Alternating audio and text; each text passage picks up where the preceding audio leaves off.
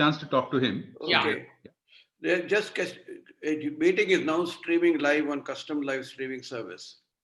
Okay. Just a question. After my session with Dilbagh, do you want me to stay on Zoom or go to floor? You have to stay on Zoom, TRA. Okay, done. You simply stay on Zoom. Okay, right? Done. Through the day, I'll be there. Whenever you want, ask me to pitch in, I can do something. No problem. Yes. Not a problem. Yes, yes. Okay. Okay, you great. Stay on Zoom because then handover becomes easier. Yeah. I think you have after that you're off, right? There's nothing you're doing after. Nothing. I don't have anything else scheduled for me afterwards. Okay. Yeah, there's nothing scheduled for you. Then it's fine. Joy, you want TRA here on Zoom because we too on Zoom for sure. Okay. So the awards is with you. I need not be on Zoom. Yeah. Right. All the others after the inaugural or whatever, then we hand over to you. We are there in the background, but I'm not actively on Zoom. Then I come on only for the closing, 10 p.m. Yeah. Okay. Yeah. But at any point you want to sort of vanish for a little bit or want somebody to stand in and all that, we are there. You have to be there on Zoom. Okay. 100%. At any cost. Okay.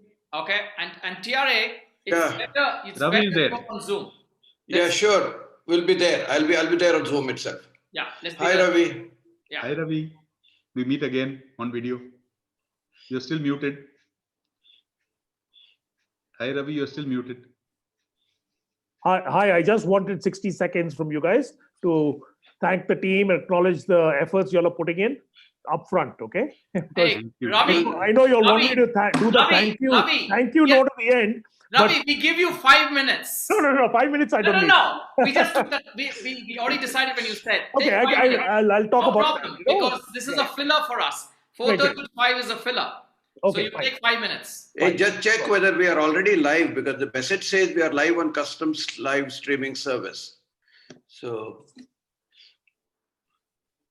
Okay, let's wait for others. I will go offline and wait.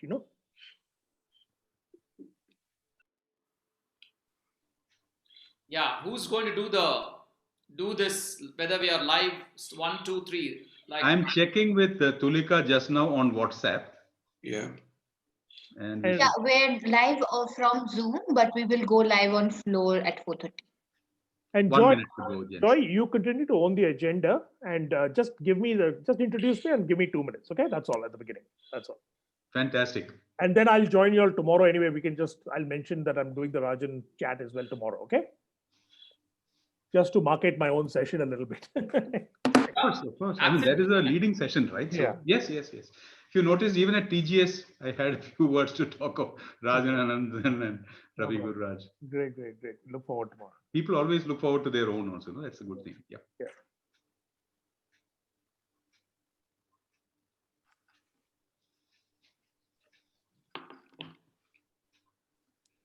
So basically, when guys, we're live on floor. Are we live on floor? Yes. All right. So I think we need to put ourselves off. Let Joy talk.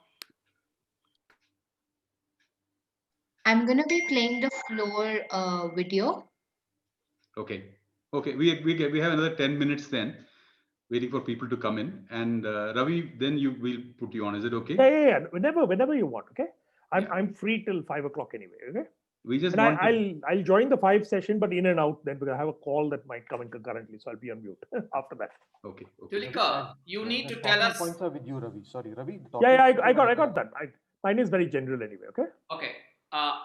Tulika, you need to tell us whether we are going live. 1, 2, 3. Let's keep that number so people are ready that they are live.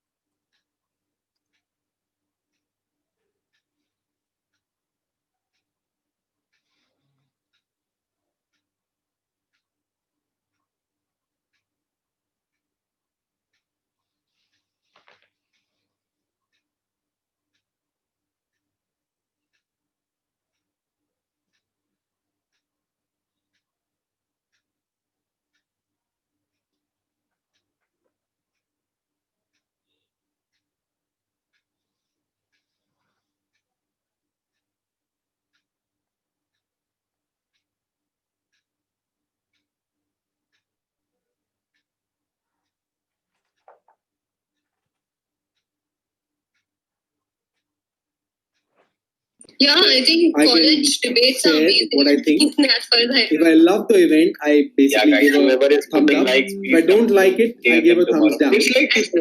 But I can raise my hand and wait for someone to let me in. So you see that I've raised my hand. Let me see. While they let me so good. So while I was listening, perfect. Thank you so much. You guys are a very kind panel. So as you guys can see, the panel and the host has let me on the stage to be a speaker. So I can actually ask my question to the guest. Apur, let me ask you. You were talking about how much you like the floor. Can you tell me? Thank you so much. You guys are a very kind panel. As you guys can see, the panel and the that's good. Thank you so much. As visitors, what you will see is that on your right hand side, you will have some features. If you click on the chat button, which is called discussions, the first thing is called the audience. This is basically a forum. I can quickly share my view here. This is great because you can have a public conversation and discuss with other people, see what other people are saying while we listen to the conference. On the other hand, you can also ask a question. So what you will see is that you can ask your questions and the host can then decide to pick up your question and ask this to the audience. But let's move forward. What you will also see is there's a button called the polls. If you click on the polls, there is a question. Are you enjoying the film?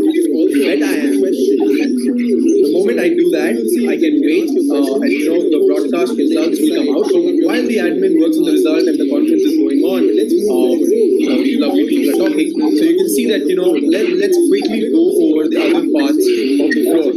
So currently, stage is the first part of the floor. There's something called the lobby. The lobby is where people gather. So if there are thousands of people in the audience, you can see who all are present. I quickly go over the other parts of the floor. So currently, the stage is the first part of the floor. There's something called the lobby. The lobby is where people gather. So if there are thousands of people in the audience, you can see who all are present. I quickly go over the other parts of the floor. So currently, the stage is the first part of the floor. There's something called the lobby. The lobby is where people gather. So if there are thousands of people in the audience, you can see who all are present. I quickly go over the other parts of the floor. So you can see there is Naveen. I'm going to send him a quick day. So you can chat with other participants. So if he replies back, I will get a message and I can continue chatting with them. So I'm going to wait for Naveen to reply back to my message to grab a table. In the meanwhile, I want to see who else is on the. Thank you. I think we were having a little bit of a feedback on the video. I think this is the equivalent of the person standing on stage and knocking the mic and saying, mic testing, 1, 2, 3, 3, 2, 1. Sorry about that, but we're back now. Thank you so much. A warm welcome to the 6th edition of the IOTMATRIX, going live from now on stage on an online platform. The previous 5 years were actually physical events. In fact, the last one in Bengaluru in December 2019, we had close to 1,500 participants physically attending in a conference venue. But now that we are going online and virtual, I'm happy to report that the registrations are pouring in from across the globe, and not just people that want to participate, but the kind of speakers that you would be seeing on stage from now on are also drawn from all over the globe. But before I start introducing the IOTMATRIX and the agenda, I would like to introduce a very, very important guest who has joined us today. He is the chief guest for the evening, and he's part of the inauguration. It gives me great pleasure to invite Ravi Gururaj, President of the Board of Governors of TAI Bangalore, and CEO and founder of QuickPod, to address us and share his thoughts on the growth of IoTMatrix. Over to you, Ravi. Thank you, Joy, and thank you, TR and Venki, who's also on the call on this session, and Vijeta. I think, it gives me great pleasure first to welcome everybody to IoTMatrix. This has been, I think, if anything I've witnessed as in my 4 years as president, is the growth of this forum. From where it was in its first year, formative, it was a passionate group of folks who were doing a special interest group who had executed, the first few events very successfully. And I think it has now become almost an institution, right? In terms of it is self-sustaining, it has, the sponsors have re-upped many times because they can see the value you're delivering. Many more have come in, many more volunteers have come in, much more depth and much more influence and impact. I think, this is a testament to the team. And thank you very much for your passionate contribution. None of you is reaping a single paisa from this. You are doing it for the ecosystem, and so thank you for paying it forward truly in a way to help us build an IoT sector. It's a critical area going forward. If we don't succeed in IoT, we're going to have problems succeeding in any tech going forward, because my view is everything is going to converge. While we are good at software, we may even become very good at AI. we are good at data, but if you're not good at that piece of hardware, especially the hardware at the edge that touches the human being, right, or is in let's say ambient contact with a human being, you're going to have a problem, because that's going to be the interface of the future. And I think we're going to find that we need a really vibrant IoT sector. So, this is a critical capability you all are trying to institute. And I think, we're looking forward to this event. I think obviously the in-person event we all attended last year at Taj Vivanta in Yashwantpur was an amazing, set of hours together and great sessions. But I think, you all have found, the silver lining even in the pandemic, right? In helping bring together more folks, more countries than otherwise possible. I think more collaborations. And I think that will be the trend going forward. We'll probably have hybrid events, but we won't lose the digital nature of these collaborations going forward in the IoT space, right? So congratulations for that. I wanted to thank our sponsors as well, who have been supportive of the IoTMatrix upfront, because I know we sometimes thank them at the end, but they really help us put this show together. And it's not just the show, but they help support the activities we do year round, the websites we produce, the directories we produce, the curation we do for various startups. So the funds go towards all of that overall, right? So very important. Microsoft, Western Digital, the government of Karnataka that has been a steadfast supporter of ours, Lowe's that have come forward with their innovation lab, NABARD, who have been a great supporter over multiple years and are very committed to using IoT in that sector, very important area. STPI, that has been a good supporter as well consistently, and NAB Ventures, who have come on board as well. So I may have missed a few names. If I did, I know Vijeta will correct me in the future session, or Venki and others will pick up the gaps. But I wanted to really congratulate the team. It's a team of now 100+ volunteers. What started off with 4 or 5 passionate charter members, it's now plus 100+. You're doing events at a pace that is unrelenting, at a depth that is really truly magnificent in terms of providing true impact in an area that is a hard area. It's called hardware for a reason. It is hard to do, and mentors are needed. You need to learn from the gray hairs of others. You can't just wake up one morning, open a laptop, start writing some code and deliver a piece of hardware. Okay, at least we haven't got there yet with 3D printing and everything. So it takes a lot more than that to achieve that. And we look forward to much more in the next 5 years as you all enter the next phase of building out this IoT forum, IoTMatrix, and the capabilities we are bringing to the ecosystem. So thank you from the TAI Bangalore board. And thank you for the ecosystem. And thanks to all the sponsors. And we look forward to a great event. Thank you all. Thank you, Ravi. Thank you. You've always been an encouragement to us. You always have our backs whenever we go out and do stuff like this. And it's not just today, right? You've been doing this over the years. You are truly a supporter of IoT Forum and the entire ecosystem. And so Joy, is Ty, of course. it's very easy to support a good team, I'll tell you that. Okay. So congrats, and it makes my job easy. All I have to say is very few no's, right? As you know. Thank you. We are really honored to have you here. Thank you. I'm honored. Thank you for those kind words. I'd like to continue by introducing the other people on stage and also recognizing the contribution that they've made. Truly outstanding human contribution. I'd like to start with by introducing Mr. T.R. Anand. T.R. Anand is a core member of the IoT Forum team, one of the most active and supportive people. He is also on the TIE governing board, and he's extremely active in the education sector. So his reach is truly unparalleled.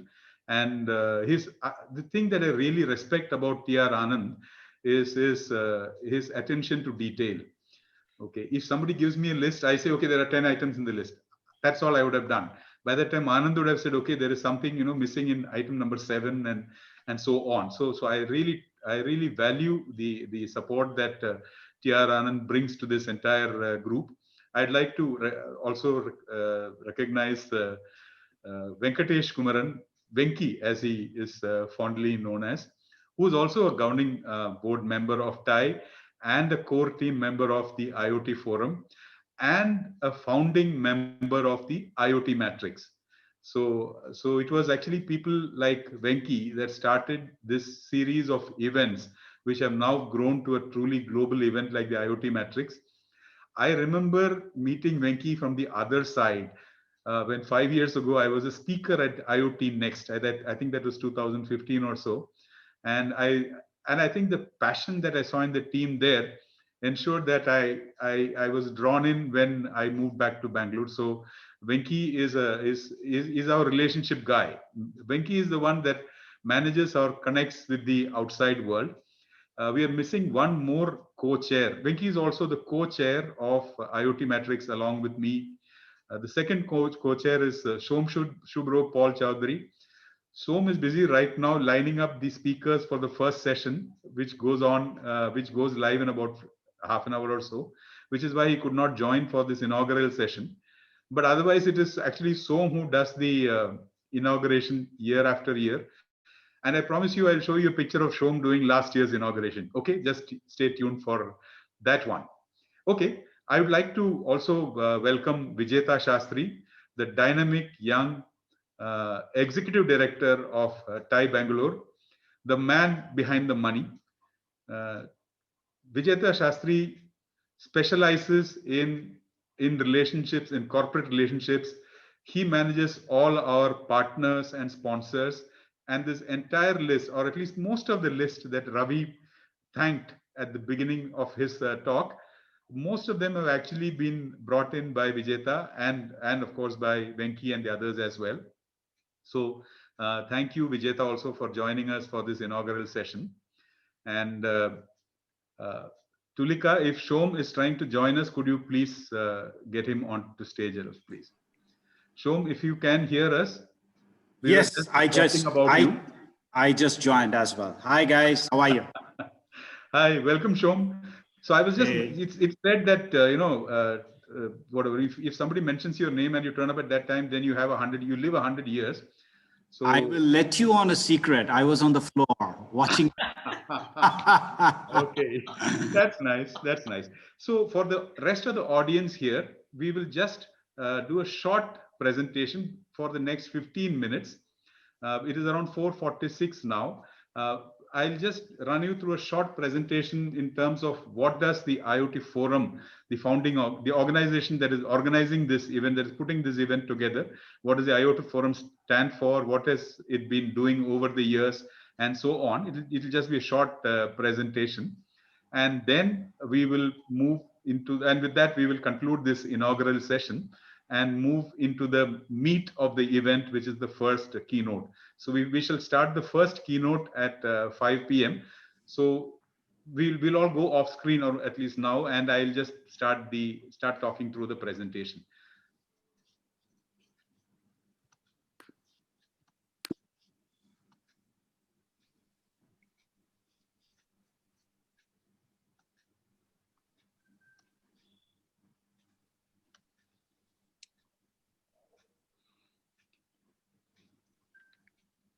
This is just a short deck which talks of the IoT Forum as an organization, how we've evolved.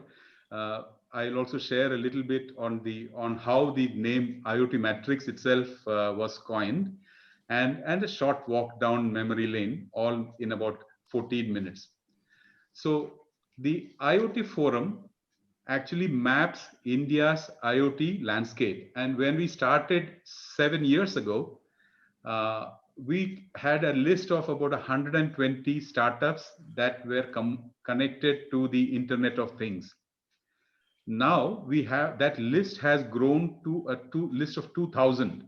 So more than 100-fold, almost 200 times. That is how the list has grown. And as you can see, we now have all these brands. Just I would say, a short list of brands which we picked up from the directory at random, but basically gives you a sense of the kind of sectors that the Internet of Things is touching. So if you look at the leftmost circle, it starts with consumer, and moving on to the right through retail, hospitality, smart cities, agriculture, industrial, logistics. We have a whole host of areas and fields where the Internet of Things startups are operative. The interesting thing is, in the session that follows, you will actually see startups in all these fields on stage, one after the other. We have a whole host of sessions that have been kept ready for you. But before that, just to quickly introduce the IoT Forum. IoT Forum is first and foremost a think tank. It is an initiative by TIE Bangalore, and it works among investors, corporates, and startups.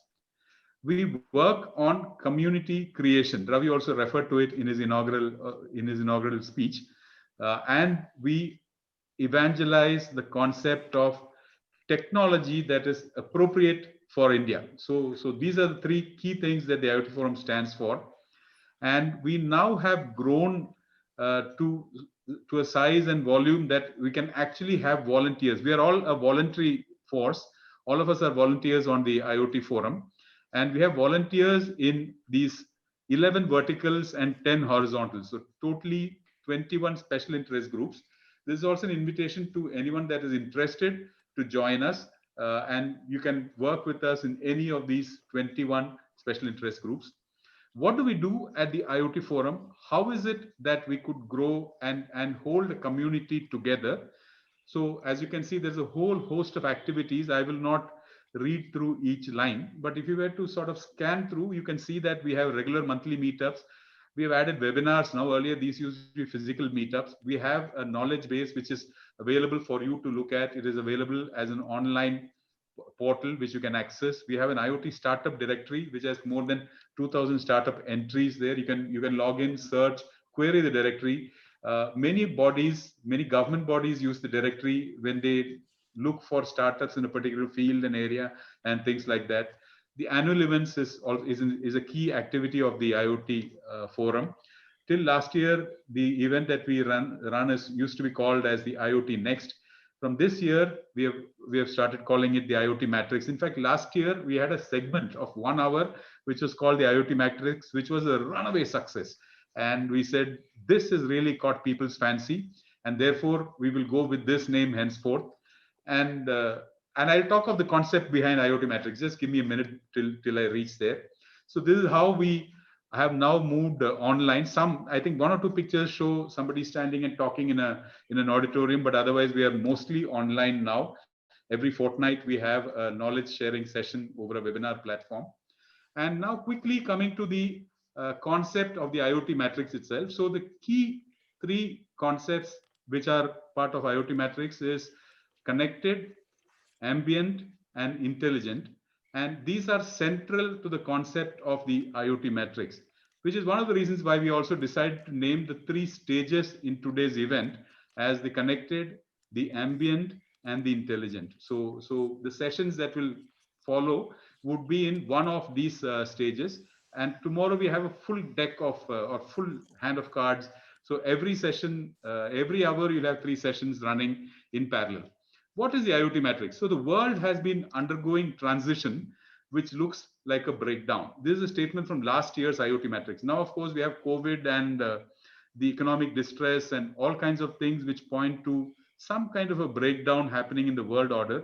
So you might say that this phrase which we used last year was prophetic in a way, but not really. So what is actually happening is that explosive changes in material science, in information technology, added to artificial intelligence, to IoT, the Internet of Things, to augmented and virtual reality, to blockchain, these are creating a phase transition of the world order, and they are actually accelerating that transition of phase. Let me explain what I mean by the phrase phase transition of the world order. So we are aware of solid, liquid, and gases as the three forms of matter, or the three phases of matter. But we also now deal with stranger forms like gels. Gels are solids plus liquids, or aerosols. Solid and liquid particles are suspended in a gas, and even aperiodic crystals like DNA. We also have exotic metamaterials now, which have properties like superconductivity and invisibility and so on. So the classical understanding of the phases of matter, we are discovering that there are many interim phases as well. And that is what is happening in the world. I hope the example of the phases of matter can give people an idea of how to appreciate what is happening with the world that is undergoing a transition. And the IoT matrix is a word that we coined to cover this emerging connected, ambient, and intelligent. Those three words that keep repeating. Intelligent world, which is now a combination of both physical and digital. So we've we've come across another word which says phygital. So you have the IoT matrix, which represents a phygital world, physical plus digital world. Technologies like the Internet of Things actually make the physical world and convert it into digital. And technologies like virtual reality, augmented reality, take signals from the physical world and then convert them, take things from the digital world and then convert them for access to the physical world. So that was just a quick effort. I'm not sure how successful that was in explaining why or how we reached upon the phrase IoT matrix. And now quickly to look at what is in store for the audience from now on as part of the IoT matrix. Just a quick glimpse at the agenda. We have three tracks, I mentioned that. We have participants from 10 countries represented on stage alone, and many more countries represented in the audience among you connected virtually. We are running 18 different segments, and I'll explain what a segment is, across 36 different sessions and about 120 speakers and participants. The first slide also has snapshots of some of the speakers, one of whom you will see within the next 10 minutes, and that is Dilbagh Gill.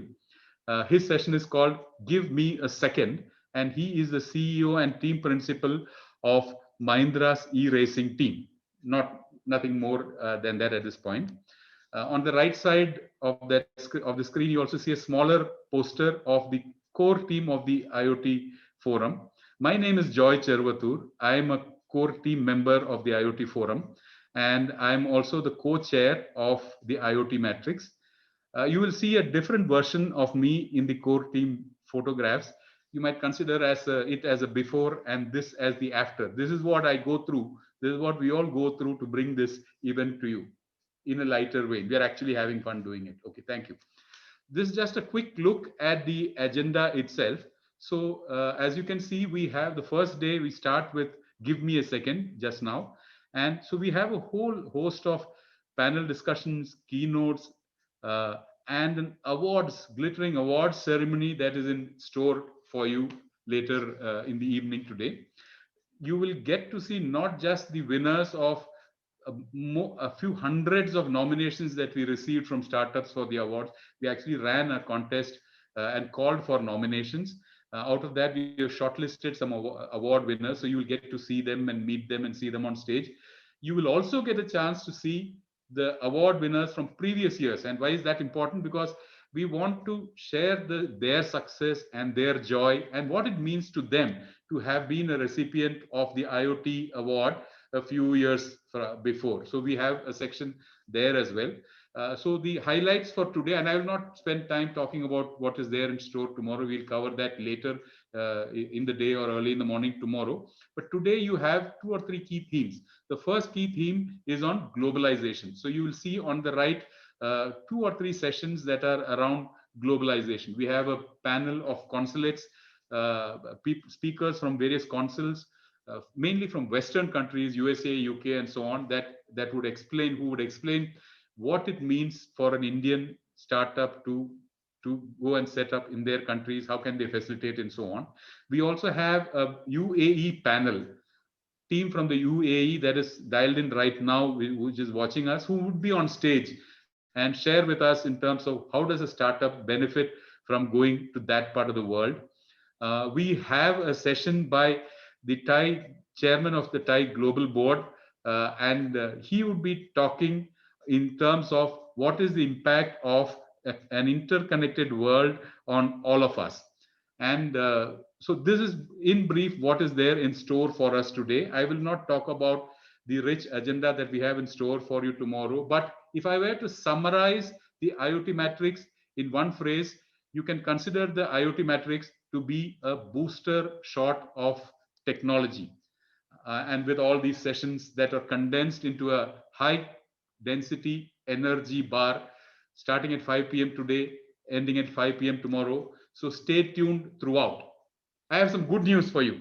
The good news is we have prizes for people that stay tuned with us throughout these sessions. The prizes are for the people that are engaged and show their engagement by asking questions. There is a Q&A panel which will be there on your screen. Feel free to use it as the sessions are progressing. The moderator or the coordinator of the session would collect those questions and pass them on to the panel or to the speaker. We will announce, of course, beforehand whether the speaker would take questions or not. That it's a matter of time, available for questions. But the person that posts the maximum number of relevant questions, that means which are shortlisted by the moderator and by the coordinators, would stand to win prizes. And it's not just one person. We are giving away 10 such hampers. They would be a surprise. I will not tell you what is there in that, but stay tuned. Okay, stay tuned, stay alert, pay attention, keep asking those questions. We have had a good run so far. We started in 2015. We started with the digital economy. This is just a sort of a quick walk down history lane or memory lane, if I were to say, to 2016, when we realized that it's not just all hunky-dory like Ravi was mentioning. It's not just a matter of sitting down at your laptop and creating some code. So there is a reality.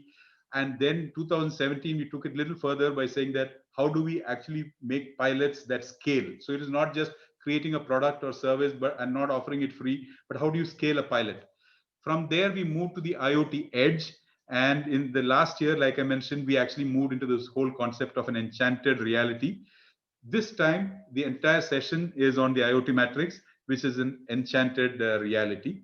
I would request the coordinator to play the video which talks of our history. It's a 5-minute video. And after that, I'll come back and then hand over the stage to TR Anand, our core team member, who would be the host for the next session.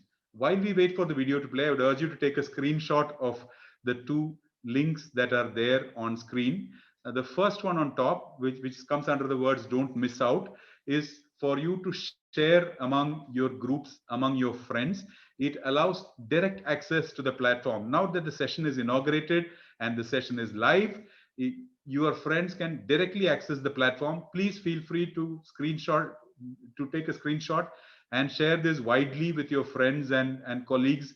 Let them also benefit from the experience that you are going to have. any more details that you want, more details on the agenda, if you felt that I skip through quickly, there are copies of the agenda available as handouts at the information desk as you come into this virtual conference room. In addition, the website also has an updated copy of the agenda that is kept updated by the hour. So please feel free to use these two links as well. Tulika, if we are ready. As handouts at the information desk as you come into this virtual conference room. In updated by the hour. So please feel free to use these links as well. Tulika, if you are ready, there's handouts at the information desk as you come into this virtual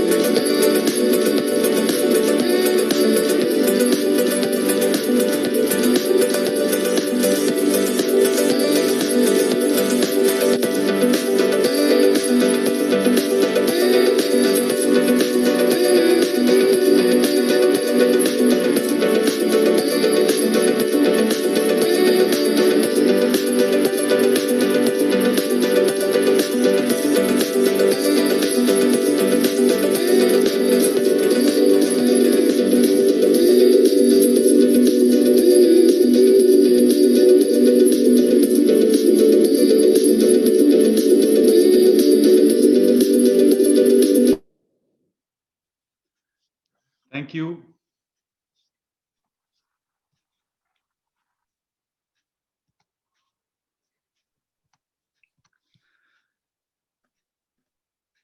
We are now into the main part of the event, and I have pleasure and it's my honor to introduce my fellow IoT Forum member, core team member, a member of the governing board of the TIE Bangalore, Mr. T.R. Anand, to introduce the next speaker, the speaker of the next session, and continue with the session. Anand and Dilbagh, take it away. Thank you, Joy, and good evening to all of you in India, and a good day to all of you in the rest of the world. My name is Anand. I'm a core member of the Thai IoT Forum, and it's my pleasure to introduce my good friend and ex-colleague, Dilbagh Gill, who is the CEO and team principal of Mahindra Racing. We thought of the unique way of introducing IOTMATRIX, and you will see why we chose this as the opening keynote address, because it brings in one place everything that Joy spoke to you about in real time, in action. So let me introduce briefly Dilbagh Gill. He was appointed as the CEO and principal of Mahindra Racing ahead of their first racing season. This is the e-racing, Formula E with electric cars, okay? Mahindra Racing is one of the 10 founding members of electric racing in the world. And it started in 2014-15. Dilbagh has built his team from scratch, and today it's a formidable force in the racing world. Dilbagh has over 2 decades of unique experience in the combination of technology and sports. You know, he plays at the intersection of both these, and he has chosen this as a career. Just to illustrate, before taking up this role at Mahindra Racing, he was a project manager of the FIFA World Cup program. FIFA, as you know, is the foremost football event which happens every 4 years. And Dilbagh was the project manager for the FIFA World Cup, and he not only managed the sponsorship, but he also developed a high power industrial grade website apart from other software. And this used to take 1 million hits per second. So that's the kind of, so he's both familiar with software technology as well as sports, okay? He's a mechanical engineer with a passion for sports and technology. I won't take too much because we do have time in this session. During this 1 hour, what we will be doing is, this will go in 3 parts. First, Dilbagh will make his presentation. Second part, I will do a chat with him on a few of the things relating the racing sports to the real world of business that we are in, and to the electric vehicle industry in particular. And third part will be, we will have an audience Q&A. So without any ado, we are all looking forward to an exciting opening keynote from Dilbagh. Over to you.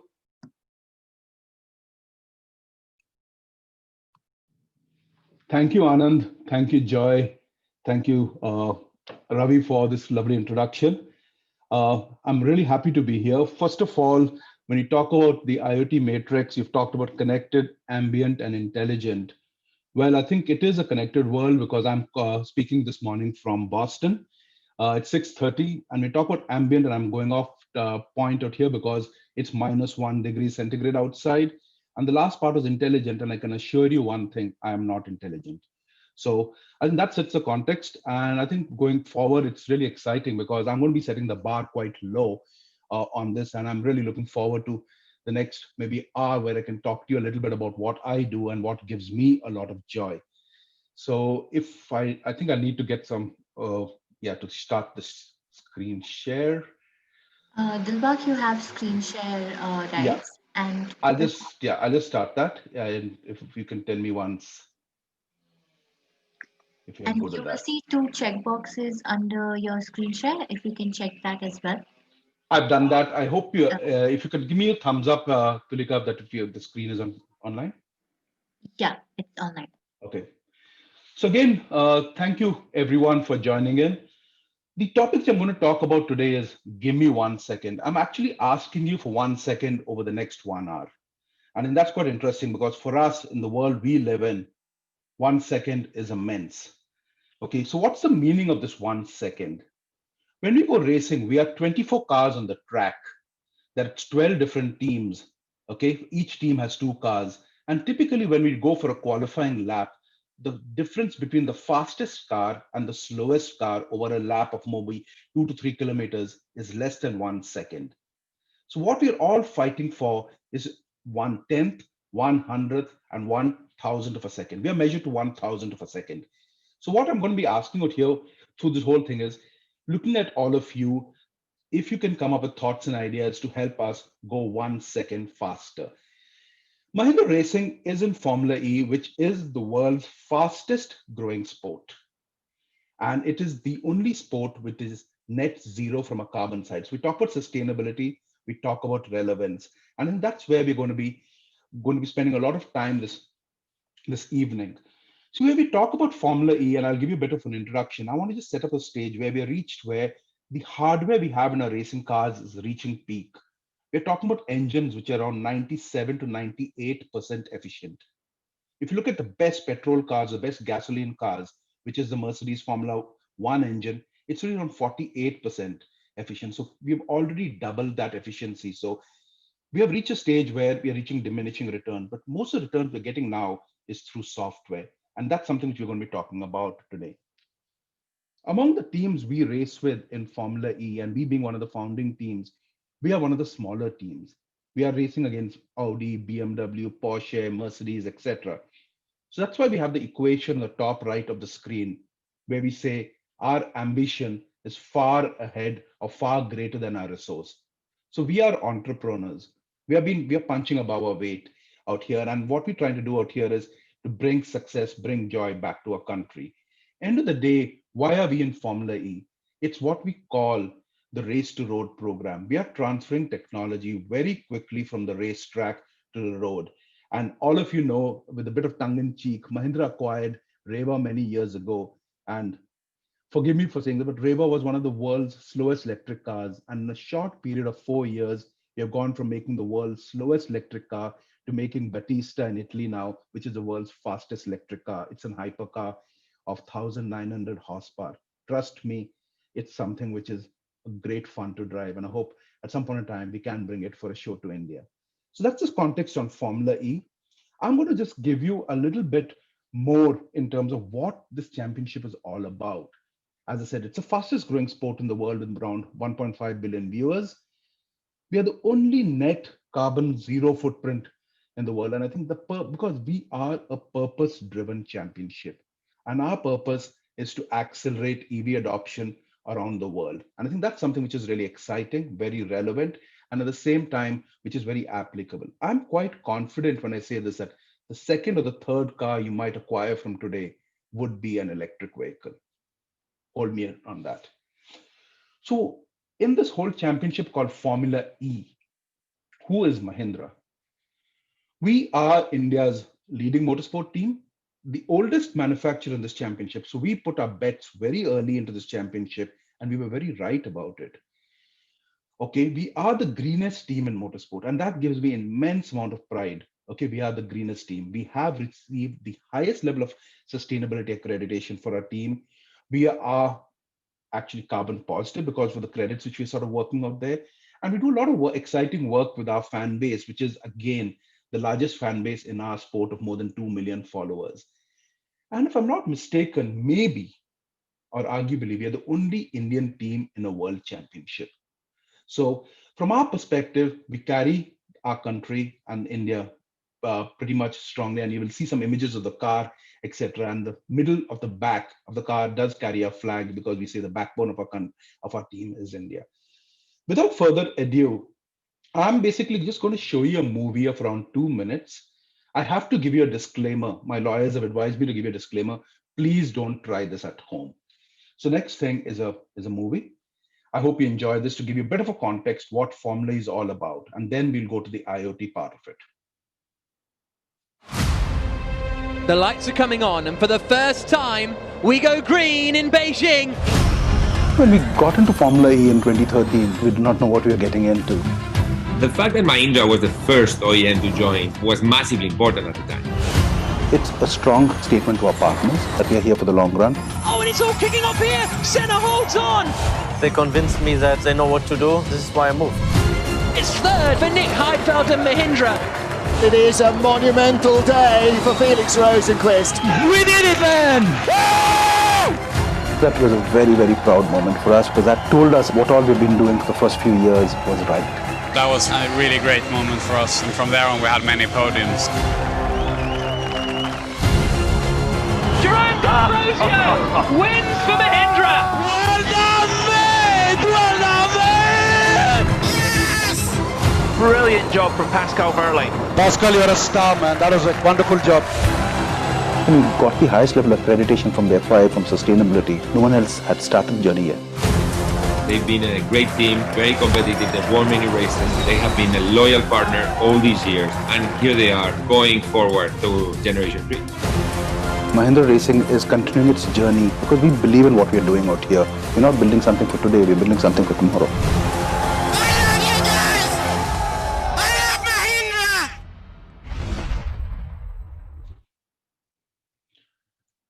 Well, I hope that gives you a little bit of context. It's pretty bizarre speaking to a computer screen this morning and not seeing any reactions of people around the world. So I just hope it's a bit of interesting stuff. So let me talk a little bit about what this whole topic's about, which is IoT.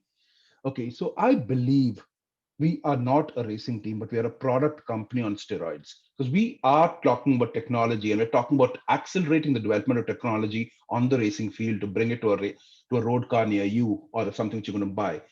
So we have more than 120 sensors on our car. And as I'm just reading some stats off the screen, we're talking about 10 Mbps transfer rate, 30 GB of data.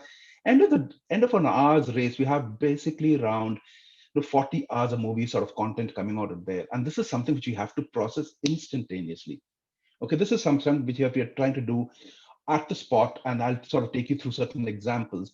Because what we are getting out of this data is going to give us performance in the track, and we exist on the racetrack to win. Okay, remember, like the old adage in sport is second is always the first of the losers. And I think we take that pretty seriously because we are there to win first and foremost. And there we are there to sort of work with the champions, work with against the other teams, etc. So the way we are sort of structured is we have two drivers in the race car. So we have two cars out on the track. We have around 12 race engineers who are sitting at trackside, looking at the data and like working with the drivers. And we have around maybe 20 to 30 engineers working back in our base in England, supporting it. So the information is sort of sent out in the car, at trackside and remote. And how do we work with all of this is something which we'll be talking about going forward. So first thing is we use a lot of artificial or augmented reality and virtual reality before an event. We have these big simulators in a track where a driver actually spends between the two drivers nearly 400 hours practicing before we go to a race. A race is of around 1 hour's length. So we do a ratio of around 400:1 practicing for it. Why do we practice so much? First and foremost is we want the driver to build the muscle memory. So when he goes to a track, he knows exactly what he's doing. And when you talk about these tracks, we have scanned these tracks with a laser to around 1 mm. So we know every imperfection on the track, etc. And then we sort of build it out and we send a simulator out there.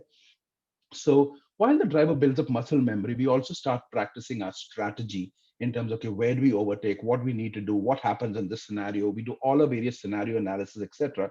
So that before we go to the racetrack, we are totally prepared.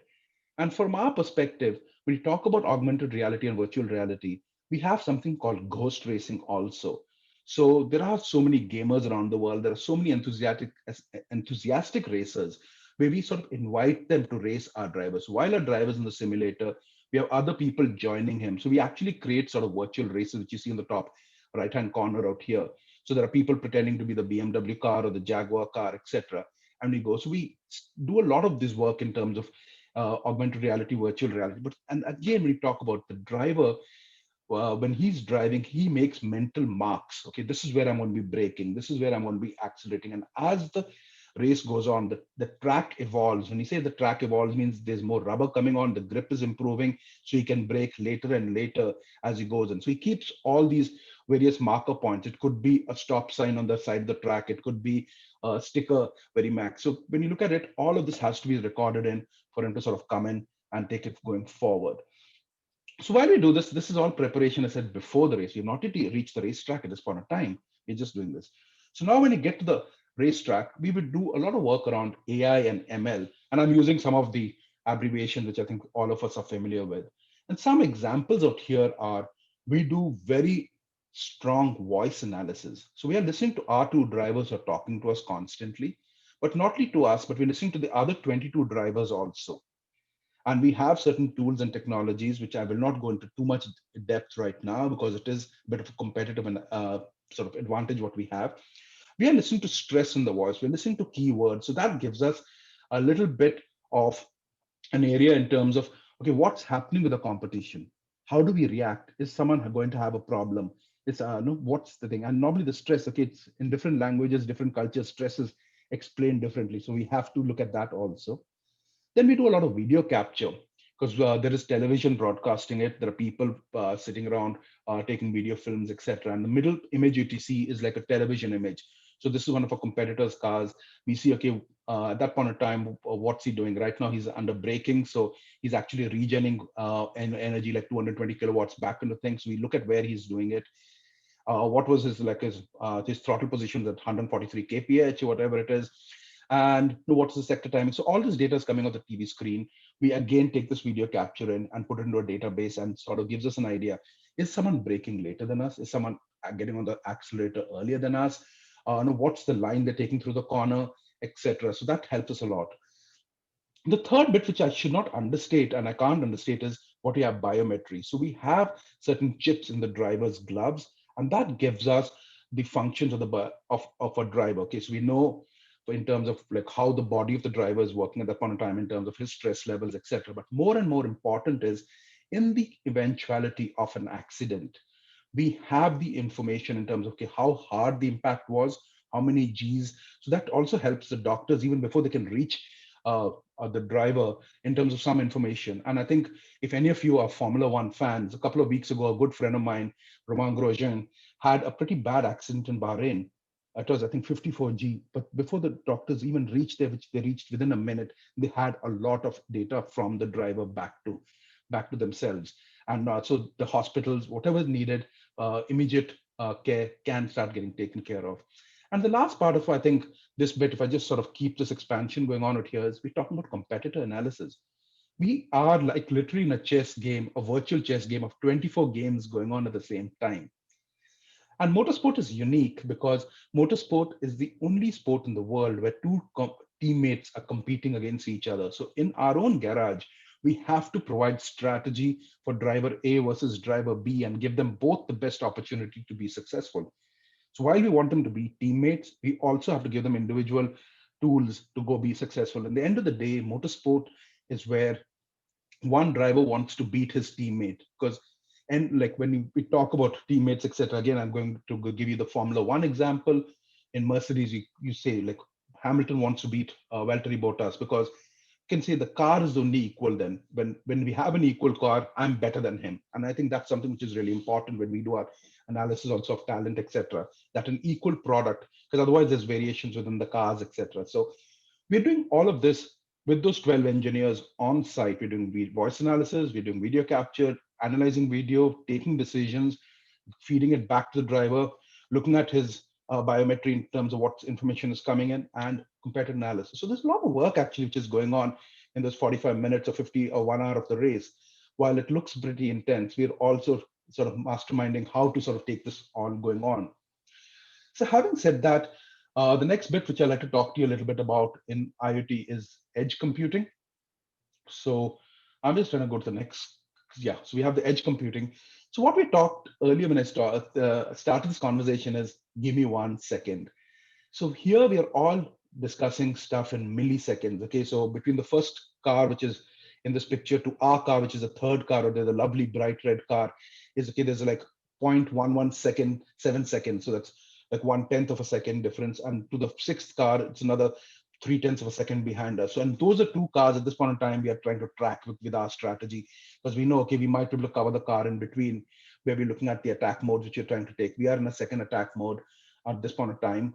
And there's the sixth car, which is like 3.3 seconds, which is not taken in attack mode yet. So we know, okay, we might come under stress with them. So we're actually doing multiple simulations at the track in terms of, okay, what's the performance of our competitors at that point of time. Okay, so we are getting data, and data comes in again through timing screens.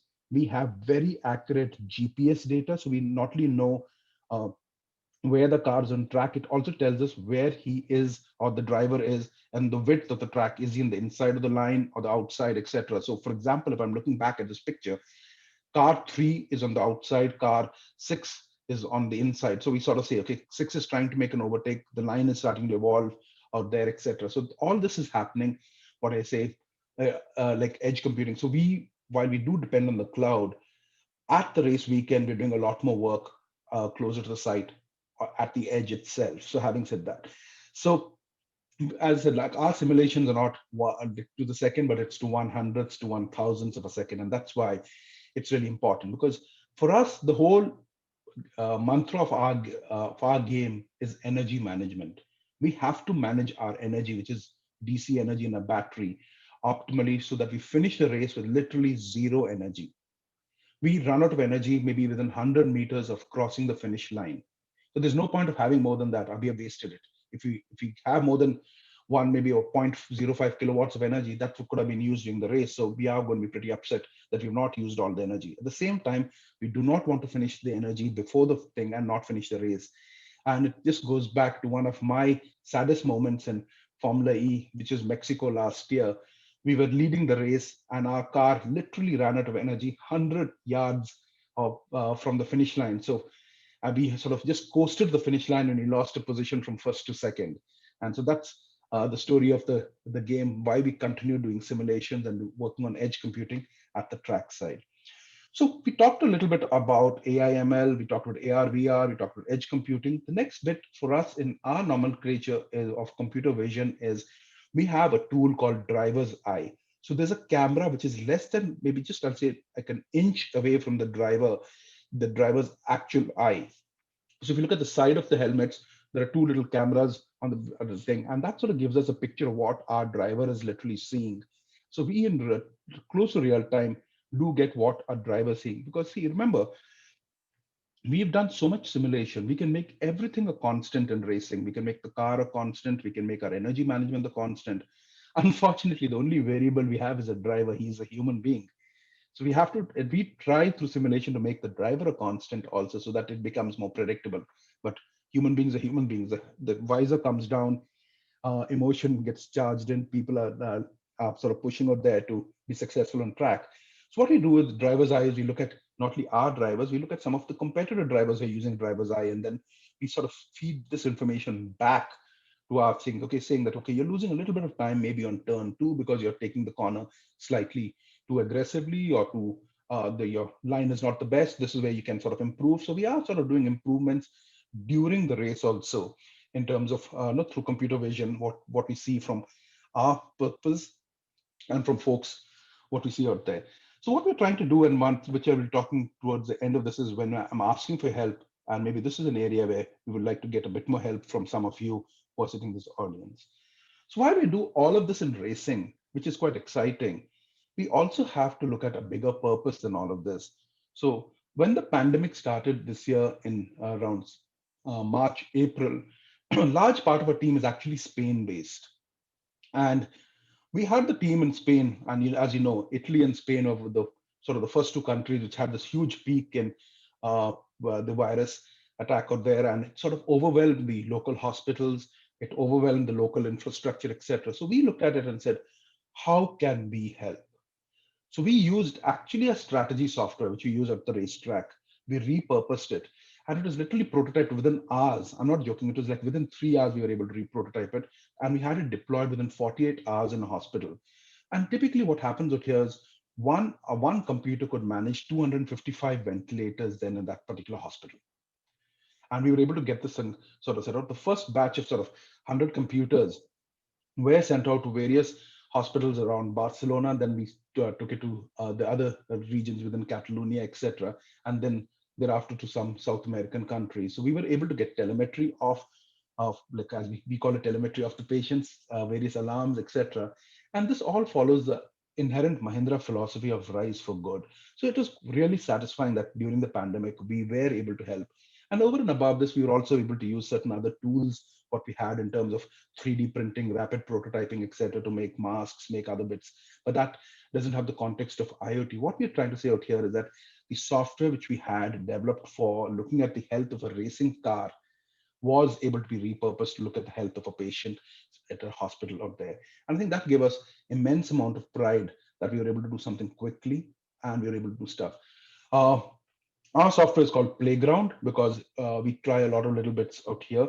And this little bit of what we call Playground is being today adapted to become, again, we have engineers giving names and not marketing people. So I think we are trying to look at a crystal ball basically to build up a database of our cars across the various races and our competitors in terms of, so that helps us with better predictive and better decision-making support during a race. So that's essentially what we're talking about in this whole paradigm of IoT. So again, to give a mini wrap up, we have AR, VR, AI, ML, edge computing, computer vision. So now that's the purpose of motorsport out here. So while a lot of you might have been wondering, what is a racing team doing at an IoT Matrix? I think this is why we're here, and this is why we're really excited, because I'm looking forward to all of you suggesting thoughts or giving us help to go back. So the topic today was, give me 1 second. So I am asking you for 1 second. I'm asking all of you if you have any thoughts or processes to help us improve that, what I call the holy grail of 1 second. So we are looking for technology partnerships. We are a young team based out of United Kingdom near Oxford. We have certain strong partners on the technology side like ZF, Shell, etc. But where I think we are sort of weak is on the software side comparatively, and some of the cutting edge stuff around maybe ML, a bit of computer vision, edge computing, etc. So at the end of the day, looking for like-minded people like us for innovation at what we call at racing speeds.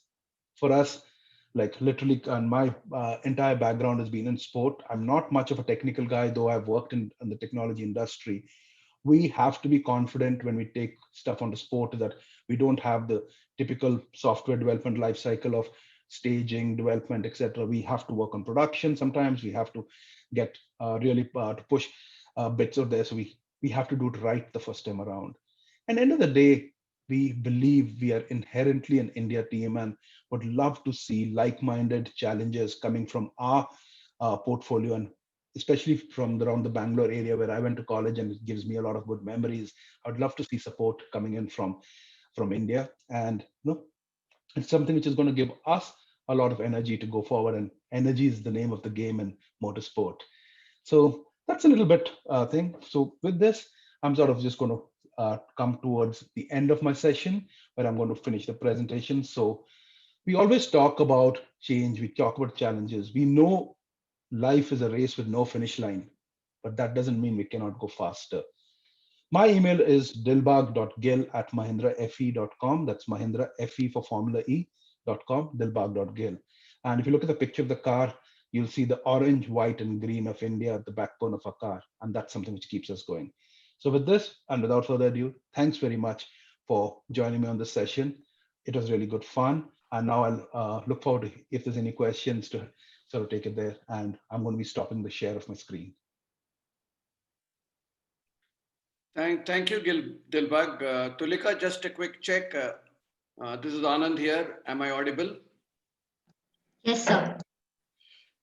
Great. Whoa. I guess that was all of connected, ambient, and highly intelligent aspects of racing. I'm sure a lot of our audience would have got into the complexities and insights and the detailed work and preparation that goes in before the race, and obviously during the race of 45 minutes, which you took us through literally through the individual technology hot buttons, And post-race too, there's a fair amount of stuff that goes on post-race. I'm sure between two races, which I think during the season is once every 2 weeks or once every 4 weeks, you have a lot of time to analyze the past and prepare for the future next race in terms of the circuit, its complexities, in terms of maybe competition and so on. So the next part of this, Dilbagh, obviously you've just given us a taste of what the competitive racing world is like. And this is racing with a purpose, because you're carbon positive, not just carbon neutral. You're highly connected to the future green world, and that is electric vehicles. And therefore, it is absolutely relevant for everyone here. And we are really going to talk a little bit about technology and so on. So let me now ask a few questions in a chat mode with you. And so to the audience, I'm going to ask a few questions on aspects which Dilbagh has not covered. And we have kept it specifically in a chat for discussion right now. After that, we will open up the floor to questions, and I will keep seeing in the chat box, and I'll request our Zoom operator, Tulika, to keep posting the questions onto the chat box, which will take up in about 10 minutes from now, okay? And therefore, keep the questions coming as we go forward now. So let me just ask a few more questions which are more connected intimately with us here in India. And you mentioned, Dilbagh, right in the beginning that Mahindra acquired Reva, which of course is a proud Bangalore company, you know, in that sense. And Reva made some of the first earliest four-wheelers here. But you did acquire Mahindra Reva, and and then built and then using that as a part of the entry strategy, if you will, or part of the portfolio of cars for the commercial world, you know. So if you have some, and I know you do visit the company, you're an advisory board member there. So what kind of inputs do you take from the racing world and give them as inputs into the product development of the electric vehicles of Mahindra? That's my first question. Thank you, Anand. I think that's a really interesting question, because see, the purpose of our existence is what we call is race to road. So how do we transfer technology from the racetrack to the road? And I think what we initially try and do is accelerate the rate of development. See, typically if you look at the industry of automotive industry, it takes on 6 years for a new model to be developed. We do a new car every year. So we are basically like doing 6 cycles of development before a typical automotive thing comes in. So when we look at, like, for example, battery technology, we're looking at some of the latest in battery technology, and that sort of gets transferred back quicker to Mahindra Reva or Automobili Pininfarina or Peugeot, etc. Mahindra has a lot of electric investments around the world. So we start working on them in terms of either battery technology. The other area which we're working on is what we call composites. So we're taking technology of like moving from steel and aluminum to lighter weight plastics, composites, etc., which bring a lot more efficiency. Last but not the least is efficiency. So we are developing programs to help drivers drive these cars better. And it's funny enough, okay, if you look at the Mahindra portfolio of electric mobility, the largest selling product we have today is auto rickshaws. So if you can teach an auto rickshaw driver to drive maybe 10 to 15 kilometers longer on a battery charge, he earns more money. So it's a direct return in terms of it. So there are like sort of ways which we're developing algorithms, etc., to help a driver. So when you look at driving, when we started, we typically started with a car with 3 pedals in it: the accelerator, the brake, and the clutch, the ABC as we call it. As technology improved and many people have started driving automatic cars, we only have 2 pedals, the accelerator and the brake. And now as you go to electric, it's largely all the controls on the accelerator, because when you lift off, braking is already starting and regenerative things. So you only touch the brake at the last moment before things. So it's a whole mind shift in terms of how you drive from 3 pedals, 2 feet to 1 foot, just lifting off and on and doing it gently. So those are little sort of examples. And at the same time, we're also looking at coming out of certain innovations in terms of telematics. How do we know the health of the car remotely? So from an electric mobility, these cars are connected cars. We can literally tell you when does it need service, what service does it need. And since there are less moving parts in an electric car, your service is more infrequent compared to a petrol car. Yeah, good. I think this ABC analogy was something that's very interesting. I didn't think of it that way. So it looks like, the learning of ABC will stop at A.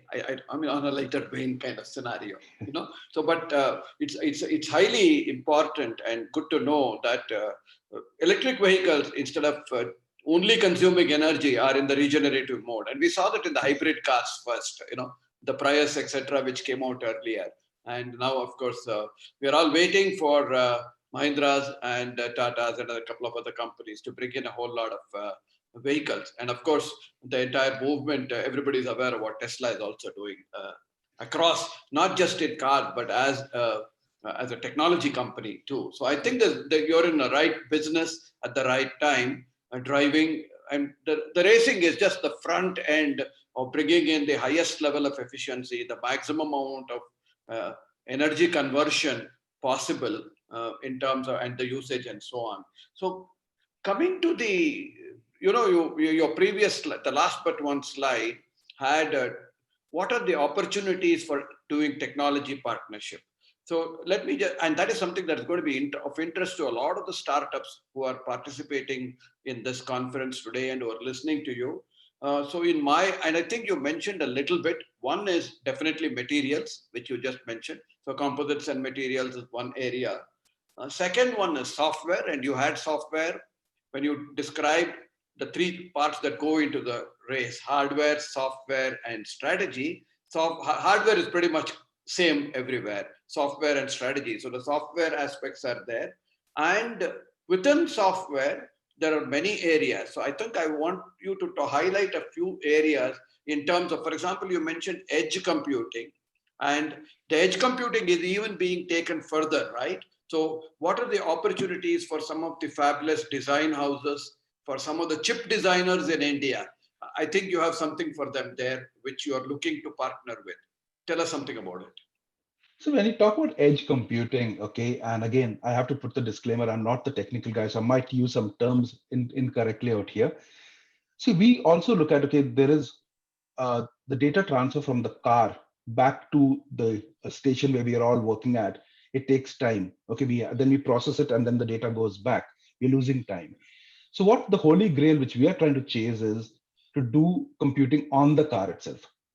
So basically make ourselves redundant. Okay, so information comes off the car, it's processed on the car, it gives the information to the driver on the car, and so we go on. So we basically save that amount of time. We have done a little bit of work towards that with one of our partners from Japan who has developed some specific semiconductors for us. But I think that's an area which we feel is going to be a business case going forward, is if more information can be processed on the vehicle itself, because it can give a lot of an advantage, not only in racing, but also for road going vehicles. So this is highly efficient, low power, very fast computing, system on a chip design kind of stuff that you're asking for. You're asked for not 1 second, but probably several hundredths of a second, maybe 10th of a second or 100th of a second. So this is something that's going to be useful if it is innovated in the car. It can be used in, for example, healthcare. We talk of the golden hour. We may be talking about a golden second sometime in future, when you can actually anticipate a stroke and prevent a stroke. I mean, I'm just extrapolating. Okay. So there could be some very good insights that companies might be interested in. So those guys who are listening and who want to collaborate with Dilbagh, please look him up and write to him at his email address that he was flashed. I'll ask him to show it again at the end. Okay. What about QA and testing? How much QA do you do of all your software and testing? Do you outsource it? And the related question, which I'll come to, is what kind of partners do you have, in your ecosystem? I really don't know much about a QA and testing, because we have, what we do is we have very much, being a smaller team, it's largely individual contributors who are very good at what they do. Okay. And being in the sport industry, Anand, and when we worked together like 10, 15 years ago, developing software for the FIFA World Cup in 2010, I think what we basically learned is do it right the first time around.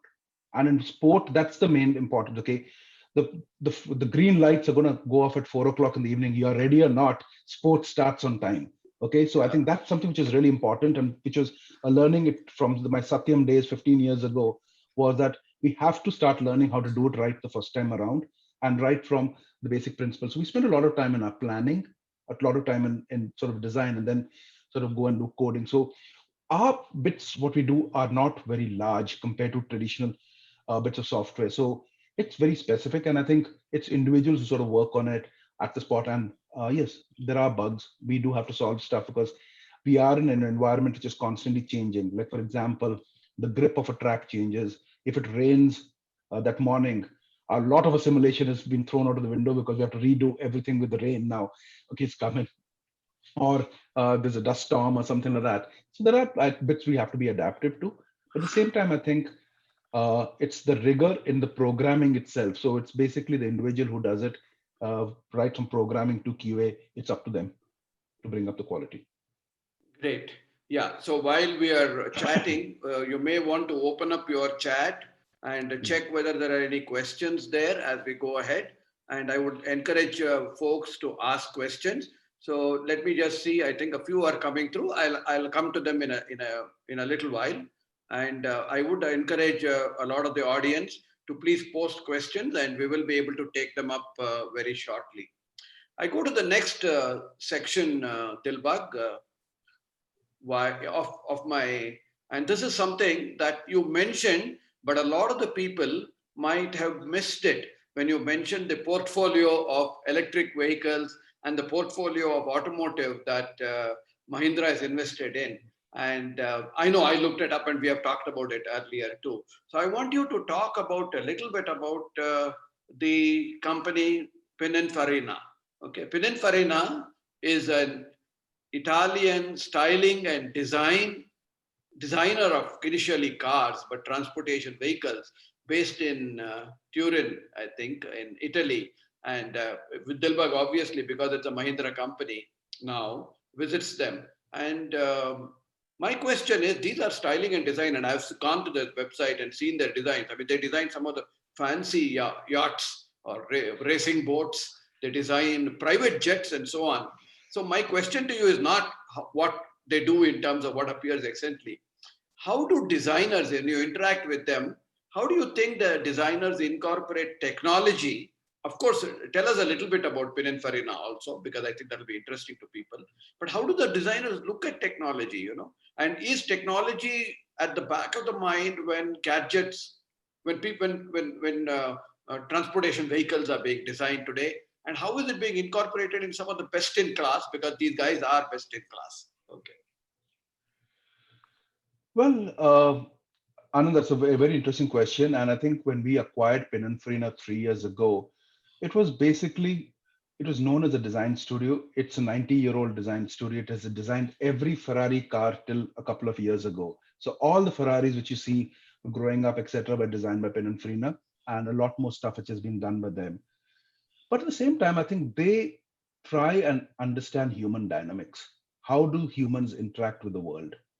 I think that's where we have a lot of people who are sort of going on to look at anthropology, etc., in terms of how do we interact with stuff, and then we start working towards design out there, intelligent design.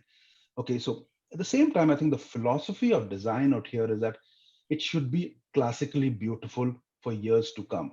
As we call it, it should be an object of desire. So when you look at Pininfarina, the design ethos is to look at design which 40 years from now will still look beautiful. So when you go back to the Italian classics, why do we love Italy? We go back to the Renaissance. Okay, it's like we're talking about stuff which is designed hundreds of years ago, and they're still beautiful for us in the context. The life of the product has to outlive the individual who has designed it. And I think that's the philosophy out there. So when we do cars also, when you're doing cars, we look at evolution in terms of how technology gets there, because we need to make the cars more relevant. We need to make the cars more useful for the people. But at the same time, it's something when you step back after a drive and you look back and you say, wow, I really enjoyed it because see, when you're sitting in a car, you don't see the outside. But when you step back out, you want to look at it as a piece of art. So it's basically the art outside and the part inside, which is really important. And that's where Mahindra Racing and Pininfarina work very closely with each other to develop products. They are the art, we are the part. Okay, we put stuff together. And in fact, we have launched a brand called Automobili Pininfarina, which is starting to bring out some hypercars in, I think what we call through the sustainable luxury line. So next March, which is just 3 months from now, the first delivery of our cars will be thing. And just to give you context in the technology you're talking about in these cars, you saw the picture of the car earlier. I think it's one of the most beautiful cars, the Batista. It goes from 0 to 100 in less than 2 seconds. So already 100 kilometers per hour. It's 1,900 horsepower. When I started driving many years ago with the Maruti 800, that was the thing was 41 horsepower. So 40 to 1,900, it's a huge difference out there, yeah. But I think at the same time, we are going to be bringing out further products in that range. Mahindra, from an electric perspective, does bicycles to hypercars. So we have electric bicycles in the United States, scooters, cars, auto rickshaws. Now we're going to be coming out with a new motorcycle brand in the United Kingdom. And then, so there's a pretty large portfolio here. Great. So I think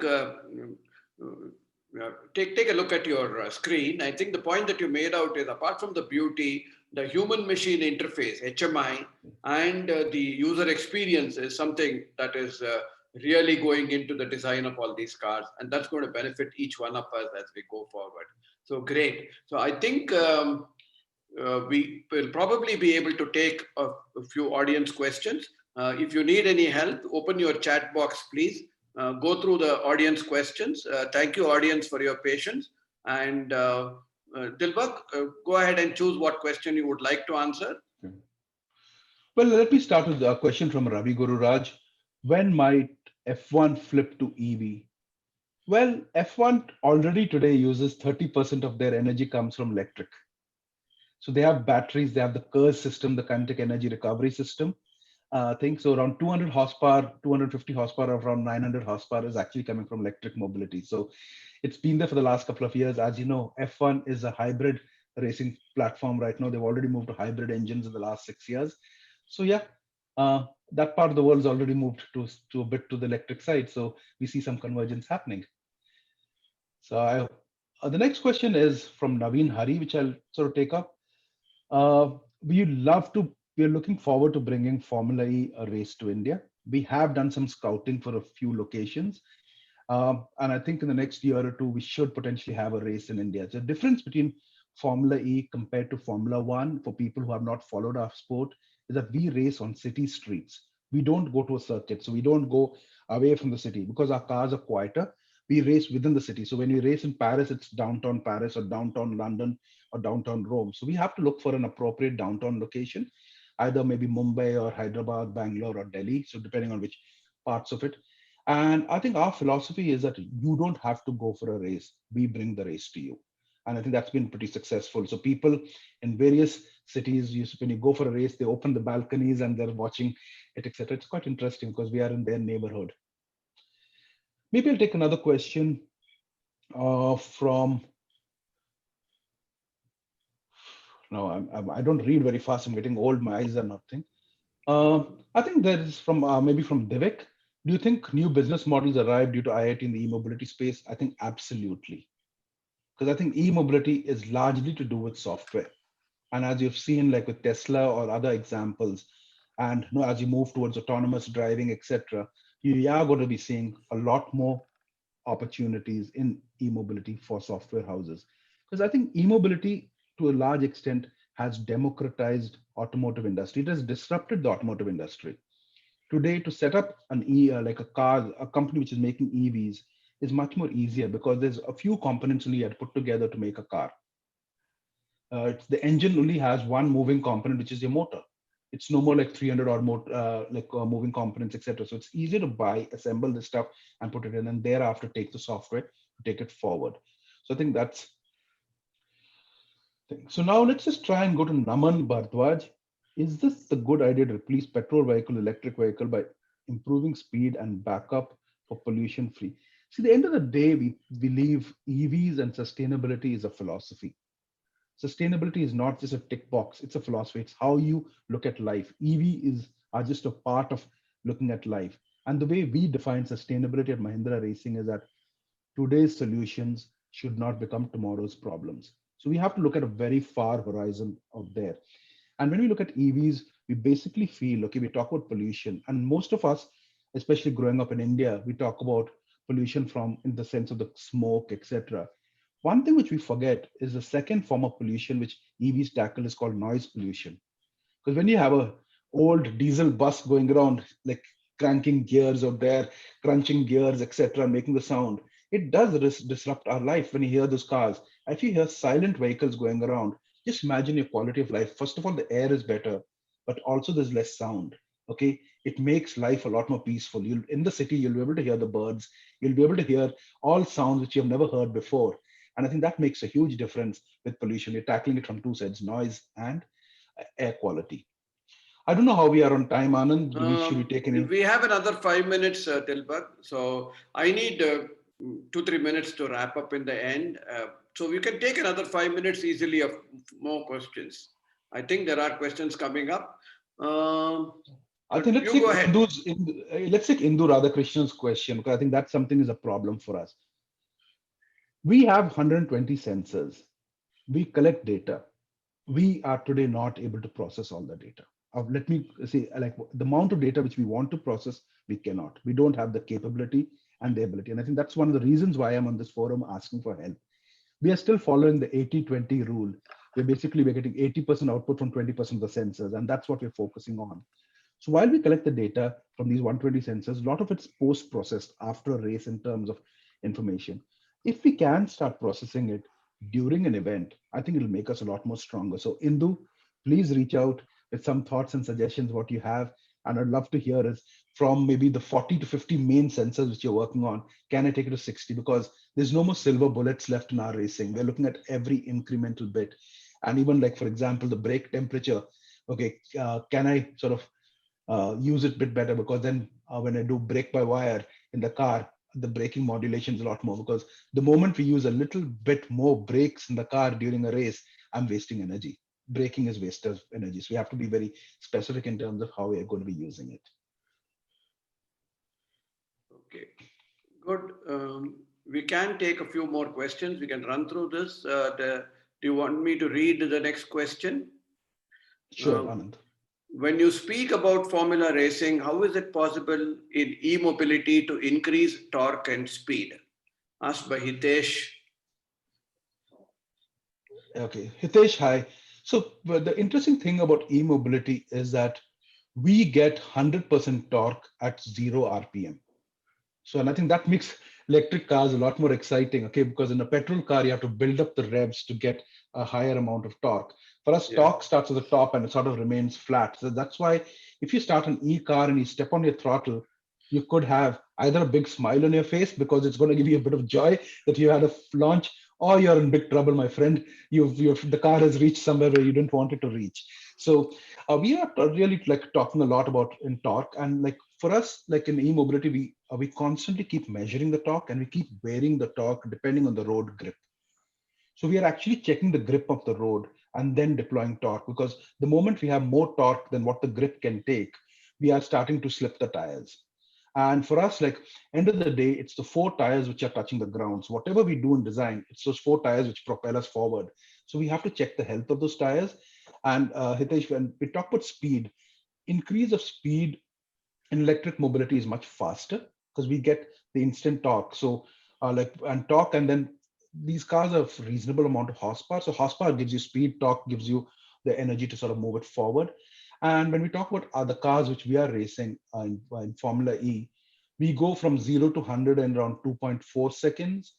And that's what we're talking about. And our top speeds are around 280 kilometers per hour. And these 280 kilometers, which may not sound too much compared to 350 in Formula One, we are able to reach 280 kilometers per hour in less than 600 meters. So between our longest straight is 600 meters from a corner to the next straight. So within this thing, we're able to reach 280. And imagine these are city circuits. So while you're in the downtown Paris, driving at 280 kilometers per hour, my friend, gives you a lot of excitement end of the day. Yes, that's an exciting thing. The next question is on in an area where the person Arnav Gulati is asking, are you looking to partner with virtual reality and augmented reality solutions, Indian companies? So I hold this answer to the question because I'm going to make an offer to you. There are so many startups working with IoT Forum. We have a directory with over 2,000 companies, and many of those companies are doing quite leading edge work. Several of them are part of what we call paid IoT Forum members. So once you become a paid member, you become part of a closed community wherein you can collaborate, we can innovate, you can look for talent, you can pose a question, technology challenge, and get somebody to answer it, etc. So Dilbagh, as a CEO of a startup, Mahindra Racing, I would invite you to join the IoT Forum group. We'll work on the process later and talk about it. So now the question on, are you looking to partner AR/VR companies? First of all, Anand, thank you for the invitation, which we'll gladly accept, and we look forward to being a constructive member of the IoT Forum. I do visit Bangalore quite frequently on my responsibilities with Mahindra Electric. So at some point in time, when the virtual world becomes a real world again, I would love to meet the other members physically of the IoT Forum. But going back to the question which we had out here is, yes, VR and AR is really important because it helps in the training of a thing, and we would love to partner with organizations who have certain amount of technology coming on out here, because we have certain idea in terms of what we call as trying to distribute some of our responsibilities. And I think with AR and VR, we would be able to distribute some of the work which you're doing across multiple more nodes in terms of e-gaming towards real racing. And we see the amalgamation of e-racing and real racing coming closer to each other to help propel one another. Great. So audience, I've got a time signal that we have 2 minutes to wrap up. So I will start my duties as host of this session. So first of all, thank you, audience. I'm sure you are excited and happy to listen to this innovative expose of e-Formula racing and the connect to the real world. So thank you, audience, and do stay on for all hours. The 2-day conference is going to be very exciting for you. Next, I would definitely like to thank Dilbagh, but before I do that, I want to be able to leave him and leave you, audience, with a little bit of a personal touch and a note. A lot of you might not know, and especially for a lot of us, the IoT Forum headquartered in Bangalore, people do not know, but Dilbagh is a mechanical engineer, alumnus from our own Bengaluru's RV College of Engineering. Okay, so I think we are all very proud. RV is an excellent college, and so thank you, Dilbagh, for that piece of information. Dilbagh has continued his relationship with RV College. He has mentored the RV College racing team to the finalists in the World Student Car Championships. Not once, many times, in multiple years. So he does mentor the college students, and today every year, one student from RV College interns at the Mahindra Racing facility in UK. And he personally oversees that, and therefore is connected to the academic institutions, also continues. On a personal note, we all know how passionate he is, and I just want to mention that during his college and student days, he was a rally driver in both racing motorcycles as well as cars. And he used to tell me during, whenever we chat up, that he used to beg and borrow and build a super car. Being a student, obviously, you cannot really fund yourself, right? So, but still the passion for racing is there, and you can see how passionate he is. And he's really lucky to make a career out of his passion. So thank you, Dilbagh, for an outstanding keynote with us today. I'm sure I enjoyed it and all our audience enjoyed it. And on behalf of the IoT Forum and TiE Bangalore, we sincerely thank you for making the time and enlightening this in this exciting world. So over to the conference host. Thank you, everyone. I really appreciated being here. and wish you all success for the next 2 days. I'm sure you're going to learn a lot because I've set the bar pretty low, and enjoy it. Take care, everyone. Stay well, stay safe.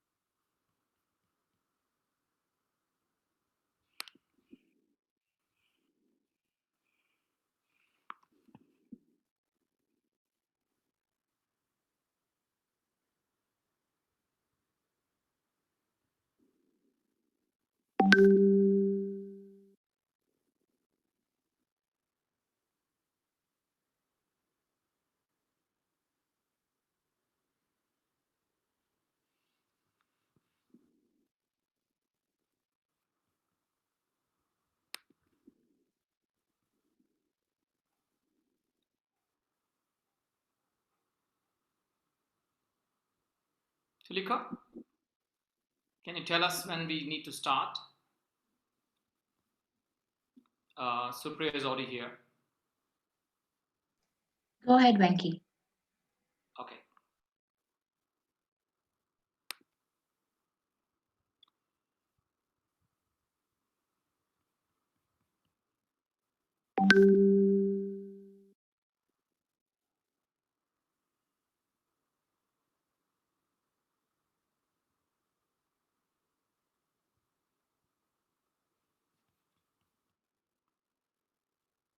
Can I start, Tulika?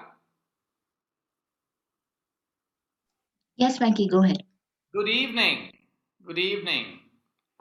Good morning. Good afternoon for all the global audience that's on IoTMATRIX 2020.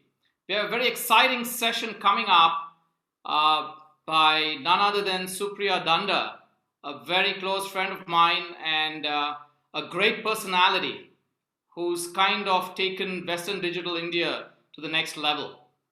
So she's going to talk about data. Data is a new fire. So before she comes on stage, I just want to kind of give a few words about Supria Dhanda. Supria is the VP and Country Manager of Western Digital India.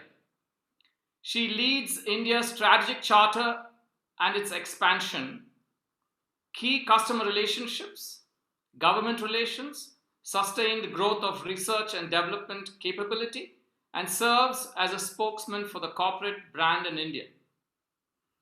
Supria's fusion of business acumen, strategy, and organizational development has driven high-performance culture and strong growth for India region. She has more than 22 years of work experience in corporate and has held several leadership roles in business and people functions. Has anchored M&As and has been an entrepreneur as well.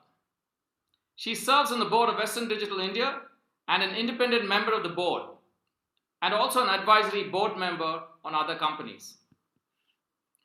Prior to her roles at Western Digital, Supria has served with reputed tech companies including GE, Alcatel-Lucent, and SanDisk. Supria is passionate about technology and people. She strongly believes in institutionalizing an inclusive culture at workplace and one that values respect and equality for all alike. Supria believes passionately in giving back to the community for building a sustainable future. She is a proud recipient of the recognitions: Top 100 Best Companies to Work For, Women in India, Working Mother and Avatar Study 2016 and 2019, twice when Western Digital India participated in the study. Supria has also been recently awarded as CEO of the Year for Diversity and Inclusion at the Global DEI Summit 2020, hosted by Times of India and Ask Insights. So at this stage, I would warmly welcome Supria to address us and give us a piece of her wisdom. Supria, over to you. Thank you, Venki. Well, that's a lot of data for a session that's titled, Data is the New Fire. So very happy to be here. I hope I'm audible and using technology to the maximum. It's all okay, Venki? Yes, you're good to go. Awesome. Thank you. So herein, we're going to spend next 30 to 35 minutes, followed by maybe a mild Q&A. I say mild because that's not something we're looking at right now as part of the session. I think we have a great agenda that's fully packed and loaded, and I can't wait for the event to unfold and listen it to other fellow co-speakers. So I'm going to use the presentation and let's get the conversation going. So just give me one moment while I get the screen shared.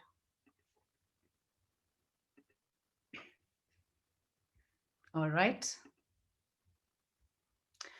There we go. We're looking at, the title is, like I said, Data is the New Fire. We've all had conversations as to how data is the new oil, and I'm going to touch upon that in a while from now. But let's look at what fire is. To everybody on the call today, in a world that's digitally connected, fire, of course, needs no introduction. But to contextualize that for this conversation, let's look at what fire gave us. When fire was there, it kind of brought in a lot more evolution in the mankind. And we all love reading, I'm sure a lot of us do. When you look at the latest, latest hit that's there by Yuval Noah Harari, which is The Sapiens, that talks about how fire was dominated, domesticated by humans. How at one end, there is this great advantage that fire brought in, which is warmth, comfort, food, and therefore a lot of evolution took place. Otherwise, if this wasn't there and a lot of other discoveries wasn't there, inventions wasn't there, we probably would not be a human race that will dominate. 70,000 years ago, we were one of those that we fondly call chimpanzees, but today we call us beautiful humans. And therefore, there is a lot else that's also happened. Why is it that we survived today?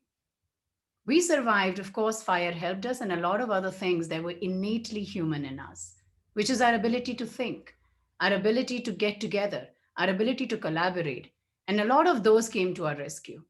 And we are going to take this analogy, kind of juxtapose it on data and say how data today presents to us a great opportunity. Also a challenge because we are struggling with it. We need to be able to overcome, understand, and fully utilize the potential that it has. And also as we journey along, we want to make sure that like fire can burn us, we are all reading what fire in California is kind of wreaking havoc.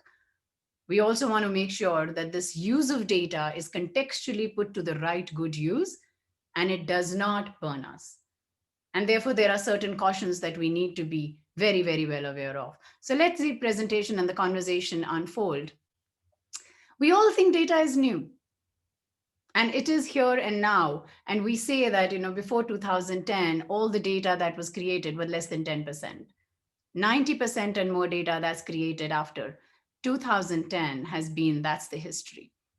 And therefore, in the last 10 years, we have seen data kind of take on our lives. And we will talk in a moment about that. But when you talk about the history of data, it was a very interesting conversation that I would love to have with you, is let's go back to 19,000 BC, where there was this Ishango bone, which is used as the tally stick. So data is not new. It has been there in its form, size, shape, which is different. 3000 BC, when the writing got discovered, of course, there was cuneiform, which was the form of writing. And that perhaps was the earliest form of storage. And I know the company that I represent, Western Digital, some of us were cringe when we look at this to say, wow, that is how perhaps primitive it was. But like someone says, give me anything which is non-zero and I can multiply and make it bigger. Well, I think I'm glad there was a form of storage, some form that existed. And of course, technology evolved and we are at a cusp of huge evolution and revolution today.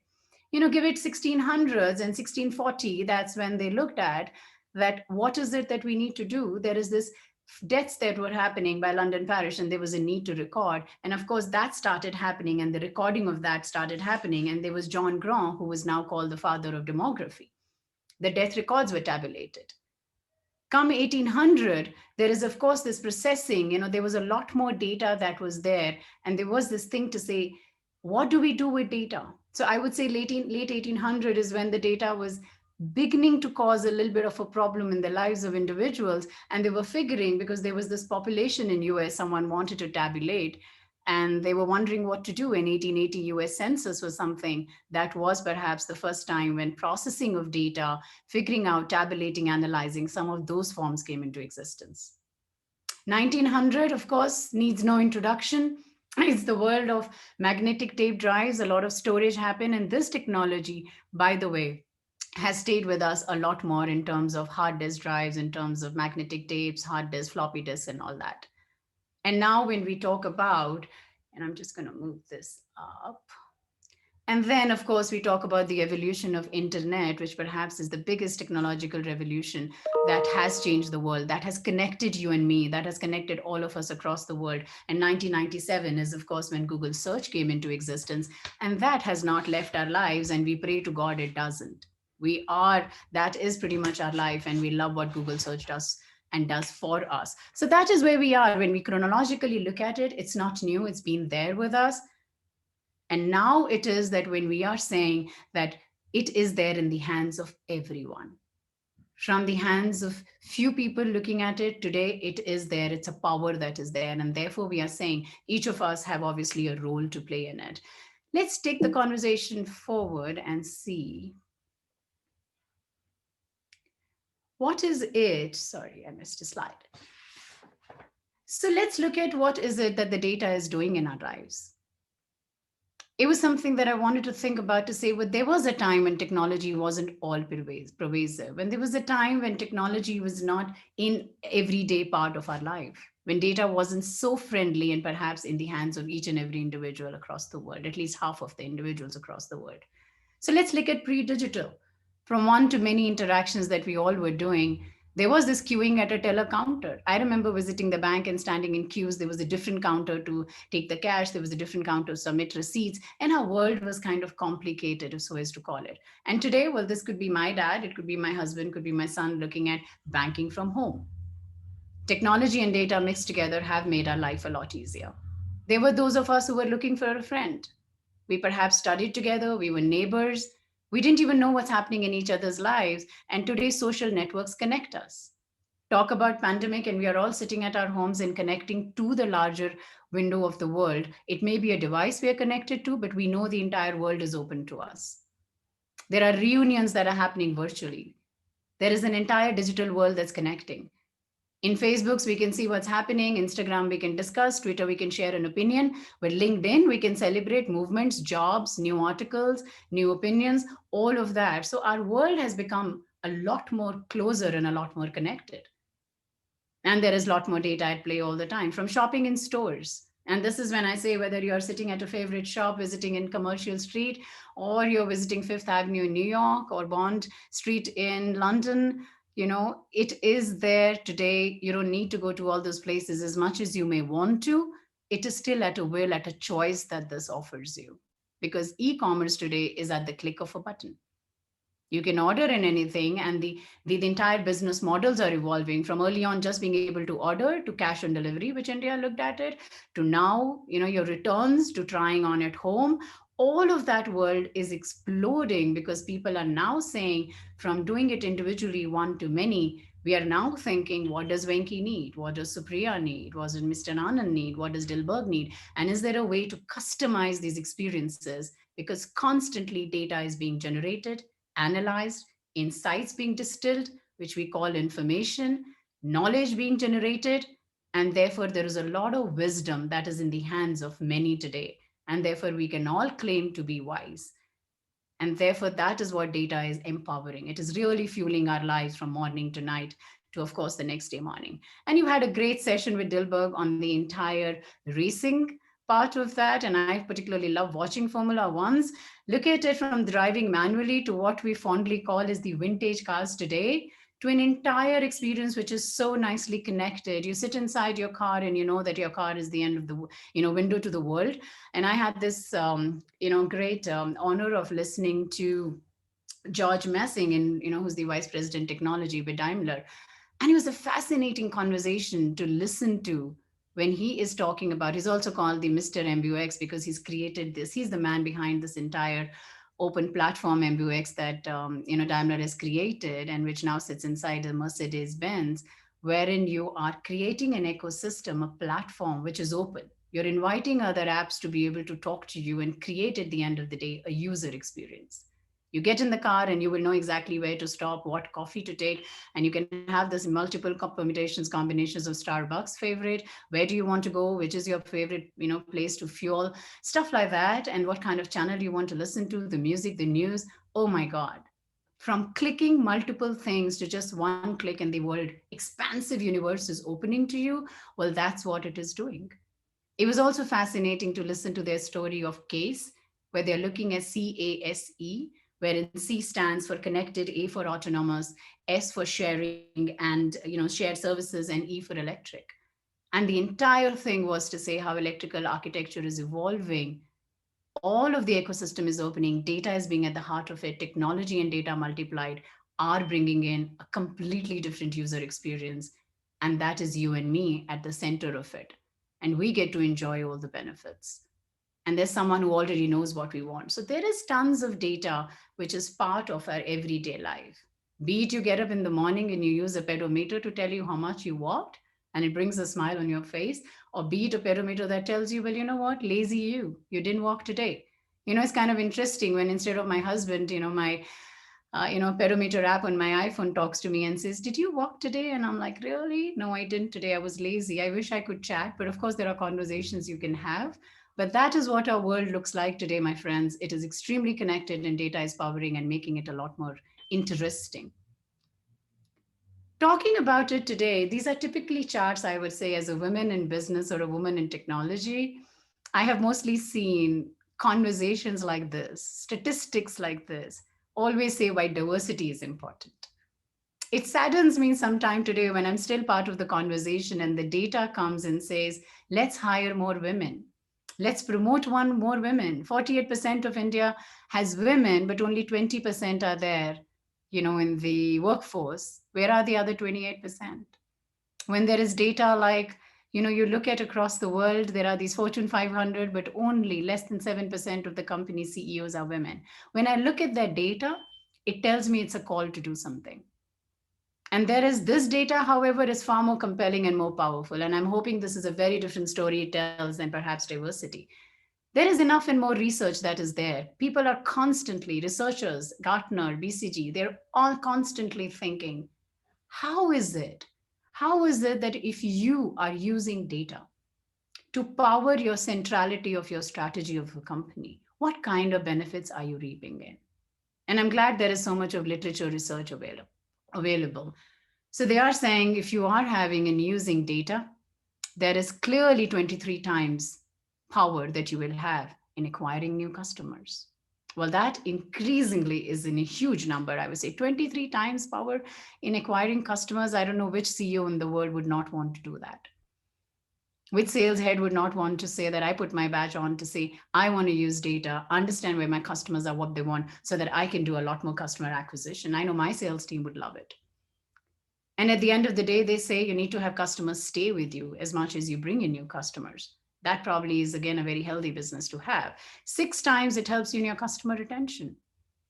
19 times your company, your business can be far more profitable if you use data. And 3 times faster decision making. It's like they say that, right? Supria, if you're talking to us, well, that's an opinion. Show us data and we know you're talking facts.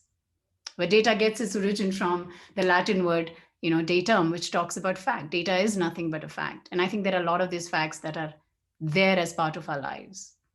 BCG also did a survey, and they asked a lot of enterprises, 2021 and beyond, what do you think is the use of data? There is an economic downturn. There is pandemic that we all are facing. There is pressure on the kind of investments we can do to further propel the business. And when that question was asked, 75% of the CEOs said, digital transformation is absolutely in the top 3 things that I need to do. And what was interesting about that fact was that as much as digital transformation was something that was early on looked at, used as to drive costs down. We've all heard of how automation can drive automation processes, kind of bring in a lot more process out automation, use data to make stuff, intelligent decisions. It was all to be able to see where probably we need to cut a bit of the fat, make the company more slim. Well, today, the reality is data is being used to have top line discussion, which is all about when you see the customer acquisition and retention, it's all a top line discussion.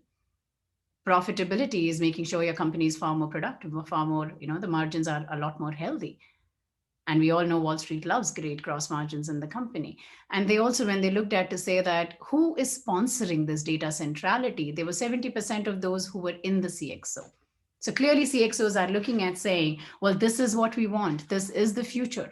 And therefore, we are not delegating this as much as we believe we have talented, great next lines and successions built in. We want to make sure this is top of our charter. And we all know that change begins at the top. And when it does, there is a sustained momentum to it.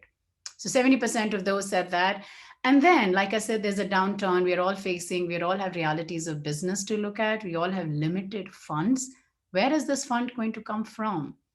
And the answer was even more promising when they said that we should be able to self-fund, which means there are these funds that we have, which are there for certain initiatives. We obviously are going to turn that around. We're going to reprioritize, because at the end of the day, if data is so critical and to drive a digital transformation is so critical, to drive the top line is so critical, we will find a way to fund that from within our funds. And 65% of those, like we always believe, if you want a great initiative done, you got to put people behind it, you got to put resources behind it, and resources are both intangible and of course, people. 65% have said they have a dedicated chief data officer right there.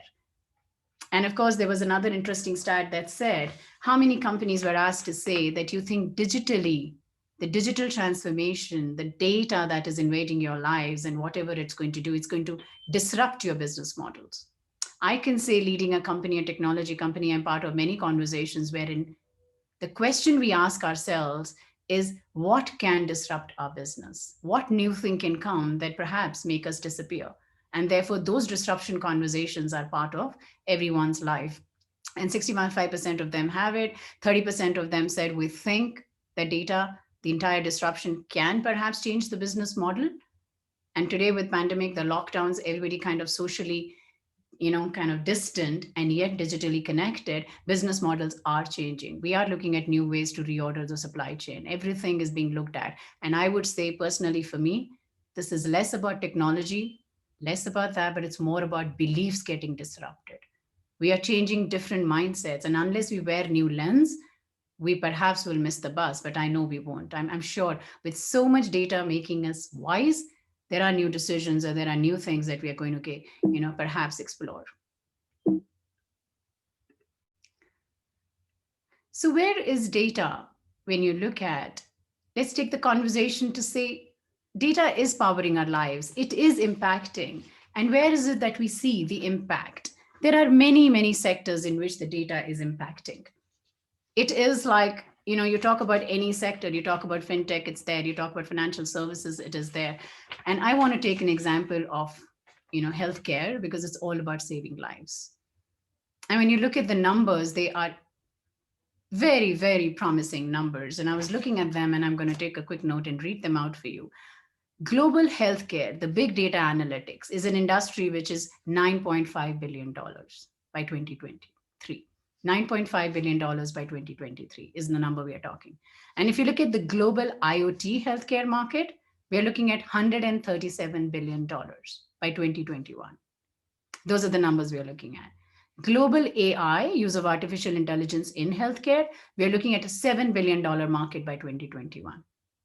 We're talking about hundreds billions dollar industry being created. We're talking about tens of $billion industry being created with data powering the use of AI and making machines a lot more intelligent. And at Western Digital, we have this practice of doing data innovation bazaar every year. We do that in partnership with the government. We do that in partnership with TAI. It's a very successful thing where we look at how is it that we understand where is the world of data being used to power new startups, new ideas coming to the fore. We do this national challenge across India, and we were very happy to see we did it for DIB 2020, which is this year. Again, happy to say that, none of the pandemic, nothing stopped us. The show must go on. We were having significantly, 40 different winners. The top winner, however, was Arogya AI. And that's an example I would love to share here to say how fascinating startups are and how they're using AI to power some new solutions and make our lives and the lives of every human being different. Arogya AI was the number one winner. It's happy feeling for me personally to say it's a team led by two women, and that's fascinating. But more important than that is what they are doing. They're using AI to look at the solution, which is power how drug-resistant tuberculosis can be detected. And from erstwhile, minus the use of data and AI and the technology, it used to take weeks, and they say their solution, and they have proved it, can be done in less than few hours. Now that is use of data to save lives.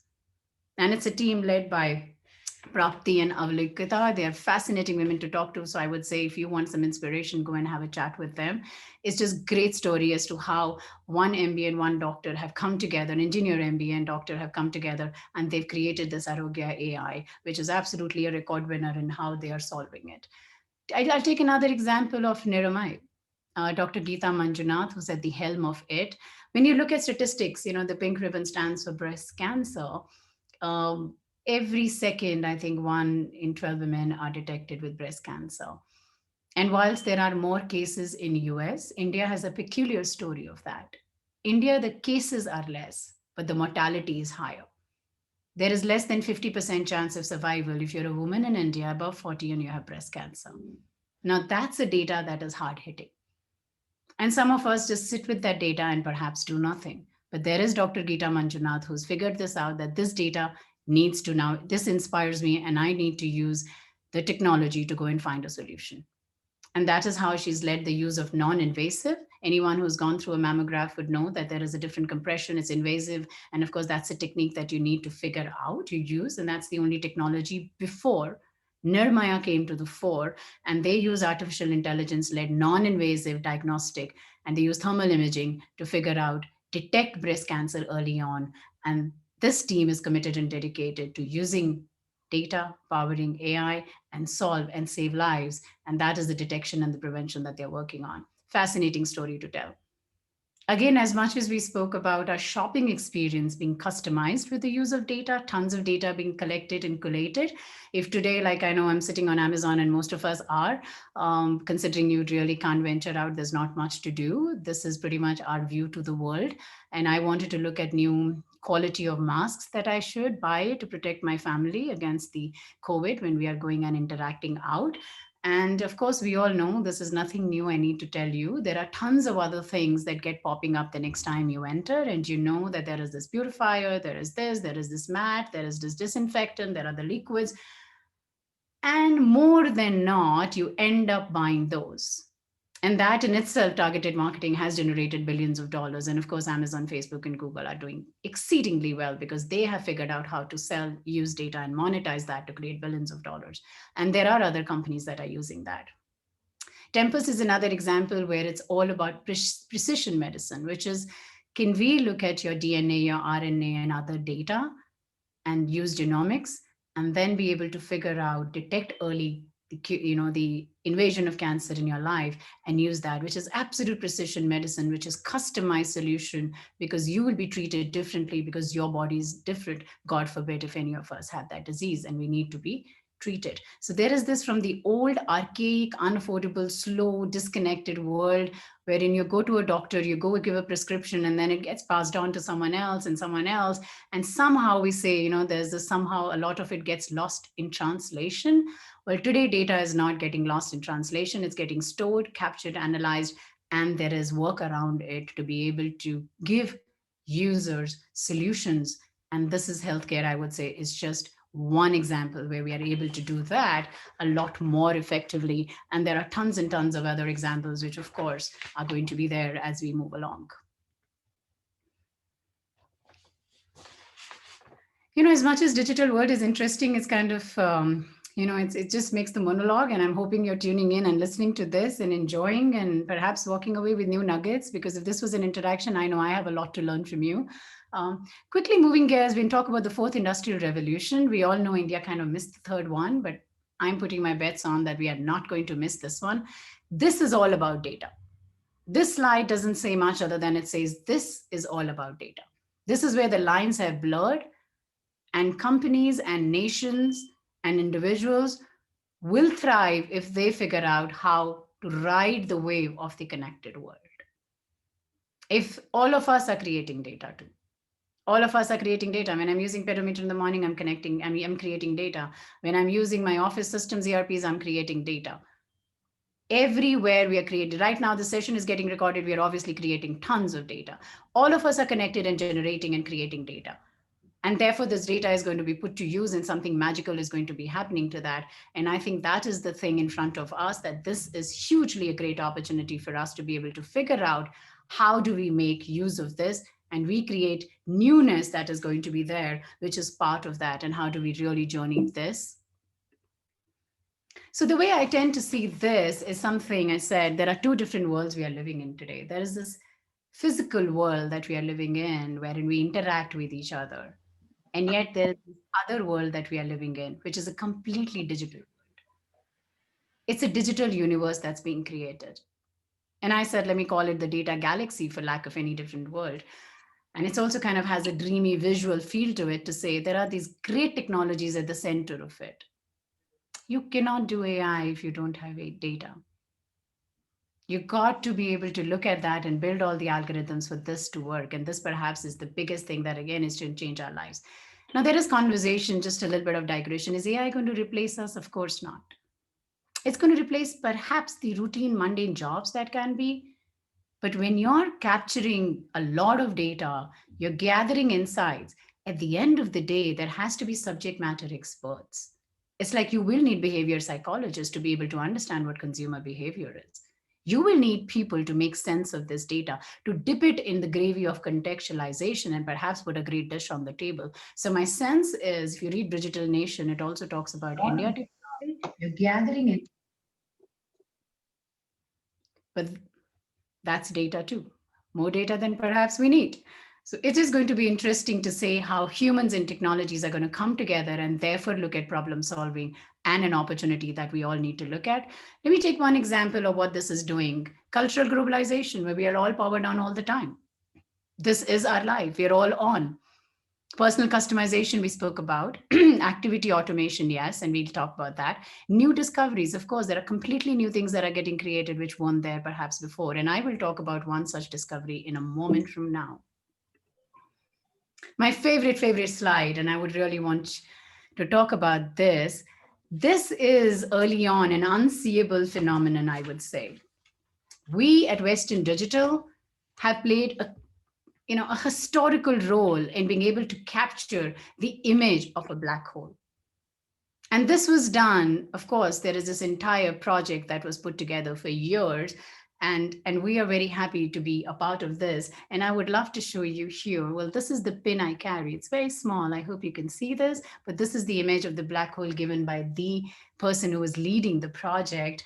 And now this is something which is a very interesting story of, if you take a low resolution picture with your phone, you perhaps are going to take a 3.5 megabytes of data on that. And yet, when you look at this first image of a supermassive black hole in the galaxy M87, M87, it had 4.5 petabytes of data.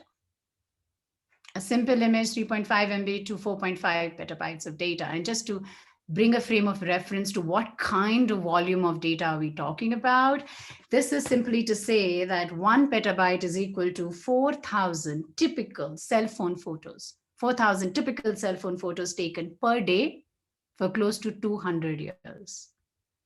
And you would get 1 petabyte. You multiply that by 4.5, you're of course looking at a completely different data. And this was done because we had the helium seal drives, ultra star helio seal, which was used, and there were 960 hard disk drives that went on to capture one image of this black hole. Well, that is when we say that you enable new discoveries, you enable new phenomenons, and that is what data can do to you. It can give you a pin, which will become a historical moment in your life, and you say you worked for a firm which you did that. And of course, look at the entire pride of people who worked on that project, and of course, they kind of collaborated together.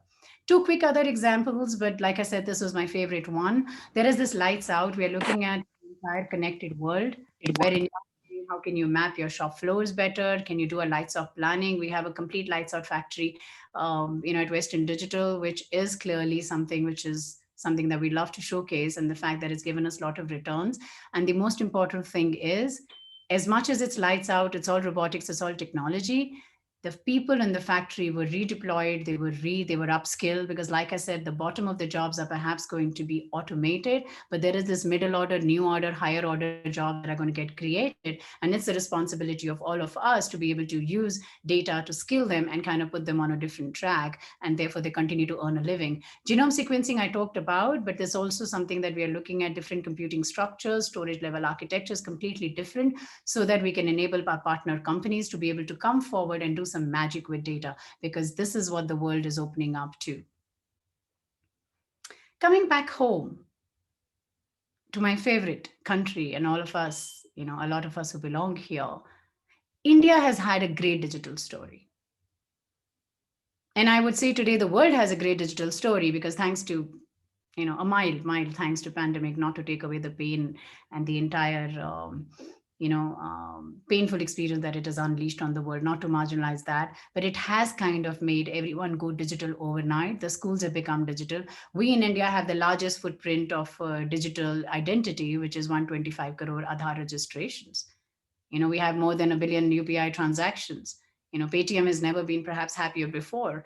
With this kind of digital, influx in our life, we clearly are looking at India's journey being very, very prominent. And that is why when I started the conversation, I said that I'm extremely confident that India will be able to ride the wave. But, this is something which I would say is a conversation that as much as we see this, that we've done extremely well, we have done extremely well, there are these villages that are still not connected. And that is something we need to be mindful of. But I would say, let's take a moment and say this has been a glorious contribution. And as much as we have plans to be a 5 trillion in a few years, and 1 trillion of that is a digital IT footprint that we want to leave, initiatives like that are going to go a long way. Conferences like that, conversations like that, great startup community, all of us are going to be there to add to this great riding wave of India shining as a digital nation and also becoming perhaps part of a very critical supply chain for the world at large. This is going to be a fascinating world that you and I will learn to live in and hopefully, enjoy. So what is it that I want to share? I would say there's one thing that I want to talk about to say, it's a great story. How data is helping us power new technologies, how new technologies are helping us bring in solutions, save lives. There is an precision agri, there is this entire mobility, urban mobility, there are automated cars, there are experiences which are different.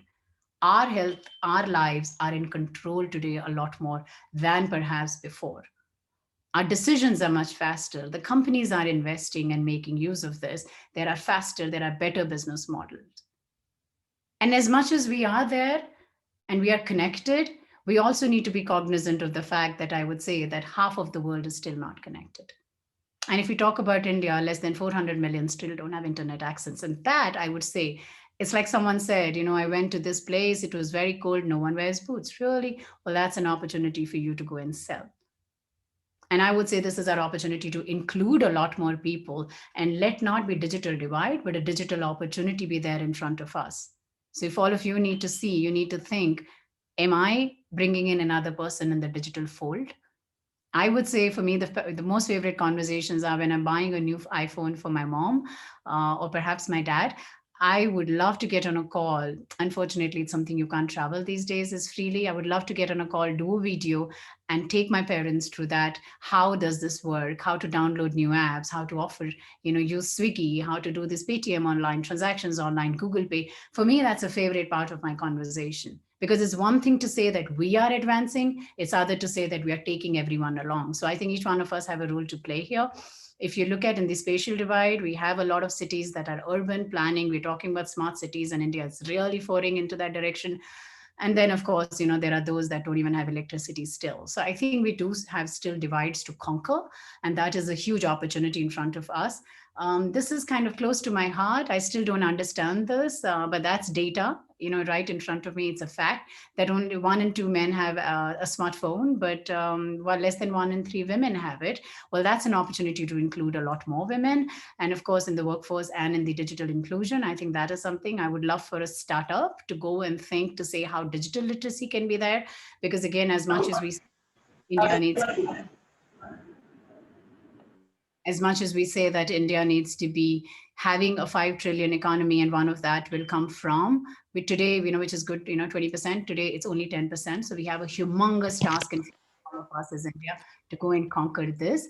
And as much as we think we can do it, my very, very emphatic view is we can perhaps ride this way and do it successfully if all of us journey it together, which was how we say that Noble Yuva Harari said that we conquered and we dominate the planet because we collaborated, and that's a spirit that us as human beings have. I don't think we can do it alone. I think we can only do it once we are together. So that is my call.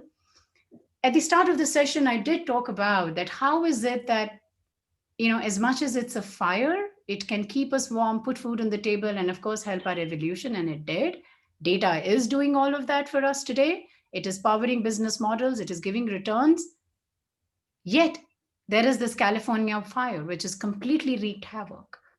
I have a lot of friends, and I'm sure a lot of you do, who had to move homes, who perhaps lost a lot. So we need to be very, very mindful. And there are some questions that need to be answered around data so that we can only put this in context and look at the usefulness of it and make some very judicious, right decisions, and not let this engulf us and dominate us. This is something we need to be always ahead of in terms of our ability to capture, capitalize, content, create, share, store, distill insights, and then perhaps put it to the right use. We cannot let it get ahead of us and not know what's happening. And sometimes that's what technology does. It just gets ahead of what you can perhaps get your arms around.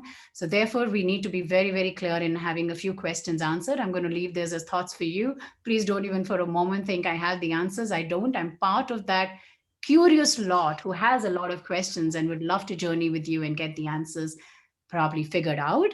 And that's another thing that is there about people who are in technology businesses, in startups. Let's keep the curiosity on, because one thing that data does give us is information, insights. But if you're not curious about it, it's like Socrates said, an examined life is worth living. An unexamined one, of course not. I would say, if you are examining your life and you know what to do, but you're not working on it, well, that's a very different problem then. So we know that we have data, it's telling us something. It's time to put that to action and make that work for us. And that's what I think is a call for the companies too. I would love to see 100% companies have a data strategy and put this at the core. So the questions are, what is the value? Today, data is a currency. In 1900s, we knew that oil was the one that was the currency. And of course, companies that monetize that were rich. And today we know Facebook, Google, and Amazons of the world are rich in billions of dollars and powering our lives, use of data, selling, using, and enriching business models. Who is going to be deriving this? What is the value of this data and who benefits from it is a question we need to ask. A lot of questions around owning of the data. Who owns it? EU came up with GDPR to say, well, we need to protect it. India is drafting its views on that. Well, we need to also be mindful to say who owns data. We know there are marketplaces online wherein you can go sell anonymously your data and probably make money and bucks out of it. We also know there's a huge caution in terms of how your privacy sometimes get intruded, and you need to be mindful of what is the use of data. And I think who be mindful of what is the use of data.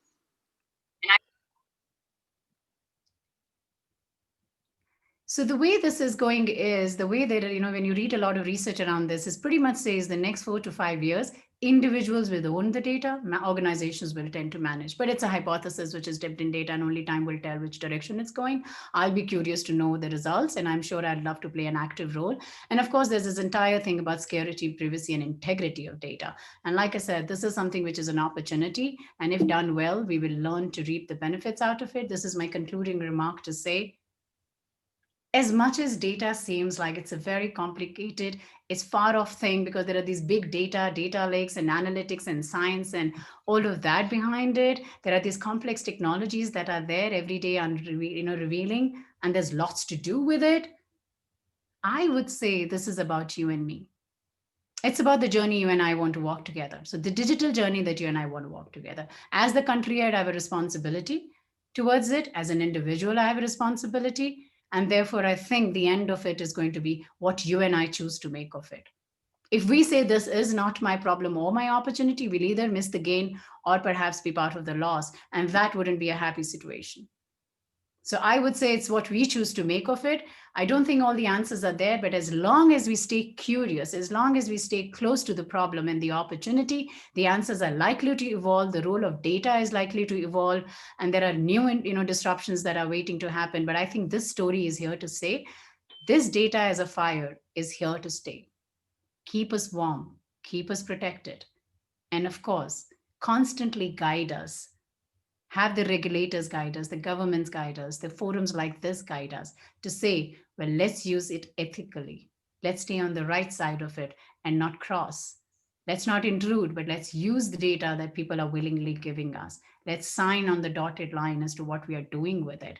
So I would say in conclusion, like we have successfully succeeded millions of years ago to harness the fire for the benefit of humanity, my vote is that we will continue to economize and use the right side of the data for value and benefit to humankind, the mankind, womankind, and of course all of us will have a much better, more intelligent, powerful, at our fingertips disposal, a lot of technology and data that we will continue to utilize and make this world a lot more healthier, safer, better. And of course, the future depends on data. Thank you.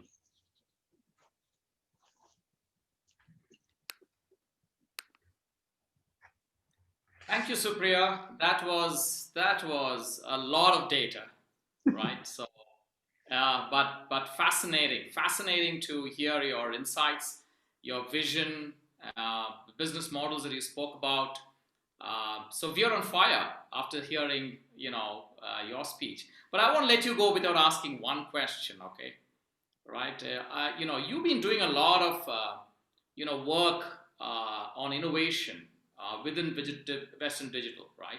So why don't you tell us a bit more? And I was party to that, so I want the whole global audience to know what you're doing. Thanks, Venki. Western Digital, again, worldwide, when you look at the data, it's as much as we're talking about the balance sheet, the P&Ls, for us, we are our patent portfolio is one of the richest, and we are in the top 5 across the world. We take a lot of pride in that. In a business, when we are talking about technology, data also is your competitive edge. When you utilize that to make products, you also know that you're in a game and you want to be ahead. So there are patents and trade secrets that you file.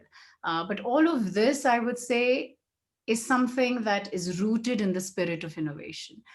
So if I look at the values that this company has, and again, like any leader would sit and say, these are not what we paste on the table. This is what we work very hard at realizing, taking everyone along and kind of journeying on what the value means. But think big, do it together and make it happen. But think big is a value, which is my favorite. It's all about think big, think ahead. What is the new disruption that's going to happen? So I think that is what we are doing. And if you today see the world that you and I live in, everything is to the end and the edge.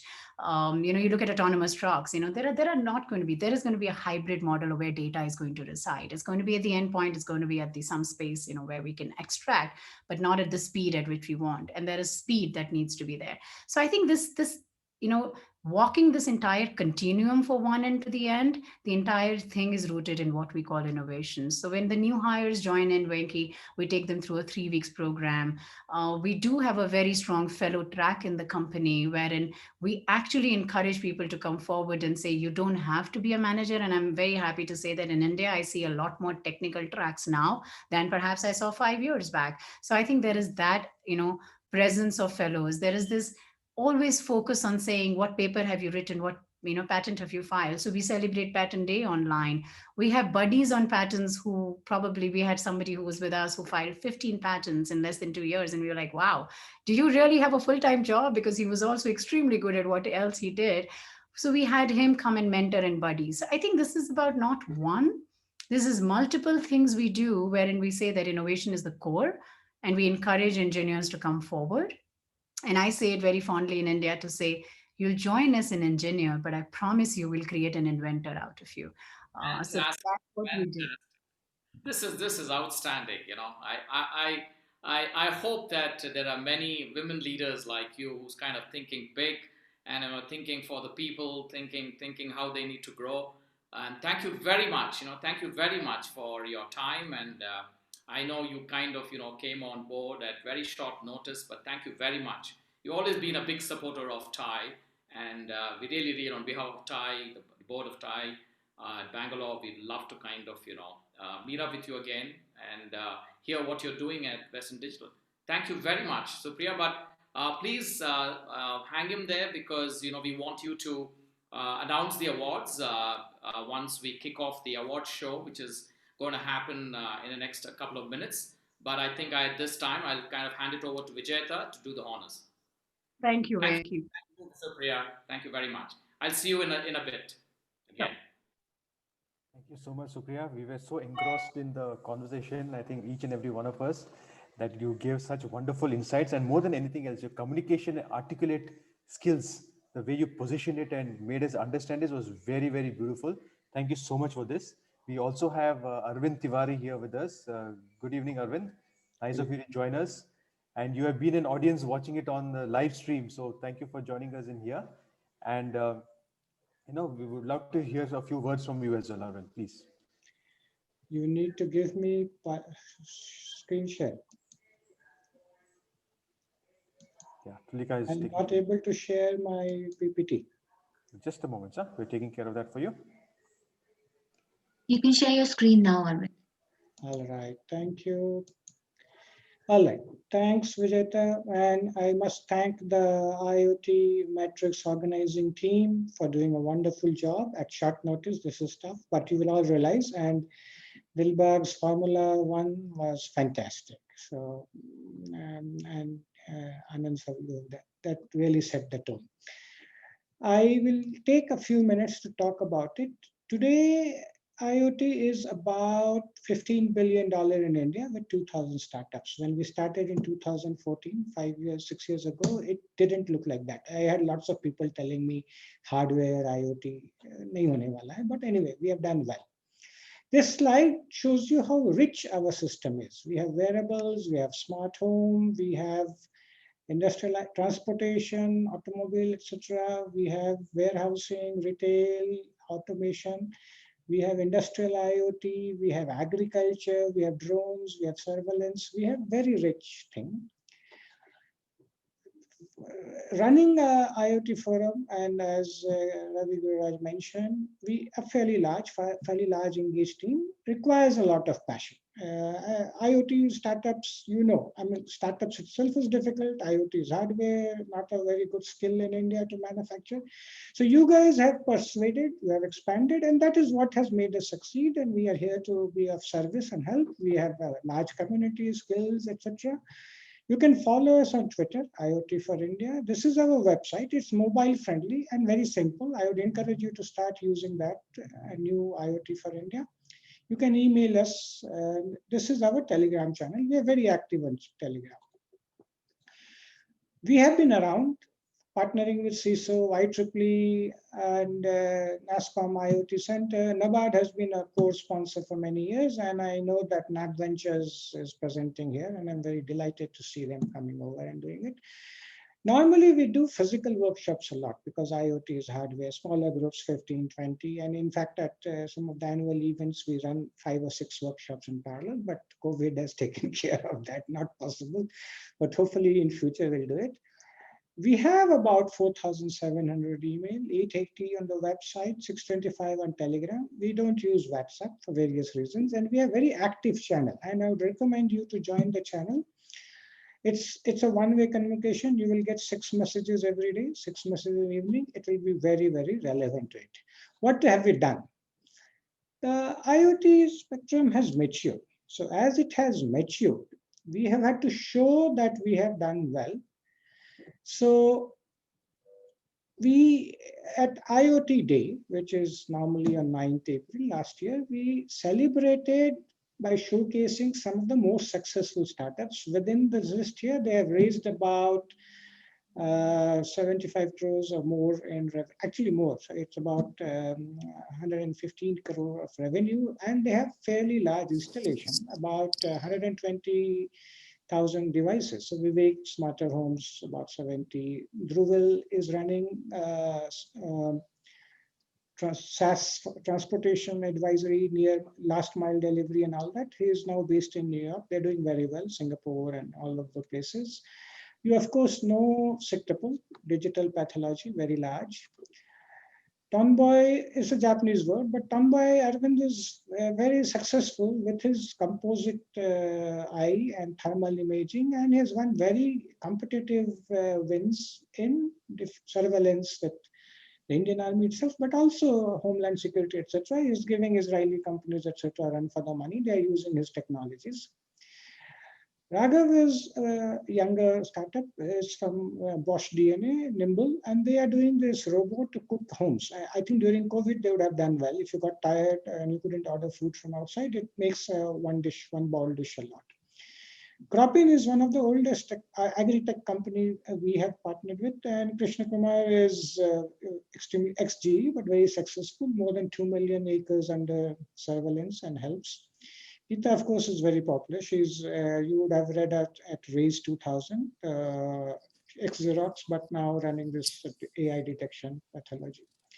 So IoT is not just about go-to-market. This is what most VCs are used to, that it's about network. And typically hardware IoT, they get a little worried because there is this inventory, hardware manufacturing, but it's not about that. It's a lot about deep tech. Deep tech is not just AI, CNN, and AI. Deep tech has a lot of other things. Nanotechnology is deep tech. Space technology is a lot of deep tech. Within IoT, the largest thing we have done was convince the government that you need a dedicated spectrum for IoT, the sub-gigahertz band. And LPWAN has been very popular. In fact, 2G, 3G, 4G also doesn't do it. It's only NB-IoT and Cat-M1, which was a response to the success of LoRa and Sigfox that they have come. 5G, of course, has a lot about IoT, device density and low latency, etc. But this has been very successful. One of the things to manage is the private IoT networks that is coming. I don't know if you guys have paid attention. Amazon has a sidewalk which takes devices to 1 kilometer. The SpaceX won an $850 million funding from FAA for rural broadband through satellites. In India, we have Astroms and Pixel, etc. near Earth satellites. Satellite-based IoT networks will happen, and they're going to be private. Private LTE networks, private 5G networks, private LoRa networks are the norm for industrial IoT, satellite for networks, etc. And we discussed that. In industrial IoT, we discussed that. And this is one of the things IoT Forum does. As a startup, you can really succeed if you are 2-3 years ahead of the market. It takes time to build your products, to understand and do that. And therefore, you need to pay attention. And this is where at IoT Forum, we can help you a lot. Agri-tech, we started in 2014-15. I had a lot of questions. NABARD has helped, but today it's hot. Today it's the most hottest, lots of VCs, lot of investments, productivity increase, and e-business, etc. happening. What will happen, and you heard the discussion from Dilbagh on the edge, and Supria also talked about edge, but the center of IoT will shift away from cloud to edge. There are tremendous hardware chips being made. I mean, you will notice there are about 17 guys in India doing fabulous chip design, FPG, etc. Amazon launched Trinium. A lot of AI ML is being reduced. We have startups. There is Bipin, etc. running Edge ML. You can run machine inference on a very tiny memory and a very tiny machine under less than 500, 600 kilobyte. You can switch a lot of things. So edge AI, edge IoT is the big thing, and you should, and especially in COVID world, contactless world, that's a big thing. Security is a big thing. We have discussed this, and we have the startup directory also. This is something you can see if you go to this website, new.iotforindia.org, startup, you will be able to see it. We have 2,000 roughly, 11 different industries, 50% is in Bangalore. We also do a lot of things. I mentioned FPG, SOC, there are about 34, air pollution about 44, safety surveillance about 100. This is our new website, and please start visiting this. This is very fast and mobile friendly. We have 5,700 topics, 125 blogs. Every day you will see around 12 topics, 6 in the morning, 6 in the evening. Sometimes it might be less. If you miss something, you can go to popular. For the last 2 weeks, what has been the most popular, what is the trending topic, you can see it. These are events from IoT Forum, TIE, Global TIE chapters, and we are doing a lot of events. These are blogs. Blogs are very deep, insightful, and it can help you get a context very interesting. Now, moving to IoT Awards, which is the thing that I need to introduce to you. We started in 2015. That was the first award we gave, and then we did a lot better. You can search for this. You will find it on the IoT Wiki. And the first award was on healthcare, cardiac design, BPL. We also had this audience voting for it, and we gave award to the most popular startup. So Joy has covered this. So this is our journey. Reality is beyond the hype, transformation, IoT, and we have done a lot of things. We have covered many domains, many things, etc. 2016, we decided that we need to do much more in awards because VCs, etc., are looking for successful customer, scale up. They're looking for too much track record. Hardware guys, very tough to do it. So we have to do early. And that's why we started special mentions where it's a vote from us. It's an act of faith from us. We select some companies which are there. So we selected, for example, impacting automotive Ather Energy. This is 2016, 4 years ago. And today, Bansals and Hero have invested. They've done well. Pinko is agri. They have not had much success in India, but abroad they're doing well. And here we have Altigreen, which retrofits petrol engine car to EV. And Tomboy, of course, has done well. SEDMAC, you may not have heard, it's from IIT Mumbai. They optimize the engine for a two-wheeler, and Cummins and TVS are using it, quite successful. This is 2017. And 2018, we actually had it aired on Startup Central. We selected Bharat Robotics here. We had Oryx Energies. In industrial IoT, we had a choice. So we ended up doing both. Sun Mobility is doing a fantastic thing in a business model with EV charging, plug and play. It's not easy. It's quite complicated. And now they are gearing up. They are doing it. What was most interesting for us was the plethora in emerging technologies. We had Bellatrix, which is doing well with propulsion, nanotechnologies, Astrom, which is doing satellites, Maimo, Kunu, all doing very well. I'm running out of time, so I will not do too much on 19. And I will now hand over to the exciting suspense, which will be done when the audience will hear the awards. Thank you so much, Arvind. You always give a very insightful, knowledge for all of us. Much appreciated, sir. Now immediately over to Venki, because as Arvind just said, we're going to have something very exciting, which is the IoTMatrix Startup Awards. So Venki, would love to have you back on stage, and we're going to kickstart this, man. That's what we have been waiting for, of course, right? So let's go ahead. Thank you. Oh, that's great. Thanks, thanks Vijeta. Thanks, Arvind, for that kickoff. So I'd like to invite our special guest, Supria, Dhanda, the VP and Country Manager of Western Digital, back on stage to announce the winners. Supria? Yes, Venki, there in a second. Fantastic, man. Fantastic. Thank you.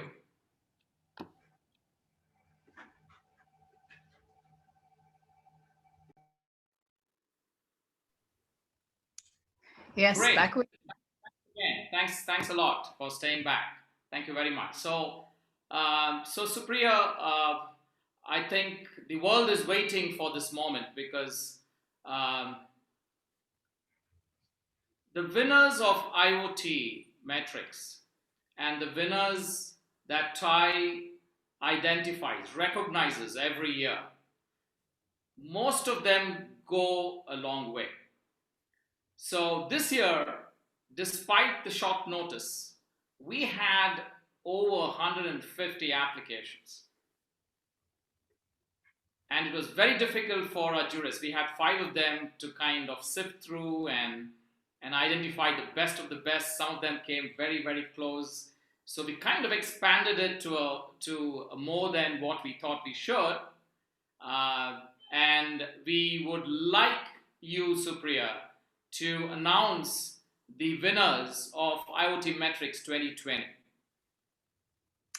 Thank you, Venki.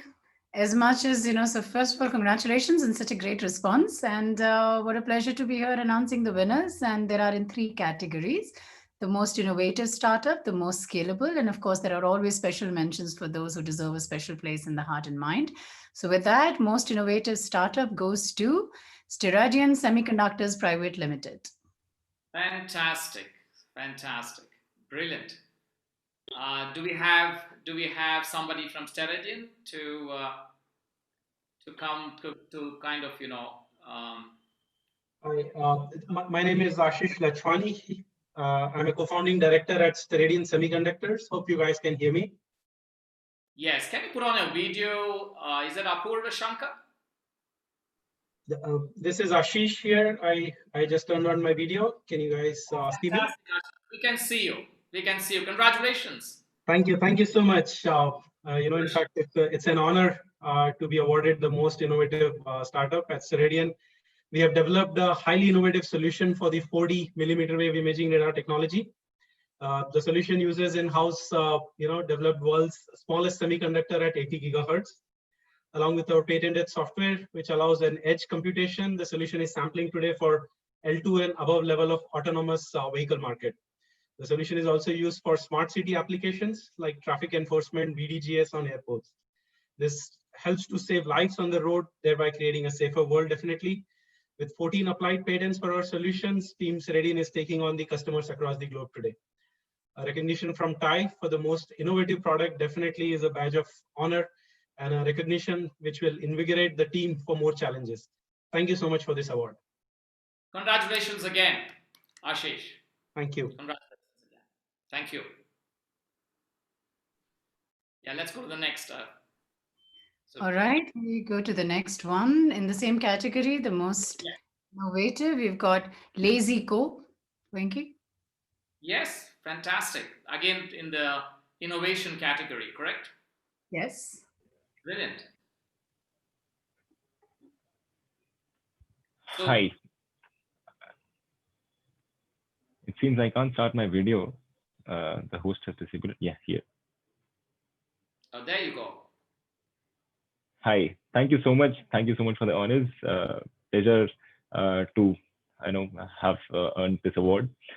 So we are building an AI-powered smart ring designed to redefine the way we are interacting with day-to-day digital tasks. We wanted to move away from the smartphone touchscreen to handle everything which we do on a daily basis. When we imagine the future human beings, we don't see them swiping and tapping on their phone touchscreen for every other thing they do on a daily basis. So we have designed a ring with the display on top, which predicts what you need next, shows you the right shot at the right time, and basically it makes day-to-day tasks up to 700% faster than a smartphone touchscreen at handling. Fantastic. Congratulations, Apur. Congratulations again. Much. Congratulations. Thank you. Congratulations. Continuing, Venki, on the most innovative startup, we have one more, that is Rapture Innovation Labs Private Limited. Congratulations. Thank you. Rapture Innovation Labs. Thanks a lot. It's a pleasure and it's an honor to be selected for this award. So at Rapture, we revolutionize the way people experience sound through their headphones, wherein our headphones are fully designed, developed, and to be made in India. And we make use of our patent pending innovation in acoustics, wherein people are not just able to hear the music, but for the first time also feel it. So with this, we are delivering high fidelity, fully immersive and personalized experience to users so that they can fully experience and enjoy the sound. Congratulations, Navjit. All Thank the you. best. Thanks a lot. Congratulations again. Thank you. We now move to the different category, the most scalable startup. And the winner first is Anukai Solutions. And Venki, I must say they were also part of our Data Innovation Bazaar 2020 at Western Digital winners. So what a happy moment to see them again. Okay, so we made the right choice. Good. Anybody from Anukai Solutions on the line? Yeah. Like to switch on your video? Good evening, everyone. This is Gaurav from Anukai. Hi, Gaurav. I'll just So it's an honor to be winning again, and Western Digital experience was again very, very wonderful. We at Anukai are building India's first of its kind intelligent traffic management solution that would help many lives. All of us would be relieved from the problem of traffic congestion once we deploy across India. Happy to be winning this award. It's appreciation like this that keeps us going. The team and I hope all the startups present here along seeing so many good works. So this is what we require to what we need to grow rather than fundings and all things. This is the appreciation that keeps us going.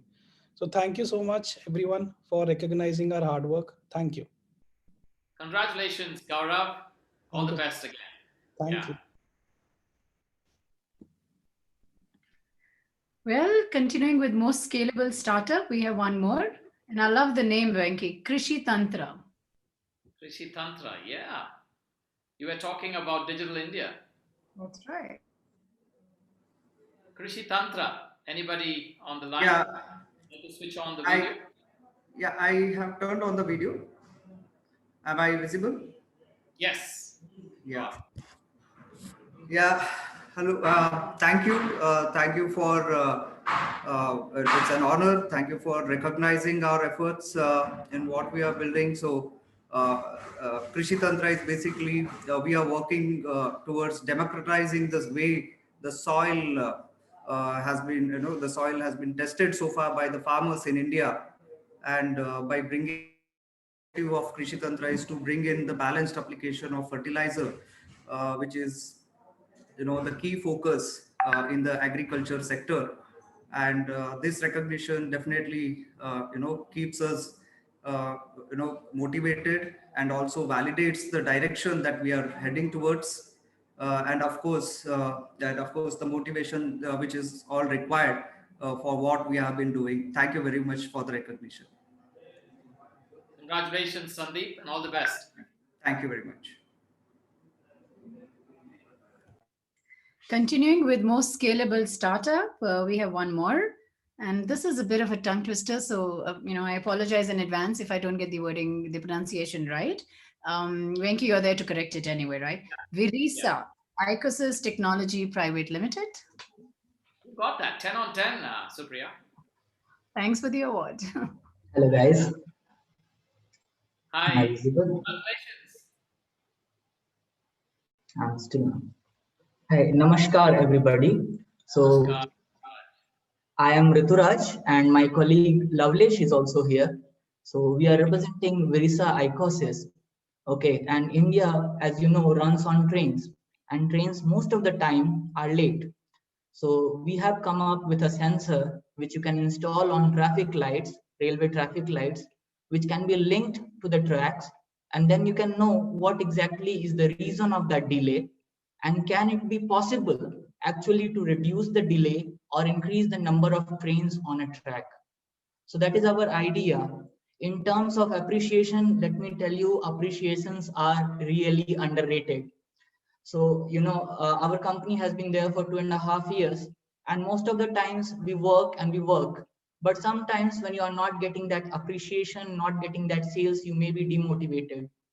At these times, when I received the notification that we have been selected as one of the awardees, It was a great thing for us. I have been singing the whole day, literally. So let me first thank you, Ty. Let me thank you, my directors, the people who are present here. But the most important one, I feel, is my team, who have been very helpful. And with a startup, it is not always easy to believe what you are in doing. So they have been there, and I hope that with this trust and this work that we have been doing, we are able to repay to them, to you, and to the country in Chandra. Thank you. Fantastic. Congratulations again, Thank you. Rituraj, and all the best to you. That was powerful. Yes. Being a skilled entrepreneur, I know what it means to one, succeed, and second, to get awarded and mentioned, Venki. I think it's a beautiful world. Yeah. Continuing, we have the other category, special mention, and we have a few in that. The first is Snehix Tech Private Limited. Hey, hello. Hi. Hi, my name is. Thank you. And am I visible? Yeah. Yes. So my name is Surojit from Snehix Tech Private Limited, and it's a real an honor. It shows that we are traveling the right path because leaving a stable job in Cisco and going monthless without any earning and chasing a dream was never easy. But this kind of motivations really motivate us a lot. Thanks a lot for it. In Snehix Tech Private Limited, we are making a solution for the schools to make the school paperless. Because there are a lot of talks about a huge heavy bag on the kid's shoulder. So we are trying to solve that problem, and we are trying to solve the problem for the teachers also, for the schools also, to show that they need not to focus a lot of admin and focus more on the education. And ultimately, we are trying. Our aim is also to build a LinkedIn kind of portal for the student and the teachers, where all over the world they can connect, collaborate, and work together. Thanks a lot. And congratulations again, Snehix. Thank you. All the best to you again. Thank you. The name of the company, I put it by the name of my son. His name is Snehin. So I just cut the N out and put an X, as Linus has done for Linux, because I'm a great fan of Linux. Thank you. Good. Congratulations. Bye-bye. Continuing with special mention, we have Manastu Space. Anybody from Manastu? Hello, everyone. Yes. Yeah.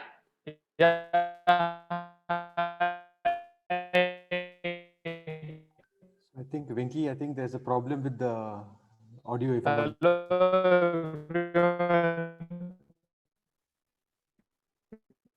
Okay, Tushar. Tushar, yeah, maybe we can't hear you, Tushar. Sorry. Yes. Being in the Thai forum and listening, getting upset. Yeah. Congratulations, Tushar. You can talk now. Hello, can you hear me? Yes, we can. Yeah, thank you for the award. And it so for Manastu Space, a 2.5 journey has been, it's been absolutely roller coaster. I mean, coming close to dying versus, and then getting recognized at the worst international forum, to the pitching to the NASA folks, and then working with the DRDO, the ISRO. That has been just nothing shorter than the roller coaster ride. And these awards as makes it journey much more interesting, very, very bearable. As so that has been a very, very good, and thank you for the support. And in terms of what we do, where we believe, like internet 20-30 years ago, space is a platform to solve the problem. And I'm very glad that TAI has recognized it a long ago. We see the mention about the Astro, Nopo, Velatrix, and us also, that this is a new emerging platform to solve the problems on the earth. And we believe we are in India, in geopolitical way, in the technological way, in a business way, sits at exactly at the crossroad, where we can do so much of for the betterment of world, not just the country. Because if you are a space startup and you think only of the country, it is, you are doing just not justice for the sector, I'll say. So for a word, and India has so much to offer, and the startups plays a very, very vital role. I mean, ISRO is like a mom and dad, and the startups are like kids who, with the help of ISRO, can do so much of good for the society. And we believe with our technology, with the green propulsion system, and safe and more efficient and the cheapest one, we can make all these satellites very, feasible, cheaper, and sustainable, so that like a IoT and the connectivity and the imaging can reach to the last person on the earth. So that's what we believe, and we'll we'll keep doing what we love to do and keep solving the problems for the humanity. And the support like from the TIE will be it will make a journey easier. So thank you for that. Congratulations, Tushar, and all the very best. Thank you very much. Thank you. Continuing with special mention category, we have the next one, that's Indra Water.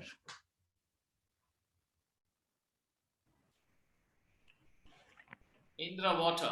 Anybody from Indra Water? Yes. Hello. Take your time. Yeah. Hello, everyone. This is Abhijit, co-founder of Indra Water. Thank you, TIE and the IOTMATRIX team for recognizing our efforts in water and IoT. We have built an electrically driven, decentralized, and modular wastewater treatment system. So our systems are very smart, like to keeping in mind of the urbanization and industrialization our country is facing. We require our systems to be very smart and independent of the dependency on manpower. So we leverage IoT to remotely control, monitor, and analyze our systems performance. And we also give insights about the water quality parameters in real time, so that industries can take better decisions with water management. Our vision is to drive India and the whole world's transition towards sustainable water management. That has been our vision. Thank you for this award. This will definitely keep us motivated and keep doing much more for this country and the whole world. Fantastic. Congratulations again, Abhijit, and all Thank the you. best. Thank you, sir. The next category, we continue in the same category, special mention, and the next one is very interesting again, IoTFi Solutions Private Limited. And I hope I got that correct. Yeah, you absolutely. You were on, bang on. IoTFi. Anybody from IoTFi? Yeah. Hi, Venki. This is Arpit. Hey, good. Hi. First of all, thank you to TIE and IOTMATRIX for recognizing the work that we are doing at IoTFi. It's always good to get recognition from forums which are as esteemed as TIE is in India. So talking about what we do at IoTFi, we are a B2B startup. We work with consumer durables and appliances brands in India, and we help them with complete chip to cloud IoT products. So we have our own IoT cloud platform, and we are super thrilled that over 90% of smart air conditioners that you use in India at this stage are powered by our platform. So thanks again for recognizing the stuff that we are doing at IoTFi. Really appreciate. Congratulations, Arpit, and all the very best. Thanks, Venki. Yeah.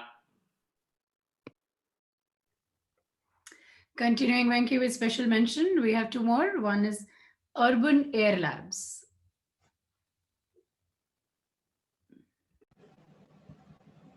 Hi, everyone. Hi, Supria. Thank you so much for the recognition. We are very thrilled with the fact that we have received this award at a very prestigious platform. So quickly about ourselves, we are Urban Air Labs. We are working on one of the most pressing issues of our generation, which is the air pollution problem.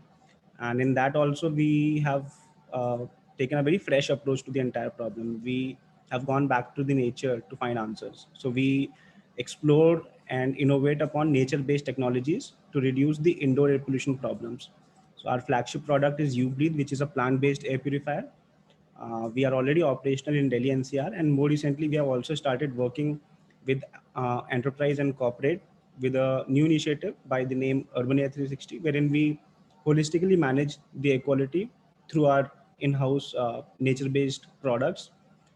We identify the problem, we solve the problem, and on top of it, we also monitor the entire issues for urban corporates. This has become even more important given the COVID situation and given the rising air pollution problem, especially in the north zone of our country.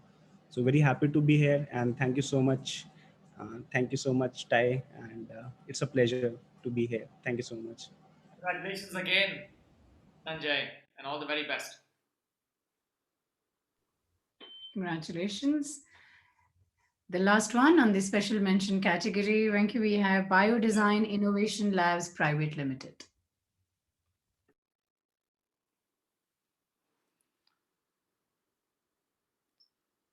So is anybody from Biodesign there?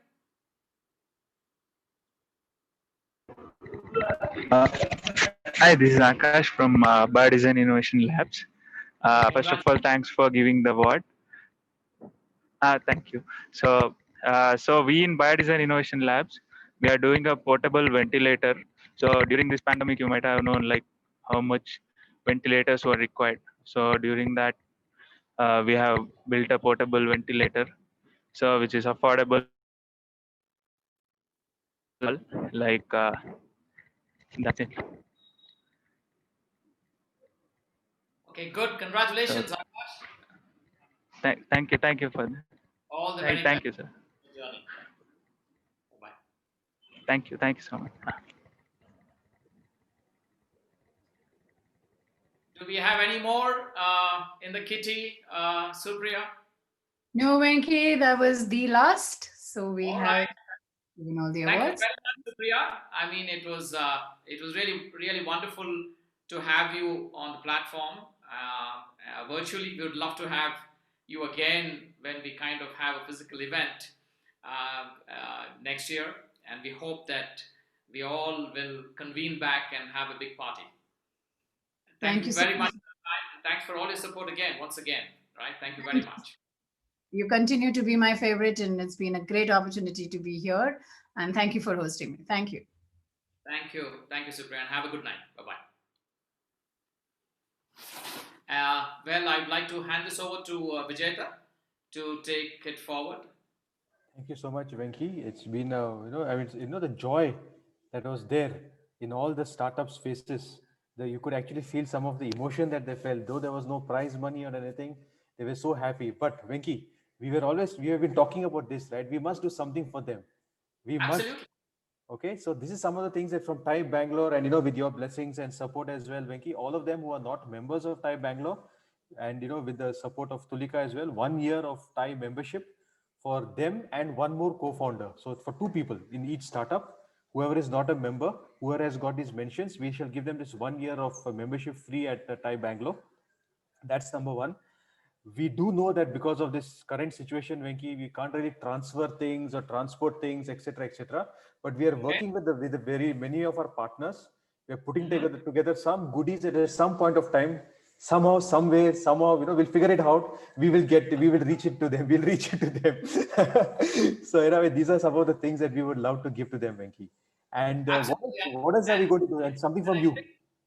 And I think, you actually came out with a very good one. Apart from just membership, I think what TIE Bangalore brings is the wealth of great mentorship that we have, with our 130 odd charter members, right? So I think, Vijayta, it'd be good for you to kind of give a snapshot of how you actually contribute and how you support the community at large, Definitely. the startup community at large. Thank you. It'd be good to hear you. Of course, Venki, we will do that. Tulika, while you're giving me the share screen rights, Venki, I would also like to thank the IoT Forum team, all of you who are part of the governing council at TIE Bangalore. Without the support, full-on support, the push, the drive, sometimes the clashes also, we should never forget about that too. But it's so much of fun. I mean, when last 2 months, the team has just been working so hard, and it's always about the team. The love that we get from the founders, that's what really matters to us. And so, Venki, I will very quickly start sharing my screen without taking about more time. Please, we would love to hear what you have for us. Of course, of course.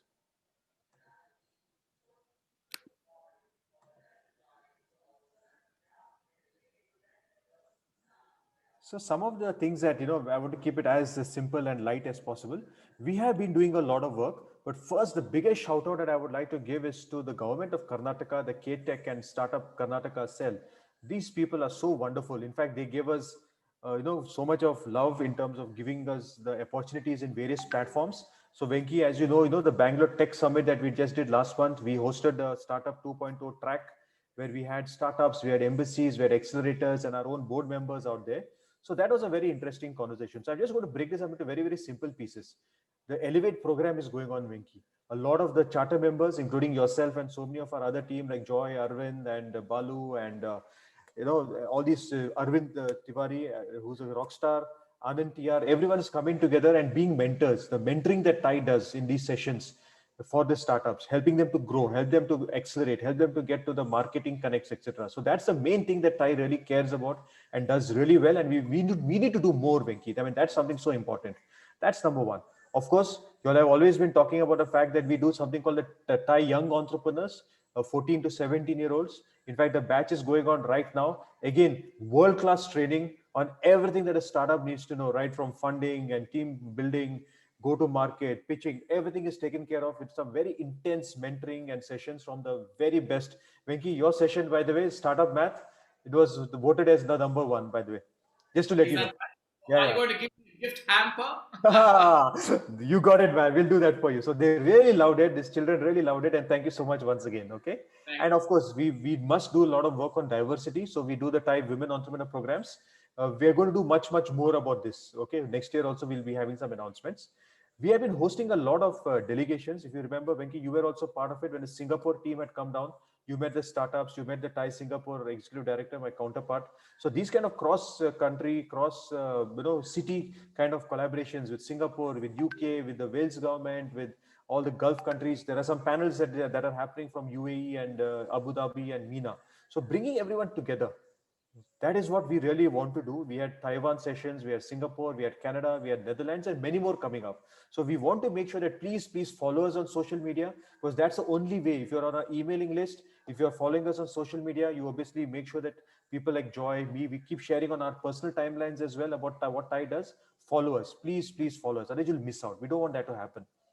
A lot of paid POCs and tech support is coming for startups through the Indian accelerators.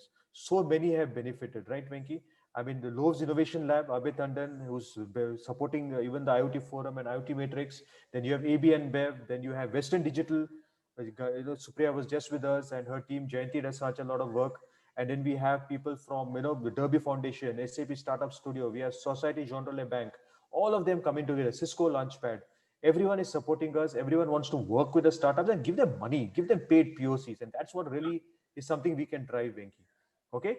Now, a very important thing that we are doing also for EdTech, right? So we are working very closely with the AWS team. We recently did something called the TIE Learning Challenge, and we had Tulika with us as well, who's part of our team, where we put together these really beautiful sessions. Mentoring is actually, as we speak now, mentoring is going on for them. So they've got champion mentors, Venki. You keep saying that, right? Mentoring. So each of these teams has been assigned a champion mentor, and sometime in the month of January, we're going to have a big splash. They're going to talk. We're going to spread the word out to all the investors and the massive community. The way we did when we did TIE Women Entrepreneur, we had Vani Kola from Kalari. We had Mr. Mohandas Pai there. Plus we had some government officials. We had Ankita from Sahaf Fund. So we'll bring the investors, because we need to bring the ecosystem and stakeholders together. And that's what we keep doing. We had a fantastic B2B sales academy with TIE Delhi. So we are going to be doing a lot of cross chapter thing. But in this, Venki, I would like to point out one thing very specific. We missed out something, and this is something that you and Joy and a couple of other folks should be bringing in. Enterprise B2B sales for manufacturing, for IoT hardware companies. How are you going to sell remotely? And with all these pandemics and other situations that we're in, how are you still going to be successful? You, of course, are the president of Astrom. You have a team and all that. But some of those insights will really help IoT hardware, 5G, AI, connected vehicles, those kind of startups to grow, because it's not easy for them. But we must help them with funding, and also we must help them with the sales. Okay. Next, of course, what you guys are doing, man, IoT Forum, by God, 2-3 sessions per month, sometimes 2 sessions per week. It's been going crazy, 100+ volunteers. And I think this is just the tip of the iceberg. I'm sure that we can do much more. And because of the support that we have got from people like Microsoft, from Western Digital, from NABARD, from NAB Ventures, from STPI, they have come forward, given us financial support. They're giving us the guidance to do more. So whether it's in agri-tech or med-tech or in space technology, and edge AI, there are so many wonderful panels coming up. Even STPI wants to do some announcements, which I will not talk about because I'm going to do it anyway. But there's so much of wonderful things that we can do with our partners who are supporting us and helping us. We must do more knowledge and mentoring sessions. We write blogs.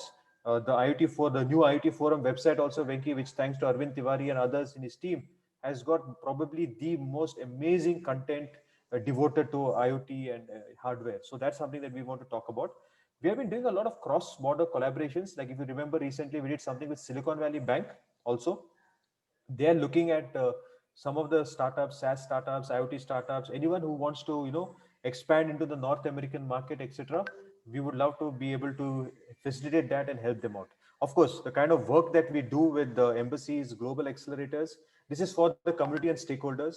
Whatever we are doing, we want to do more. So this is a shout out, which I was just part of a session where Madhurima from NetApp Accelerator was a moderator, and we had people from Ireland, we had people from Wales, we had someone from Canada, and we also had someone from the US Immigration Advisory Team. So we're going to be doing a lot of that kind of activities as well. How can we help these startups make lots of money? All right, next, the tie advantage. Sorry, Venki, you were about to say something. That's fantastic. I mean, the kind of work that you're doing and your team's doing, it's Thank you, brilliant. Venki. It's all your guidance as well. So the tie advantage, and again, it's not about me or Venki or anyone else or Ravi Gururaj or whatever it is, right? Saying, oh, tie, we're great. No, man, that's not what matters. Leverages. Please take advantage of everything that we have to offer for you. And let me just give you a crisp overview on that. Of course, we have people like Lakshmi, Naveen, Vinay, and Tulika as well, who takes care of the membership thing. We have a lot of programs for knowledge and networking. Please take advantage of it. Come with us, be with us, talk to us, approach us. We can't do this physical meetings, but we can still do a lot of stuff digitally.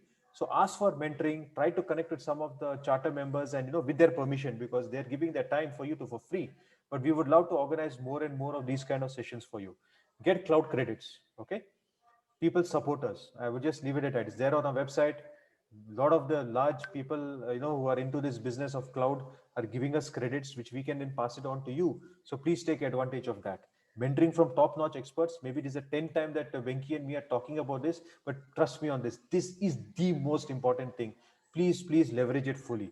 The embassy programs, we have been doing a lot. We want to do more. So we are getting accelerators. We're getting people who run programs in all these different countries to work with you, talk to you, and help you out. And one thing that I would like to say, our team really cares. And this is something that, again, please take advantage of it. We really care. We want to see you guys doing well.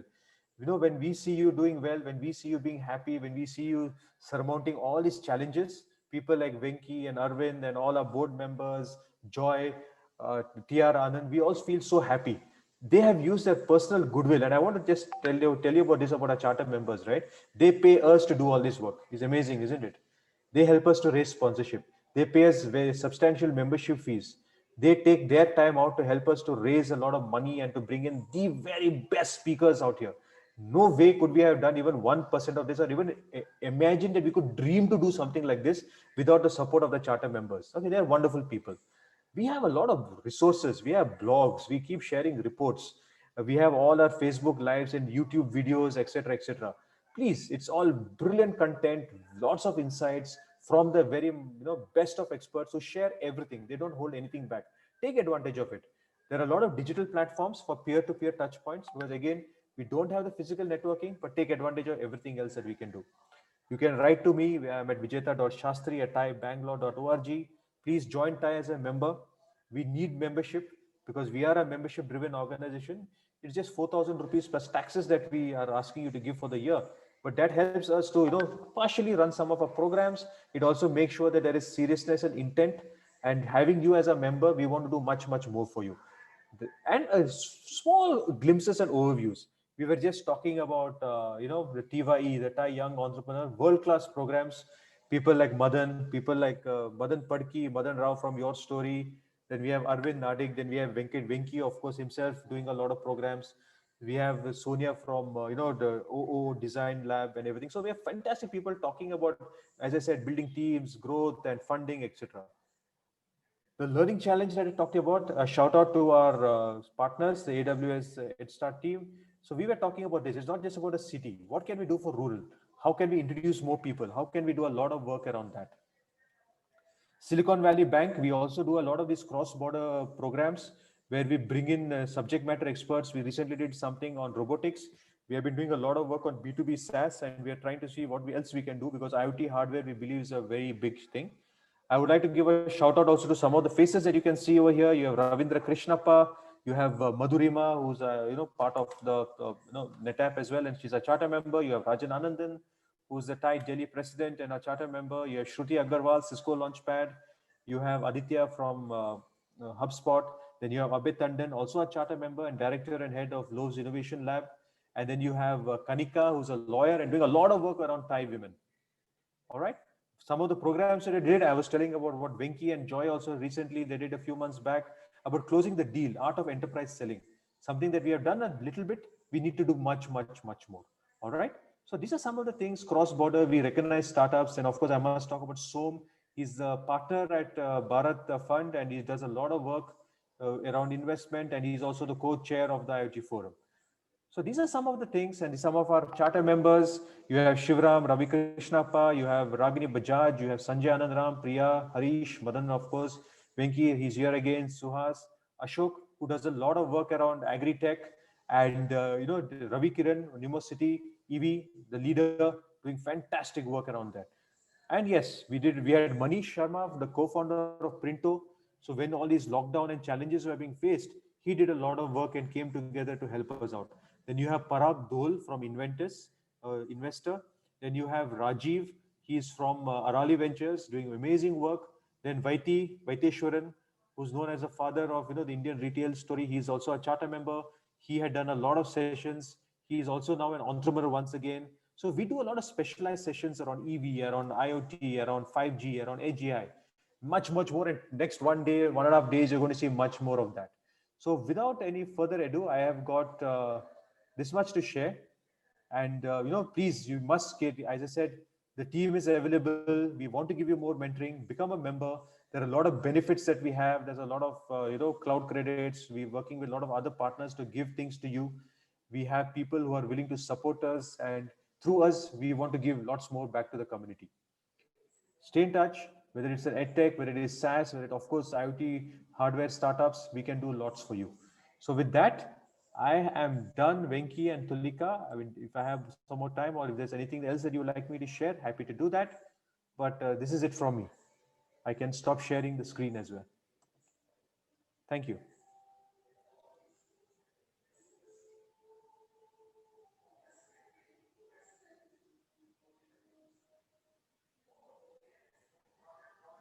You're on mute, Venki. You can unmute yourself.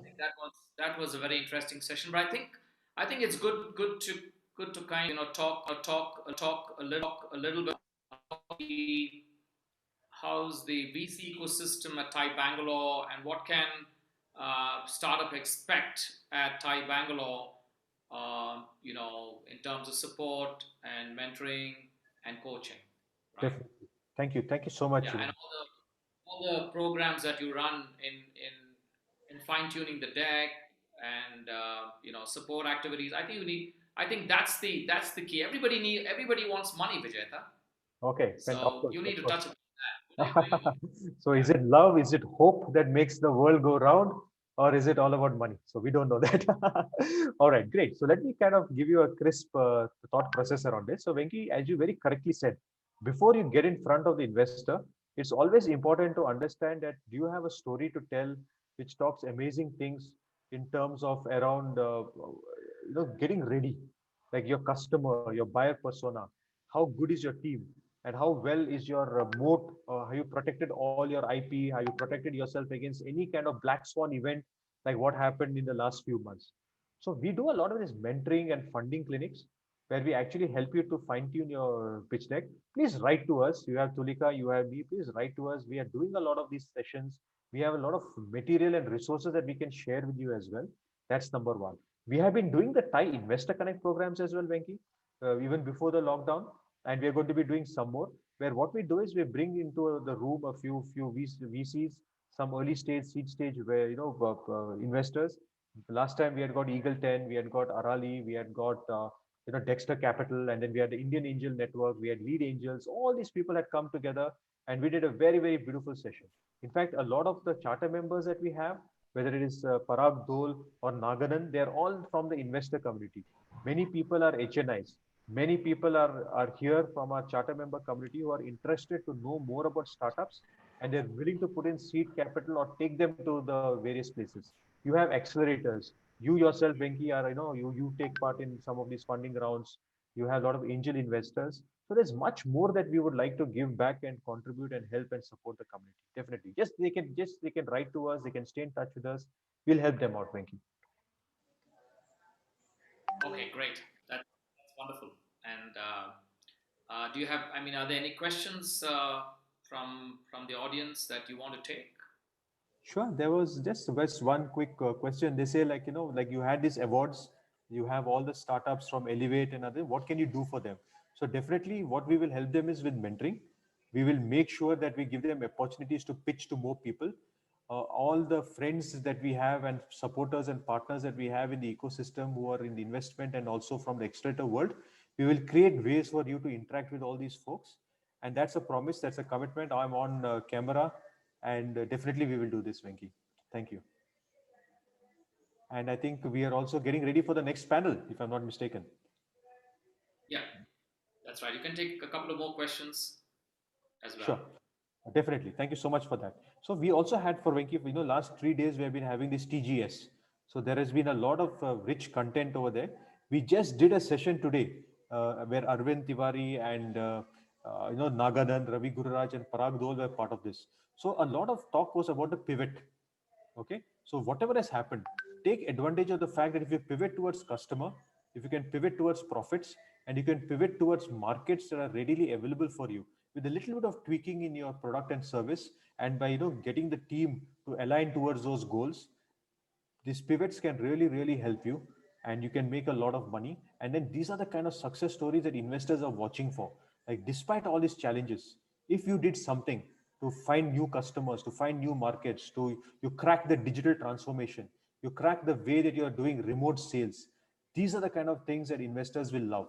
And yes, it was a tough competition, Venki. More than 100 companies applied for this. To the rest of the 80, 90, 100 people who could not get this recognition, please, at no point of time do we say that you guys are bad. In fact, it was so tough for the core committee to and all the esteemed jury members to make a decision. But the promise is that all of you will be given an opportunity to keep pitching, and we will. And I think, Venki, it matters that we should create more and more of these kind of stimulus into the ecosystem, where people are competing and preparing and doing some amazing work for all of us. And I think that's very much possible with the support of all the charter members at Bangalore, all the ecosystem players that we have. We want to do more for you. So we'll help you to pivot. We will also help you to get connected towards mentoring. We'll do more of these Investor Connect programs. We have a lot of rich resources that are readily available, but we will point you better towards it. Yes, become a member, because a lot of times it is easier for us to work with members rather than just, we are a small team. There are hundreds of you. We want to do as much as we can for the larger and larger ecosystem, cross-border collaborations, all of that we will do, Venki, for people. That's a promise. Great. I have one question for you. I have not seen talk on access to market for the startups. What is TiE Bangalore doing on that? Definitely, Venki. Within India or outside of India, because you spoke about your connects with the various embassies, right? So how can you help startups take them to the world? Definitely. So, Venki, we have done a few programs, but it's never enough. So recently it was with Wales, then we are done with Netherlands, we are done with the Singapore team, then we have been doing a lot of these global programs with the UK government, and we'll be doing some more. And as you know that Taiwan also, we did something called a cross bridge, where a few accelerators from Taiwan had spoken to our Indian startups, but it's never enough. And then we are also looking at all the accelerators. There are so many of these partners that we work with and many more. Then the government of Karnataka has got these programs. Now we are working very closely even with at the Bangalore Tech Summit. A lot of what we did was about how can we help startups to gain money, how can we help them to get access to global markets. So we have people even from the Target Accelerator, we have AB and Bev, we have Lowe's Innovation Lab. So but their intake is just about 10-15 startups per year, and we know there are thousands more out there who need our help and support. So I think, Venki, it's a awakening call for us, and it's a clarion call that you have also said that do more. So I think that's where you're leading us to commit out here, that do more activities to help startups to ultimately get customer connects, go-to-market strategies, and also we can take the help of all our other people, from the legal world. We have the people who are from the world of expansion. There are a lot of people who are doing amazing work globally that we will tap, not just in Bangalore. Not that we don't have enough resources in Bangalore, but why should we only restrict ourselves to Bangalore? In fact, the people that we're going to be having next, Venk Shukla, Sanjay Anandram, Vaibhav Parekh, they're all international, they're all global. They have connections, and they have the willingness and the goodness of heart as TiE charter members to help our members, because that's why they have taken up the commitment to become charter members, so that they can help the members of TiE all across to grow, prosper, and do well. And yes, go to market, customer connects, paid POCs, that's the mantra, apart from funding and mentoring, of course. Fantastic. I think you're doing a lot of work, right? You need more money to kind of scale, right? Yes, we need a lot of partnerships and sponsorships also. Yes, definitely, Venki. Thank you for that. So much. Thank you for that need. We have a very exciting panel and the best of the day coming, from people across the world. We've actually started this whole IoTMATRIX specifically to accommodate, people from the Valley and the East Coast to come and talk to us. And none other than Sanjay, who's a rock star. I'm just waiting to hear this next fireside. So, over to the next panel. Over to Sanjay.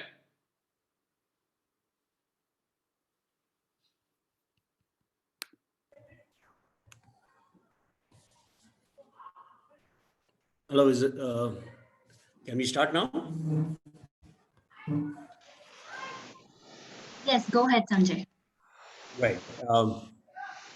So a very good evening to everybody, and welcome to IoTMATRIX.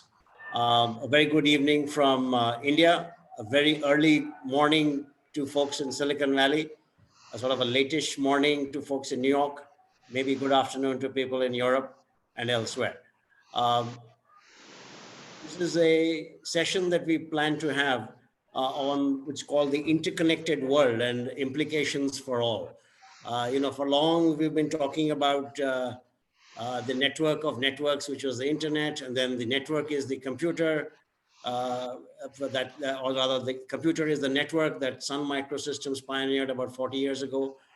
And over time, what's happened is, while lots of initiatives and projects have gotten started, it is only now that the true interconnected world has emerged, when people, things, governments, companies, and all kinds of sectors have all become intertwined thanks to the proliferation of IoT and networks and all kinds of other devices and technologies, whether it's AR, VR, AI, and everything else. So, and it's also, we are seeing a situation where there's a big merging of the physical, the digital, and the biological. And all kinds of thinkers have been talking about what does this actually mean. And the general prognosis seems to be that we are indeed living in a matrix that is omnipresent. It's almost as if we are all inside a simulation where the objective and subjective realities merge. And to talk about it and to understand the opportunities, challenges, possibilities, we have with us this evening two extremely eminent people, highly experienced, great deal of expertise and experience. My pleasure to warmly welcome first Venk Shukla, who is the founding general partner of Monte Vista Capital, has been president of TiE Silicon Valley, chair of TiE Global, and I'm sure most of us know him or know of him. So I will just leave it at that. So warm welcome to you, Venk. And joining Venk today is a friend, Vaibhav Parekh, senior partner with Nishit Desai Associates. He's based out of New York. He's one of the veterans of cross-border M&A, private equity deals, and a bunch of other interesting transactions. He's been seeing and observing what's happening in the world of law, as all of these new emerging technologies create a mishmash of opportunities, possibilities, and challenges. So let me start off right off the bat. And what we have is, I think we have about an hour So the format we will follow is maybe we'll have our conversation for about 40 minutes. Thereafter, open it up for questions, and which we will have either one of you or both of you respond to. All right. So that sounds all right. Yeah. Yeah. Great. Good to be here. Wonderful. Thanks. Thanks, Venk. And hi, Vaibhav.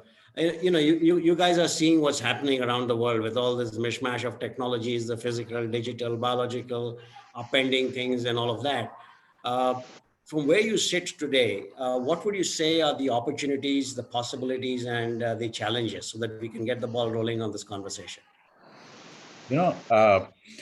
Technology industry historically has focused on, cheaper, faster, better. And that has been the relentless focus of technology industry from the very beginning, and especially in Silicon Valley. So when suddenly, with Facebook and Googles of the world, suddenly and they didn't care, you see, about one of the issues that they never had to consider, technology planners, designers, thinkers, was ethics and morality. The strategic focus was, can I make it 10 times cheaper? Can I make it 2 times faster? Can I improve the user experience and stuff?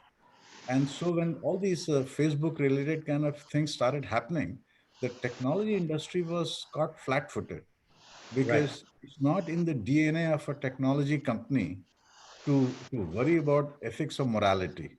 I mean, that was something that New York Times and Wall Street Journal is and the news media and CNN need to worry about. All that we worry about is, can we make it cheaper, faster, better? Right. And now suddenly you see the focus turns to technology industry and saying that, hey, if you are responsible for it. For the longest time, technology industry said, no, we are just a platform, right? This is somebody else's problem. And now you see, after all these denials and, half denials, and finally technology industry is coming to terms with the fact that they have become such an important part of the society that they share the responsibilities for, the ethical, moral, uh, and they share some of the responsibility for all of those things. And it's a very disconcerting feeling, because they're not trained for that. They're not optimized for that. It's not in the DNA. So the only industry, recent technology industry that has been a sort of an exception to this is autonomous driving. In autonomous driving, when you're building that, you have to consider ethics and morality. You have to grapple with the question that if your car is going and there's a dog is in front of you, if you swerve to avoid the dog, would you hit to see a kid is see in the sidewalk? Right. And what is preferable to you? What is, how do you program it so that it makes this decision versus that decision? Right. So I don't know how many people are familiar with the famous psychology experiment, the trolley experiments in psychology. That's right. Yes. So this is, now I think the industry is finally grappling, you see, with the fact that they need to incorporate ethics and morality into the very fabric of the products that they are building. Got it. And this is a sea change. This transition is not going to be easy. Fantastic. But you cannot get away from it now. Got it. So what you're saying is that the quote unquote, the humanity aspect has become increasingly meshed with the technology. And it's in a sense the marriage of not just the physical with the digital, but also the biological and the emotional. And these are very important issues to worry about. Right. Vaibhav, from your standpoint, the points that Venk made, clearly, touch upon issues that till recently nobody really worried too much about. How would you characterize the changes that you're seeing around you? I think you need to unmute yourself, perhaps, Vaibhav.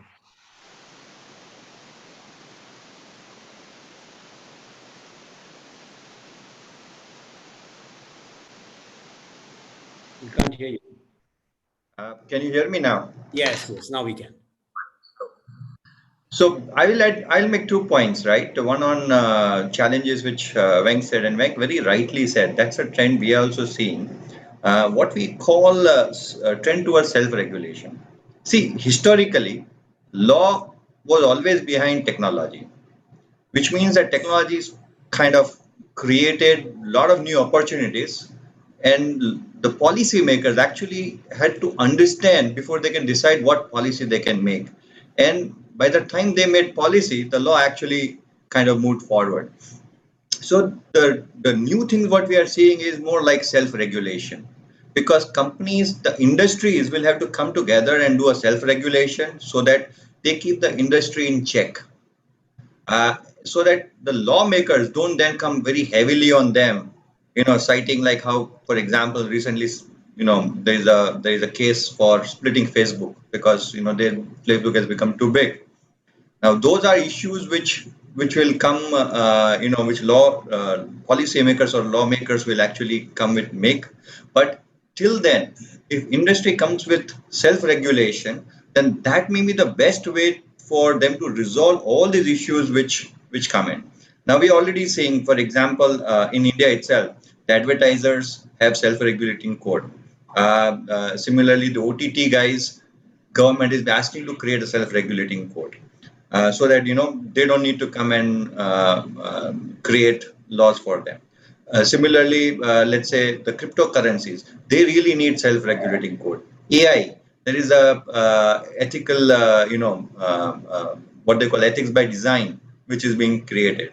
So you need to now inbuild ethics and law before even law comes into picture, into your strategy, into your development, into your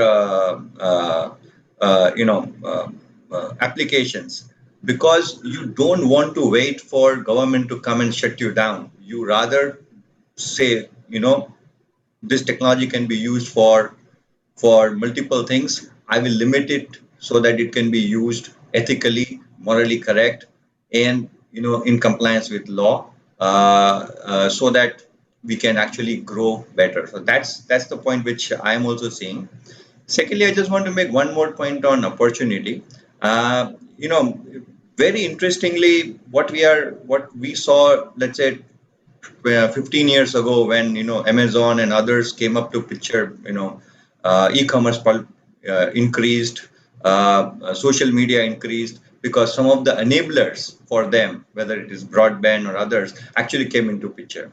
Now, similarly, a lot of new enablers are coming in, whether it is 5G, whether it is some of the AI, IoT, which is again enabler for AI. So a lot of new technologies which are coming in will actually see a lot of things which were just in papers right now will actually become a reality, and that will be a great opportunity. And we always say, with any new opportunity, any new technology, new business model, there is always a legal challenge. So those challenges will always need to be looked with what new is coming in and how we need to work. Got it. So, so the point you're making is that there are challenges, there are opportunities, and with the merger of new technologies and, the points that Venk had made, it's something that we all need to think about, which means that, clearly we are seeing disruptions taking place today, thanks to the arrival of technologies, from mobility to fintech to health tech to agri, defense, cybersecurity, biochips, robotics, all of this which drive interconnectedness are also having profound implications on a variety of issues, ranging from privacy to impact on jobs. And clearly, the point you also made about regulators going after many companies and people trying to form self-regulatory organizations and all of that, minds of governments are being occupied. So if you were to think about this, and again, I'll go back to Venk and see, or at least help the audience consider what are the possible implications. It could be a legal implication, it could be a business model implication for startups and entrepreneurs and others who are operating in this space. One is, of course, the fact that they need to be, let's say, more human and sort of consider the implications from that front. But from a business model standpoint, from a legal standpoint, how should they configure themselves now? This idea that you're talking about, data ownership, privacy, and all those things. This is a new variable, and anytime there is a the society begins to value something new, it creates new opportunities. Right. It creates new. It's another kind of disruption. So it's another opportunity for startups. So in Silicon Valley, I'm seeing a s- the number of startups that have come up and are being funded that manage various aspects of privacy is just in just last 3 to 6 months. As I have seen, it's a very impressive number. An explosion. I'm investing is in one that enables enterprises to manage privacy aspect. It's extremely expensive. So I'll give you an example.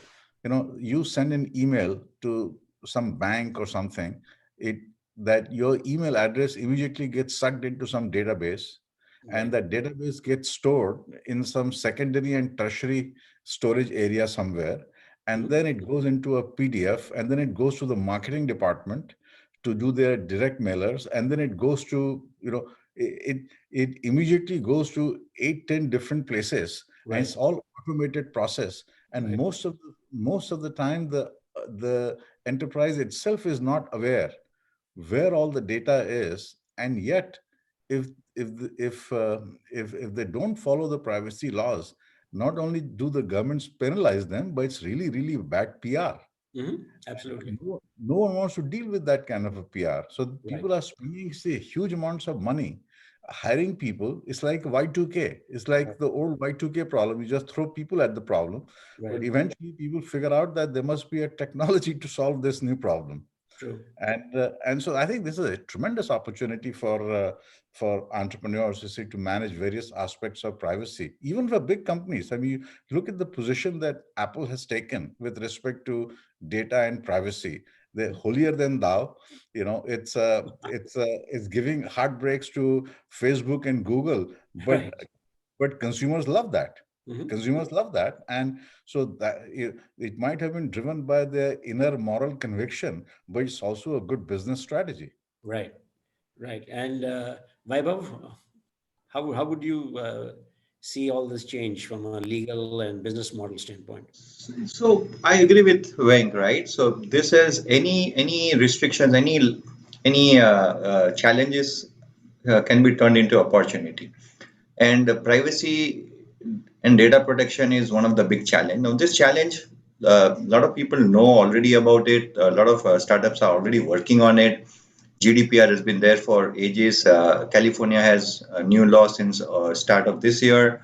India is soon going to have a law on privacy and data protection, which will create a lot of opportunities for startups. But in my mind, this is just the tip of an iceberg of what data issues we are seeing. In fact, I believe that data issues will be the largest or the top issues which a digital economy will face.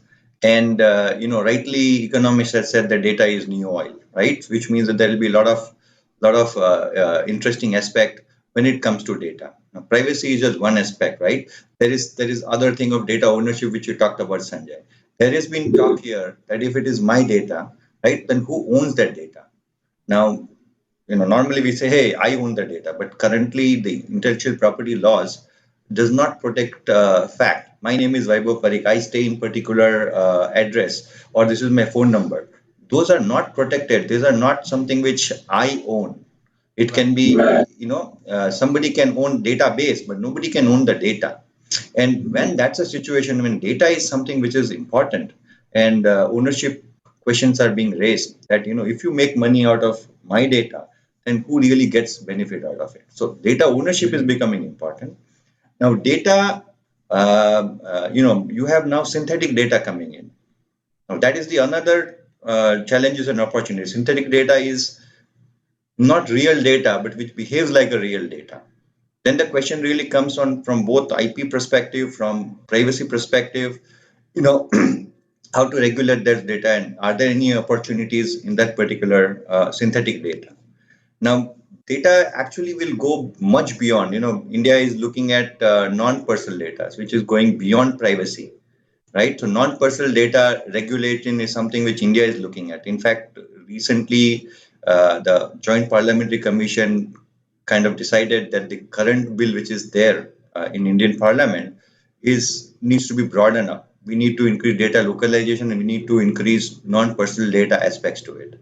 So that issues will get regulated. That will create a lot of new opportunities. Similarly, you have issues on data monopoly and data access, right?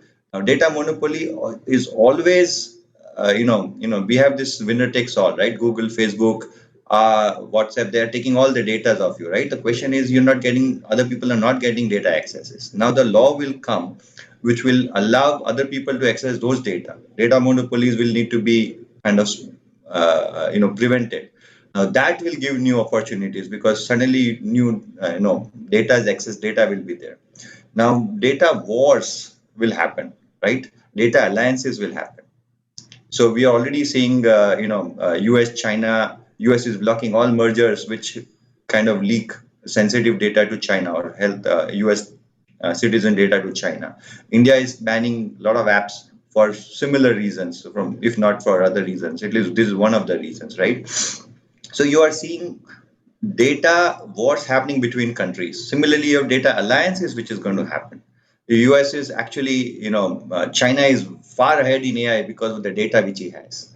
US is really looking at India to provide the data so that they can compete with China. So, you will see data alliances. Now that will create a lot of new opportunities which will come up.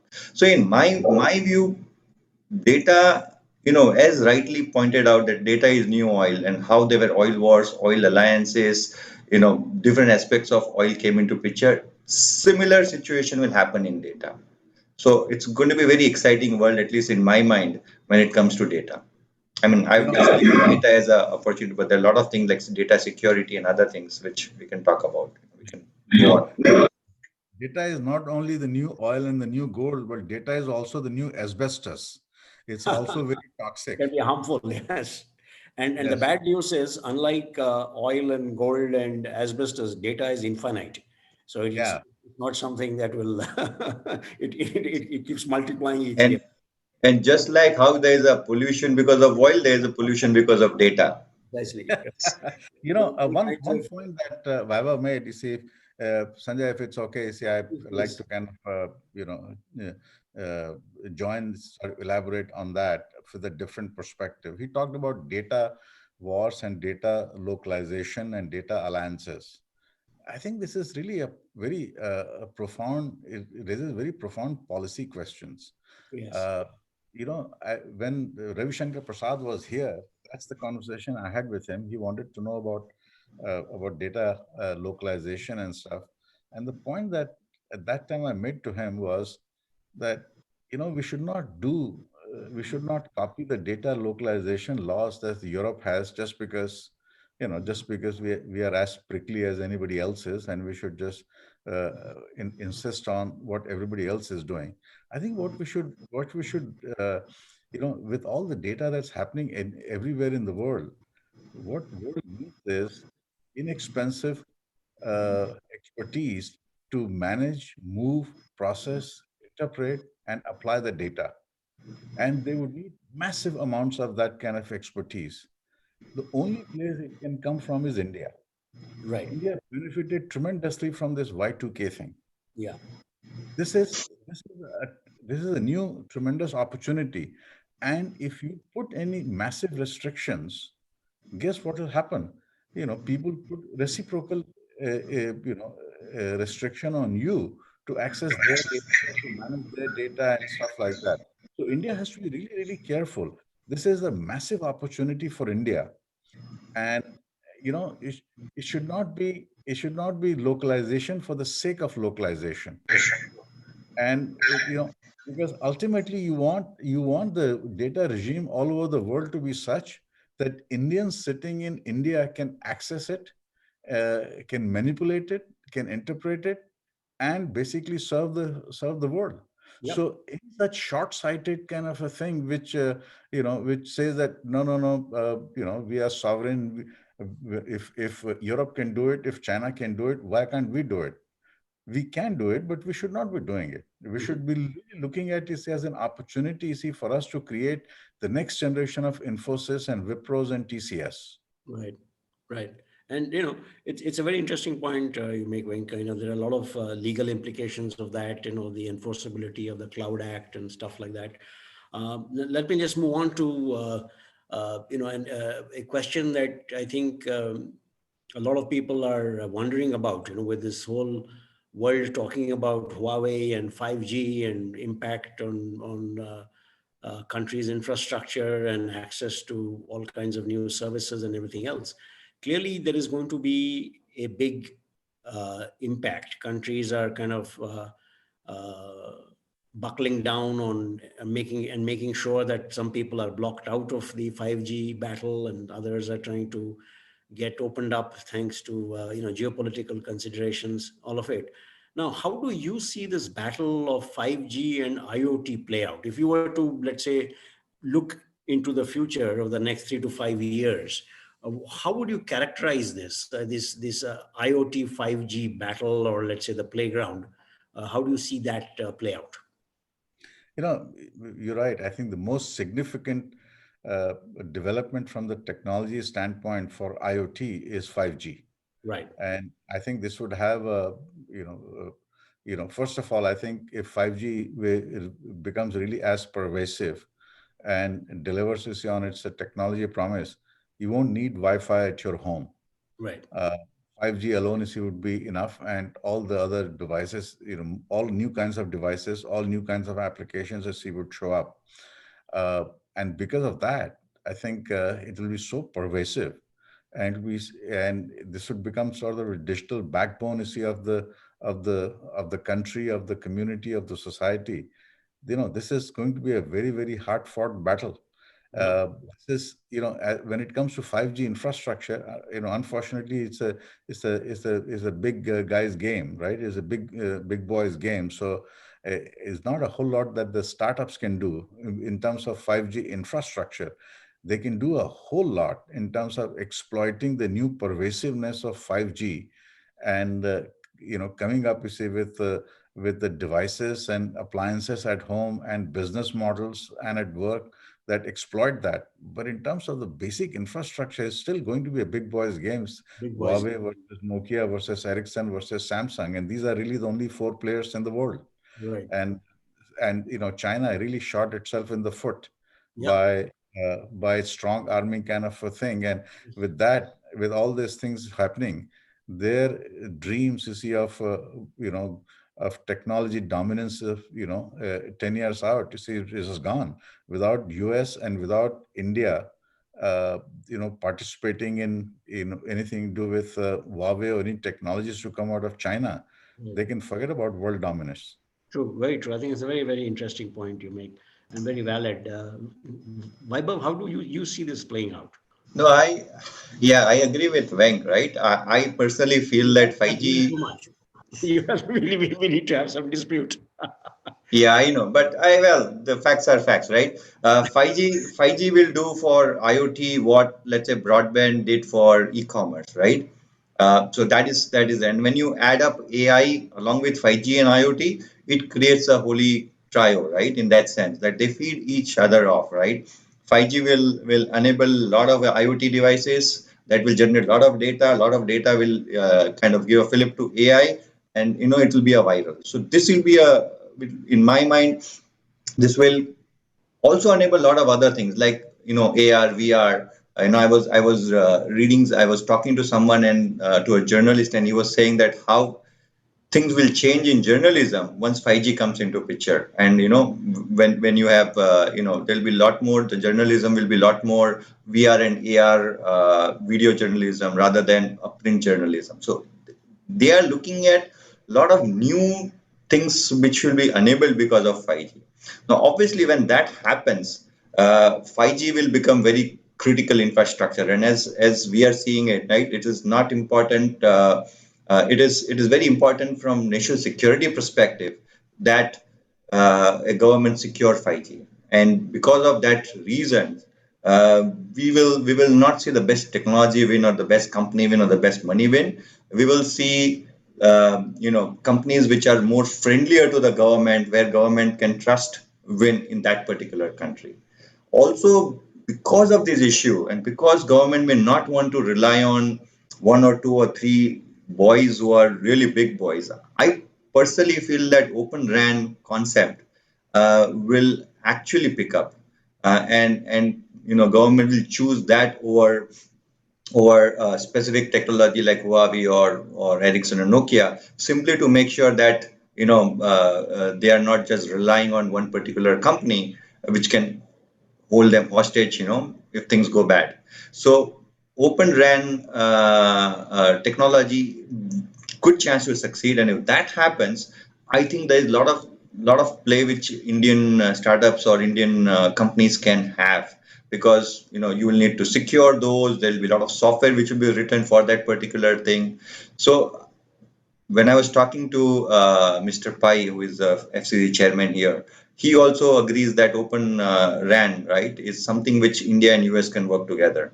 So that's something which I feel there is an opportunity and something we need to look into from Indian startup perspective when it comes to 5G.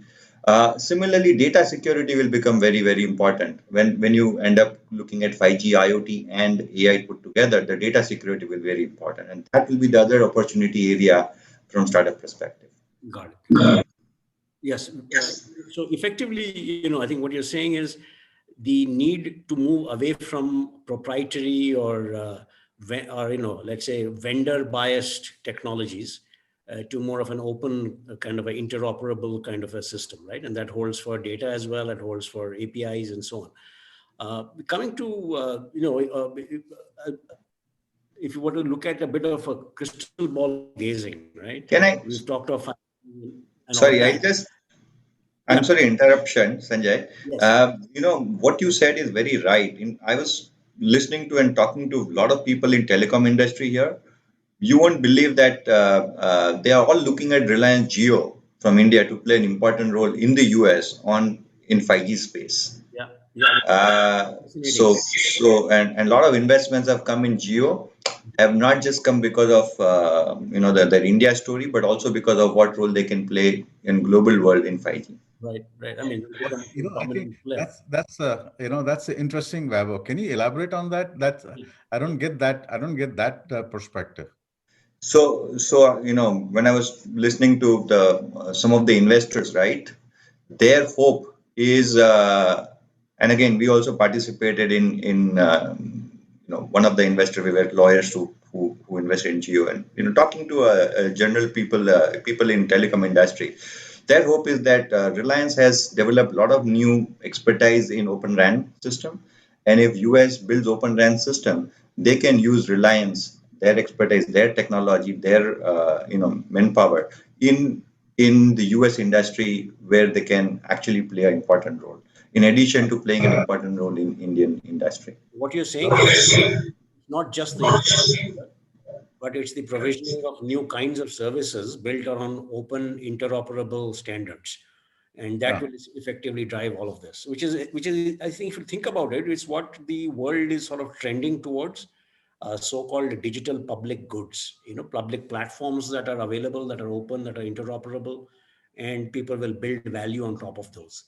Now, if you were to, a little more of crystal ball gazing, and we've talked of 5G and all that, there's also this idea about 6G emerging and quantum computing. So over the next 10 years now, not a 3 to 5 year view, but let's say a 5 to 10 year view,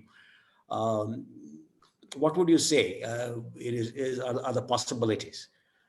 Venk, we'll start again with Venk and then come to you, Vaibhav. I don't understand much about 6G. I don't even know, what it brings, beyond 5G. I've just not, spent time, learning about that, and probably Vaibhav could educate us on that one. But in terms of quantum computing, I attended a lot of the same conversations with the scientists from Google and from Microsoft. These are the two guys who have put the most in this kind of research. It's pretty clear that this would be as fundamental, a shift as as internet was. I mean, I think this is the possibilities are so endless. So here's what has happened. The reason that internet has become so big is because computing costs here are almost down to nothing. The Right. storage costs are practically zero. Mhm. And that's why, a lot of things that are possible today would not have been possible as if, 10 years ago. Right. And it's all because it's the cost of storage, and the cost of storage is practically zero. Cost of computing is also pretty low. But now, see, with quantum computing, where world has used to sort of incremental advances every 18 months, you see, of Moore's law kind of a thing, Mhm. and this completely upends, you see, that the projection and this thing based on Moore's law. Now the amount of computing power that is available to every individual, if and when it becomes a reality, I'm still qualifying it because I'm not sure that this would be as commonplace as just commonly projected to be. But if it does become that way, and you can buy quantum processors off the shelf, Right. I think this will have a profound implication. The biggest impact it will have, you see, on security. Yeah. No password, no this thing, nothing is safe. Very true. Very true.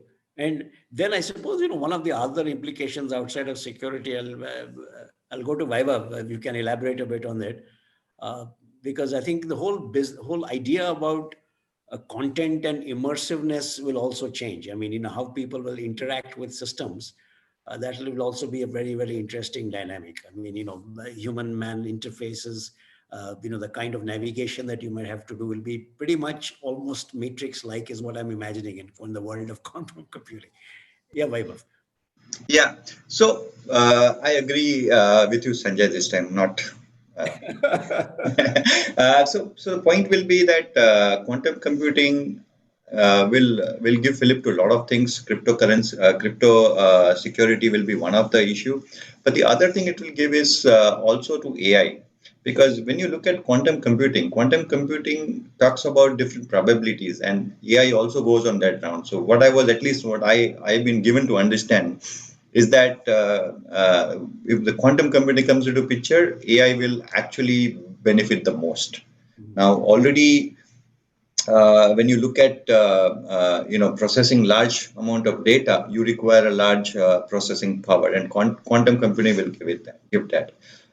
Plus, there are a lot of other things like in medical industry where quantum computing will become very useful. And the way I look at it, I don't think quantum computing immediately will replace your normal computing power and become general purpose. The quantum computing will develop for specific industry. So it will develop for medical, let's say clinical trials. So it will develop for molecule developments. So it will develop for specific industry, for specific applications. That's what is going to happen first. In at least in next 10 years, that's what the aim is. It will develop for different things, specific things. So some of the few things which is there, like medical, molecule discovery, AI, security, they are going to be your initial use. And I'm already seeing people interested in actually putting in money. VCs are looking at investing in some of those companies who are working on quantum computing. So that's a good sign. Got it. And as far as 6G goes, 6G is fun, at least what I understand is 100 times faster than 5G. So what 5G will enable you to do, 6G will do even better. So I don't personally feel the reason I ask is that I think China took the bet on 5G and made heavy investments in it, both at the standards level as well as from an R&D technology level, and built organizations that would take advantage of it. So that was a journey that they took. It took them about 10 years to get to where they are today. Similarly, for companies today or countries today who are said, 5G now is pretty much gone. There's no point in trying to become yet another 5G player today. So therefore, is it time for us to start investing and becoming players in the world of 6G? So asking actually from that standpoint. Yeah, no, so I personally feel that it is unlikely that you will jump 5G and go to 6G. Right, right. Got it. Okay. Now, all of these conversations that we've had so far, talking about implications of the interconnected world for data, for AI, 5G, and so on.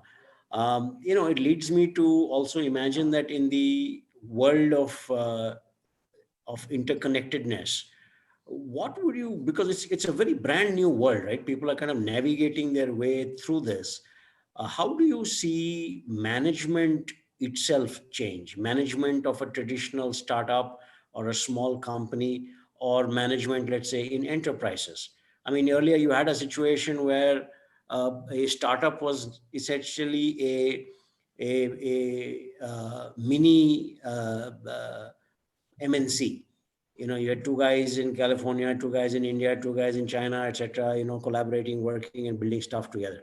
But now in this new world, do you actually think that management of these companies themselves will change? Do we need a new class of leaders, a new way to think about building companies? What are your views on that? Okay, let me go first this time. Sanjay, Weng said it earlier also, right? That companies only thought about how do you make it faster, cheaper, right? And that's a very narrow expectation from the leadership perspective, right? That, okay, how can I just make this company faster, cheaper? Things are changing drastically now. The management will need to now think a lot more deeper. They will need to not just become a good technologist. They did not just good the management person, the leaders. They will need to become a lawyer. They will need to become a policy maker. They will need to become environmentalist. They will need to become. They will need to wear multiple hats of things which are getting addressed in society in general, because no longer a situation is there that I will just do this job and that will make me successful.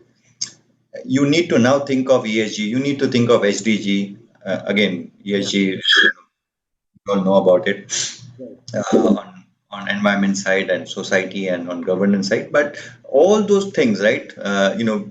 We just discussed that you need to think about ethics. You need to think about other things. All those things will need to come into picture. Already started coming into picture. I mean, it's not something which is new, but when you look at startups, right, they are still very narrowly focused. Now, a lot of things, and I was talking about ethics by design. Now, ethics by design is something which you need to incorporate while designing a particular product. Now, when that happens, you can't just think that I will create a best product. You need to create a best product which have incorporated ethics as a part of design. Explainable AI is another thing which from AI perspective world is going towards, right? How do you explain, how do you make the AI transparent so that people understand why it is taking a particular decision, right? If that decision, as Venk was mentioning, right, that if the autonomous car, and if you're going to hit A versus B, what decision you will take. Now, it's not just enough to have a black box to say, I put algorithm and this is a decision you took. You need to be able to explain the decision, right? So that needs to be built in during your development of product. So from startup perspective, the thought process will be much wider. You will need to become kind of a master of all rather than an expert in one, and you will have to build on different resources to do it, but ultimately you will need to put at the time you are developing a product. Right. Venk? I think one implication that I see purely from a startup perspective, and I'm seeing that more and more now, is there used to be a bias that that the core team should be in one place, and then you see and then on exception basis or on skill set that's absolutely needed to see you hire in other locations. Now, what has happened is that the two things. One is, of course, this COVID thing. Everybody's working virtually anyway. And the second is just the expenses of hiring in places like Silicon Valley have driven this other consideration that that I think you should start startup from scratch, as a purely virtual entity, which means you start treating, so the companies that will be successful in this new paradigm would be the one that know how to manage people, uh, when everybody is sitting on a computer and nobody is in a physical office where you can will give them perks like massages and free this and free that.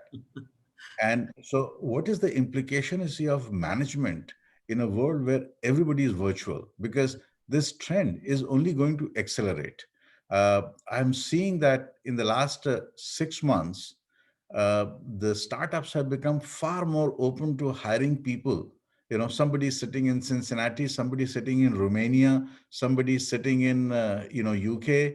I mean, this was unthinkable that a startup would hire its head of marketing Right. uh, in London. Right. Now I'm just coming across a situation where this one is just coming up, and they are hiring. You see, had one person sitting in there because uh, because the imperatives are very very different.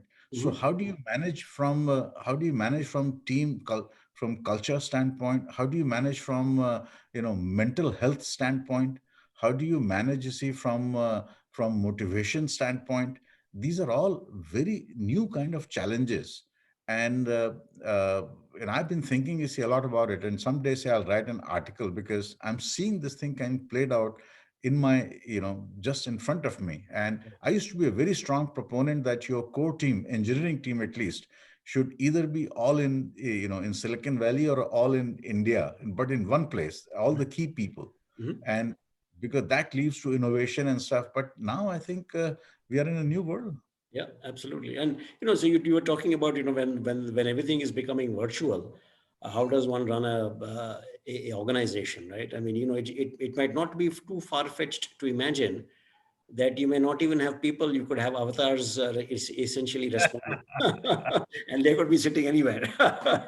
So just to sort of move on to a related point, an adjacent point. Clearly, I think you made some very good points about the idea about how management of organizations would change. Uh, you know, you are a VC and Vaibhav is a lawyer.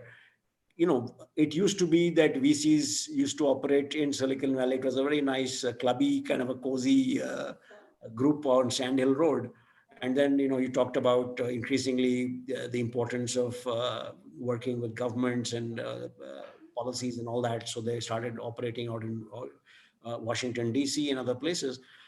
How would you see the role of VCs themselves evolve if the underlying company and the trends that are impacting everybody, government, societies, customers?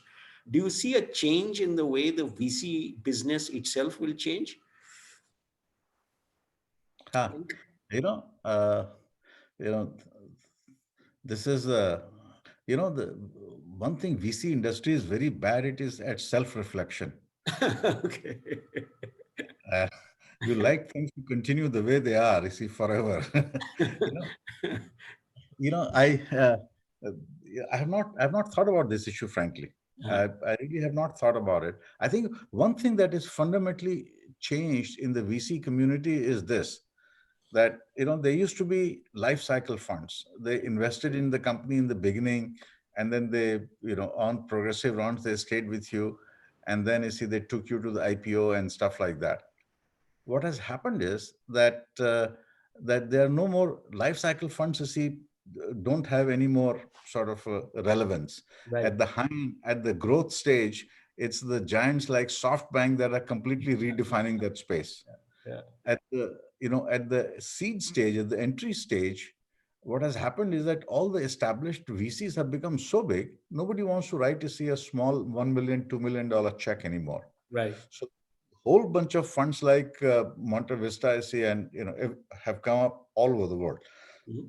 So this is stage specific, VC stuff that has come up all over.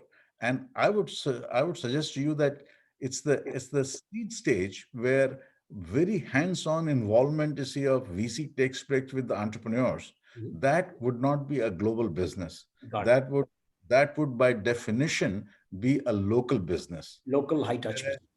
Local, very high touch kind of a business, because the judgment, massive amount of judgment is involved, that in the context, in the circumstance, in this area, this entrepreneur, and does it make sense to invest in and stuff like that. So that would always remain some. I think the Series A and up Series A, Series see a change. That probably could become global, and it is becoming global actually. SoftBank is, no Global. matter where you are, SoftBank is there.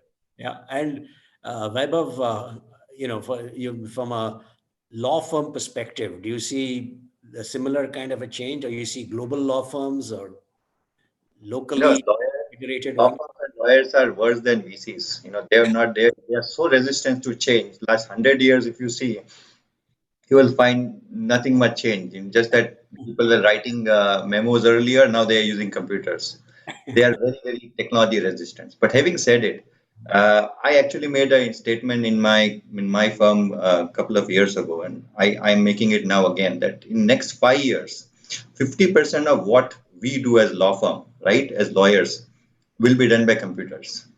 Our business will get disrupted drastically, and this is a great opportunity for legal tech firms. In US, I'm already seeing large law firms setting up 100% subsidiary of technology companies, right, to take care of their customer problem by developing technologies. The law firm business will evolve. They will no longer become a simple legal advisor. They will become a solution provider. They will also start seeing merging happening. Interesting. You're going to see different things. For example, I'll give our own example. We as an experiment came up with a new concept of strategic legal practice. Strategic legal practice means that all these McKinsey's and all the consultants use data as a base, as an input to decide what the strategy should be. We believe that even law can be used as a base to decide what your business strategy is. Right. So, especially in certain industry, it may not be in all industry, but in disruptive industry, in industry where people are playing in gray area of law, right? Whether it's the Airbnbs of the world or Ubers of the world, where Facebooks of the world, where things are, laws are not there in place to take care of those things, right? Now, when you use law as a strategy, it can give you a very strong competitive advantage.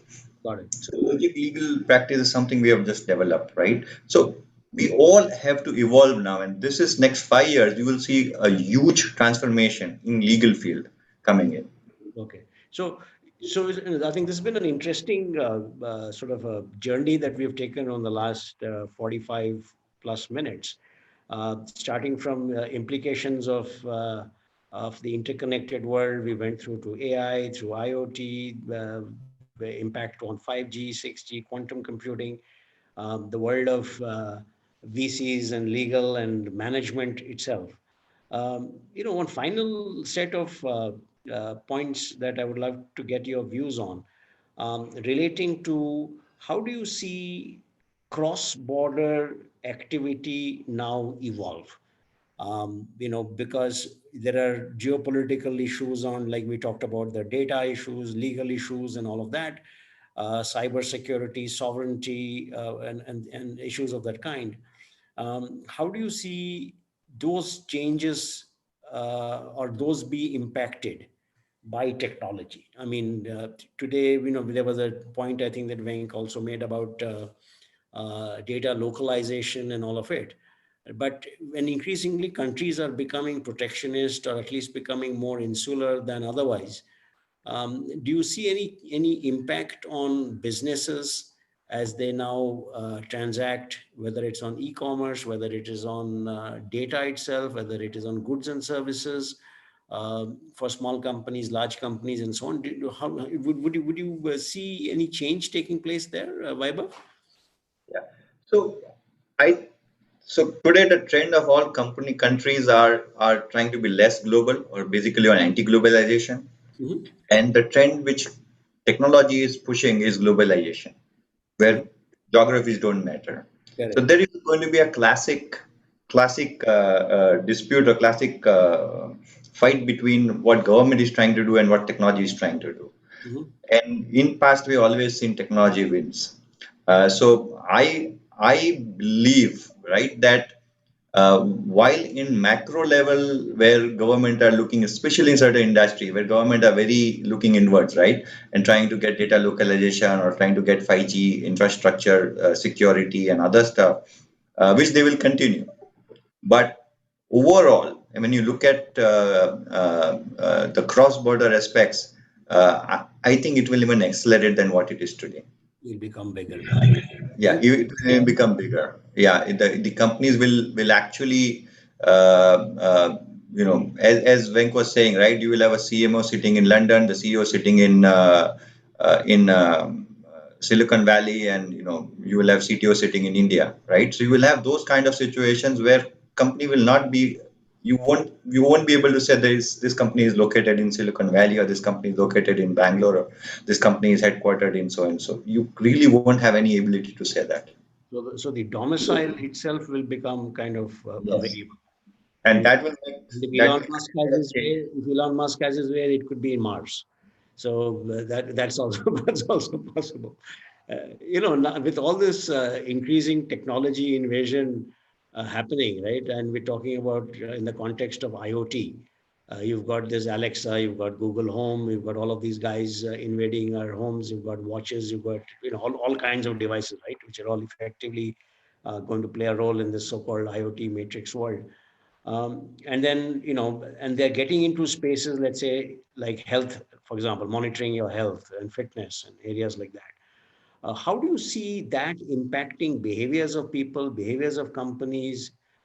You talked of self-regulatory organizations and all of it, but do you see any particular industry or sector, let's say like health or agri, which are very important national level issues?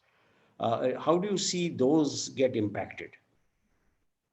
Hey, Sanjay, Yes, before we discuss this, I think Vaibhav made a point, you see, about the distributed kind of thing, and you talked about companies you see all over, and this boundaries kind of getting blurred and stuff. Right. Very interesting debate going on in India right now. Sanjeev Bikhchandani actually wrote about it. Yes, I saw that. Yeah. And I have a lot of respect for him. But the point that he made was that Indian companies incorporating in Singapore and Delaware is like East India Company colonization happening all over again. Right. And I found that thing to be really, really strange. I think the reason that people are going to Singapore and Delaware is very simple, because they don't find operating under Indian laws to be as globally this thing.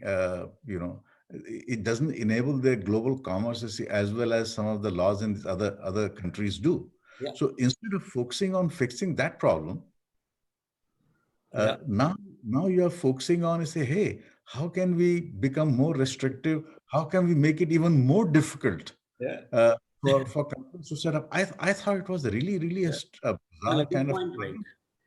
Good point. I agree with the point you're making. Effectively, the regulations and tax policies and all of those need to change. And I suppose it's a good time to bring Vaibhav in on the issue of taxes. We worked very closely for startup policy. What government came with startup policy actually was hard work by Venk, right? And supported by some of us, right? Where we addressed this particular issue. We talked about why companies go and put their headquarters outside India, right? And why India will become kind of a cost plus development center, right? We address those issues, and we said that there are three areas we need to address, right?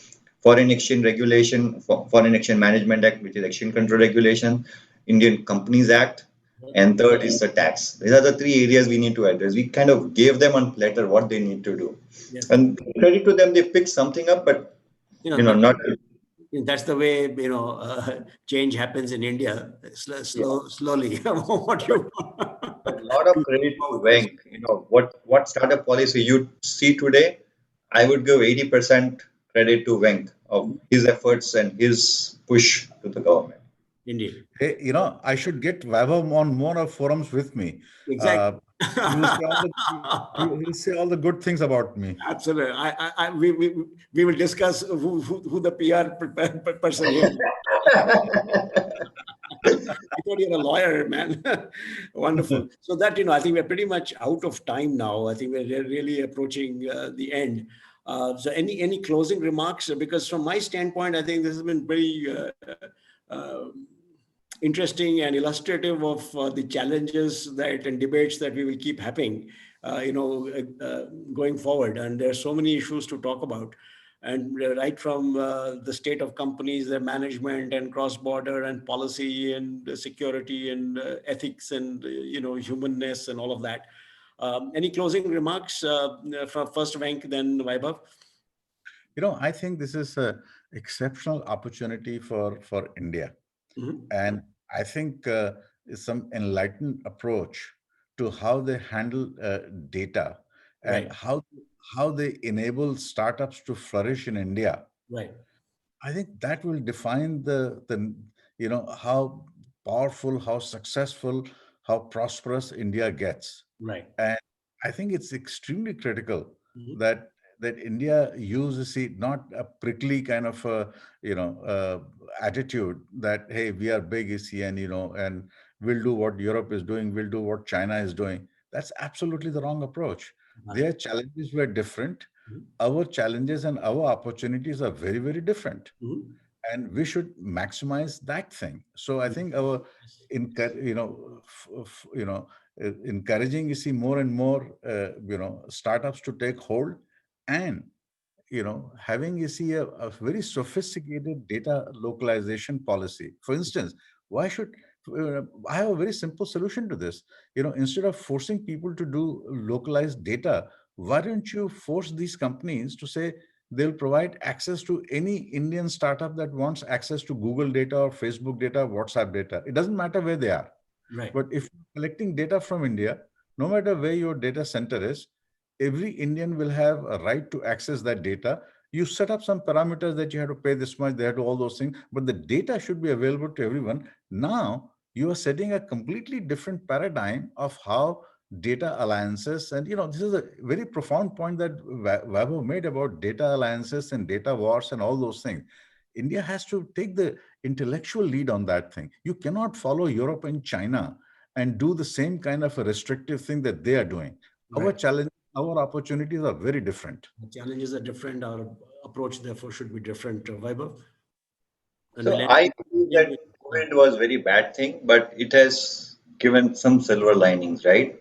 And one of the things which it is giving is giving India a great opportunity, Indian startups a great opportunity to become like startups in Silicon Valley or anywhere in the world, right?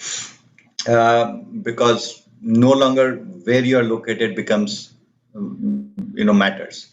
So India should change the mindset of being service provider, being like a cost plus development center, and start thinking about what I'm sitting in Silicon Valley. Never sitting in Silicon Valley, what kind of products I would make, what kind of things I would make for global world, right?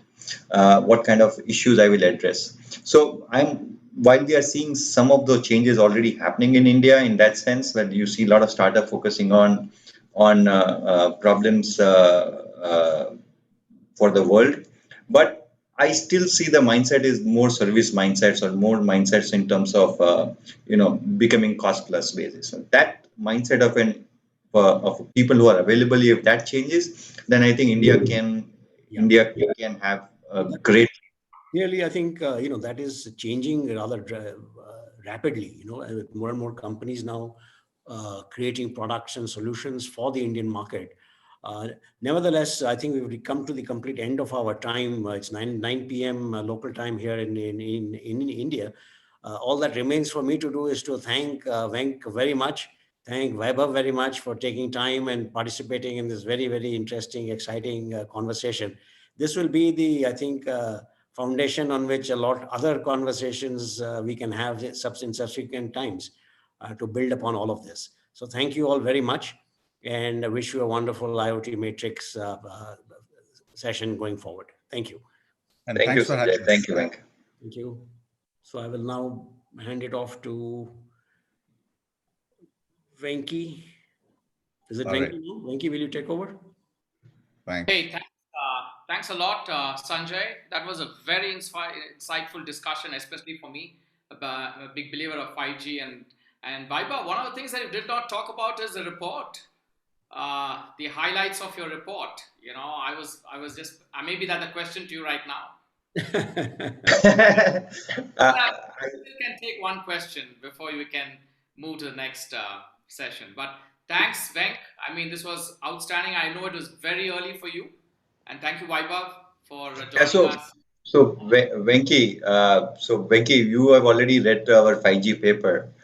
So we have written a 5G paper addressing the business and the legal issues in 5G. If anybody wants it, feel free to just ask us. We'll be happy to send it to you.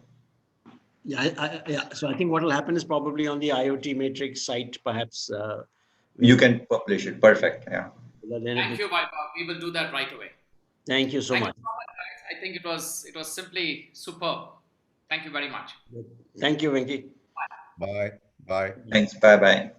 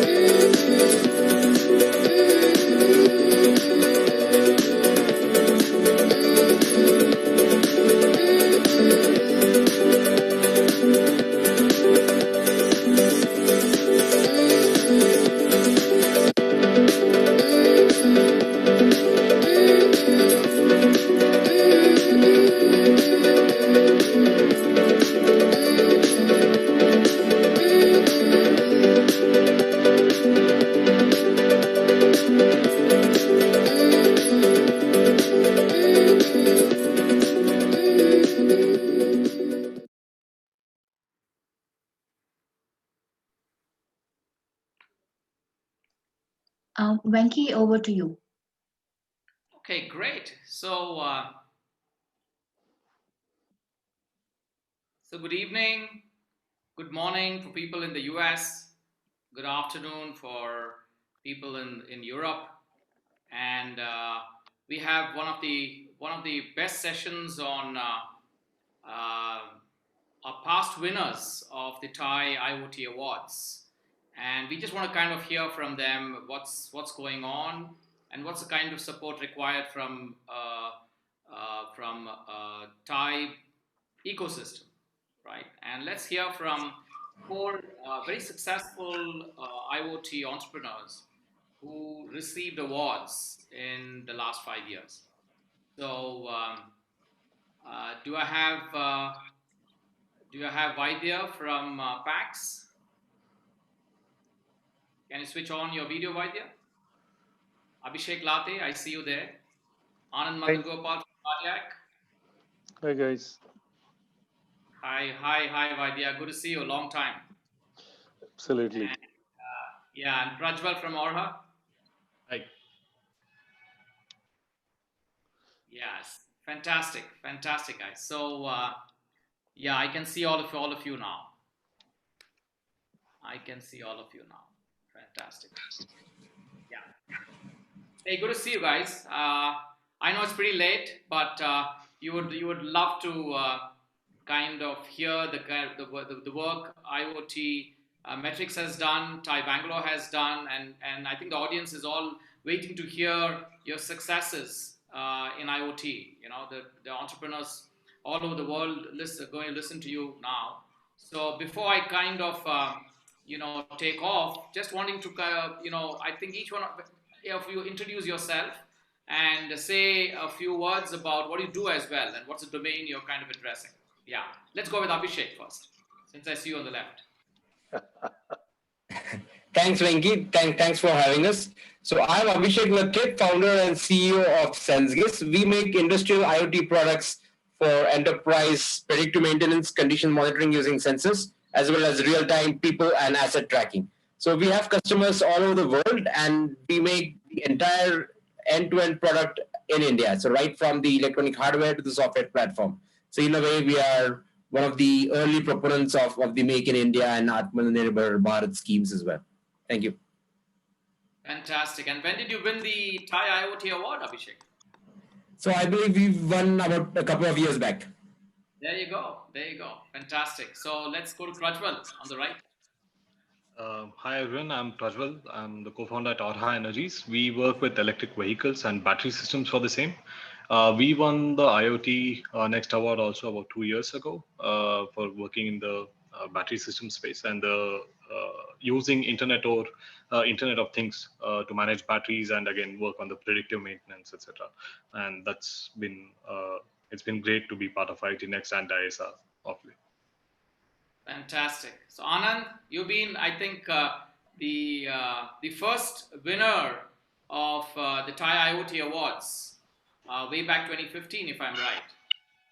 You were the first, right? So talk about what you do for the audience. Okay, so I'm from a company called Cardiac Design Labs. We make equipment, algorithms, software and platform for cardiac diagnostics and monitoring today. We've extended our devices to monitoring space. So some of the things, healthcare companies with diagnostic capabilities is a long haul, and proving a solution to be able to match and deliver what doctors require is a tough journey for us, and we've been doing well today.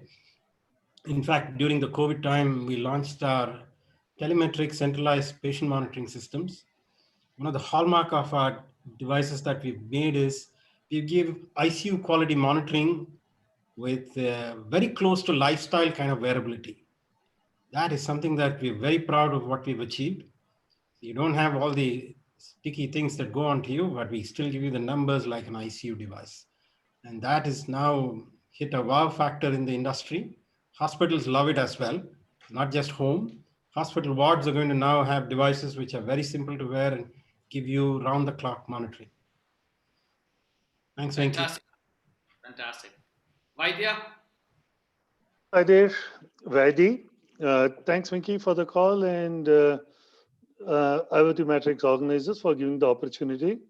In the first instance, I must say it was lovely to see the flashback video, jostling around with people, mingling there in person. Wow, that's nostalgic, man. Suddenly that looks so far away. Okay, just quickly introducing myself. I'm Vaidyanathan, founder and CEO of PAX, Personal Air Quality Systems. We are an end-to-end IoT solutions company leveraging IoT, location intelligence, and ML for personalized health advisories and solution. We do devices also.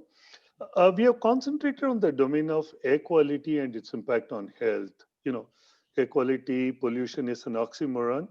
How to get meaningful insights? How does it impact health? Well, we know it does, and getting a monetizable business has been the challenge. But the good news is we do offer multiple solutions like solutions for smart cities, smart buildings, and smart homes, apart from personal devices. So in the post-COVID world, air quality, airborne vulnerability, and such has accelerated the demand and requirement for our products. And this has been a fantastic forum and platform to share knowledge, thoughts, meet some outstanding entrepreneurs and intellectuals. Delighted to be here. Thanks, Venki, once again. Over to you. Oh, fantastic! Hey, great! It's great, guys. I think you know it's it's an honor to meet all of you because you guys have stayed the course and you have scaled your businesses. So I think it's very important for us to kind of have an exponential growth in this entire IoT ecosystem, right? And we don't see that today. You know, we don't see that today.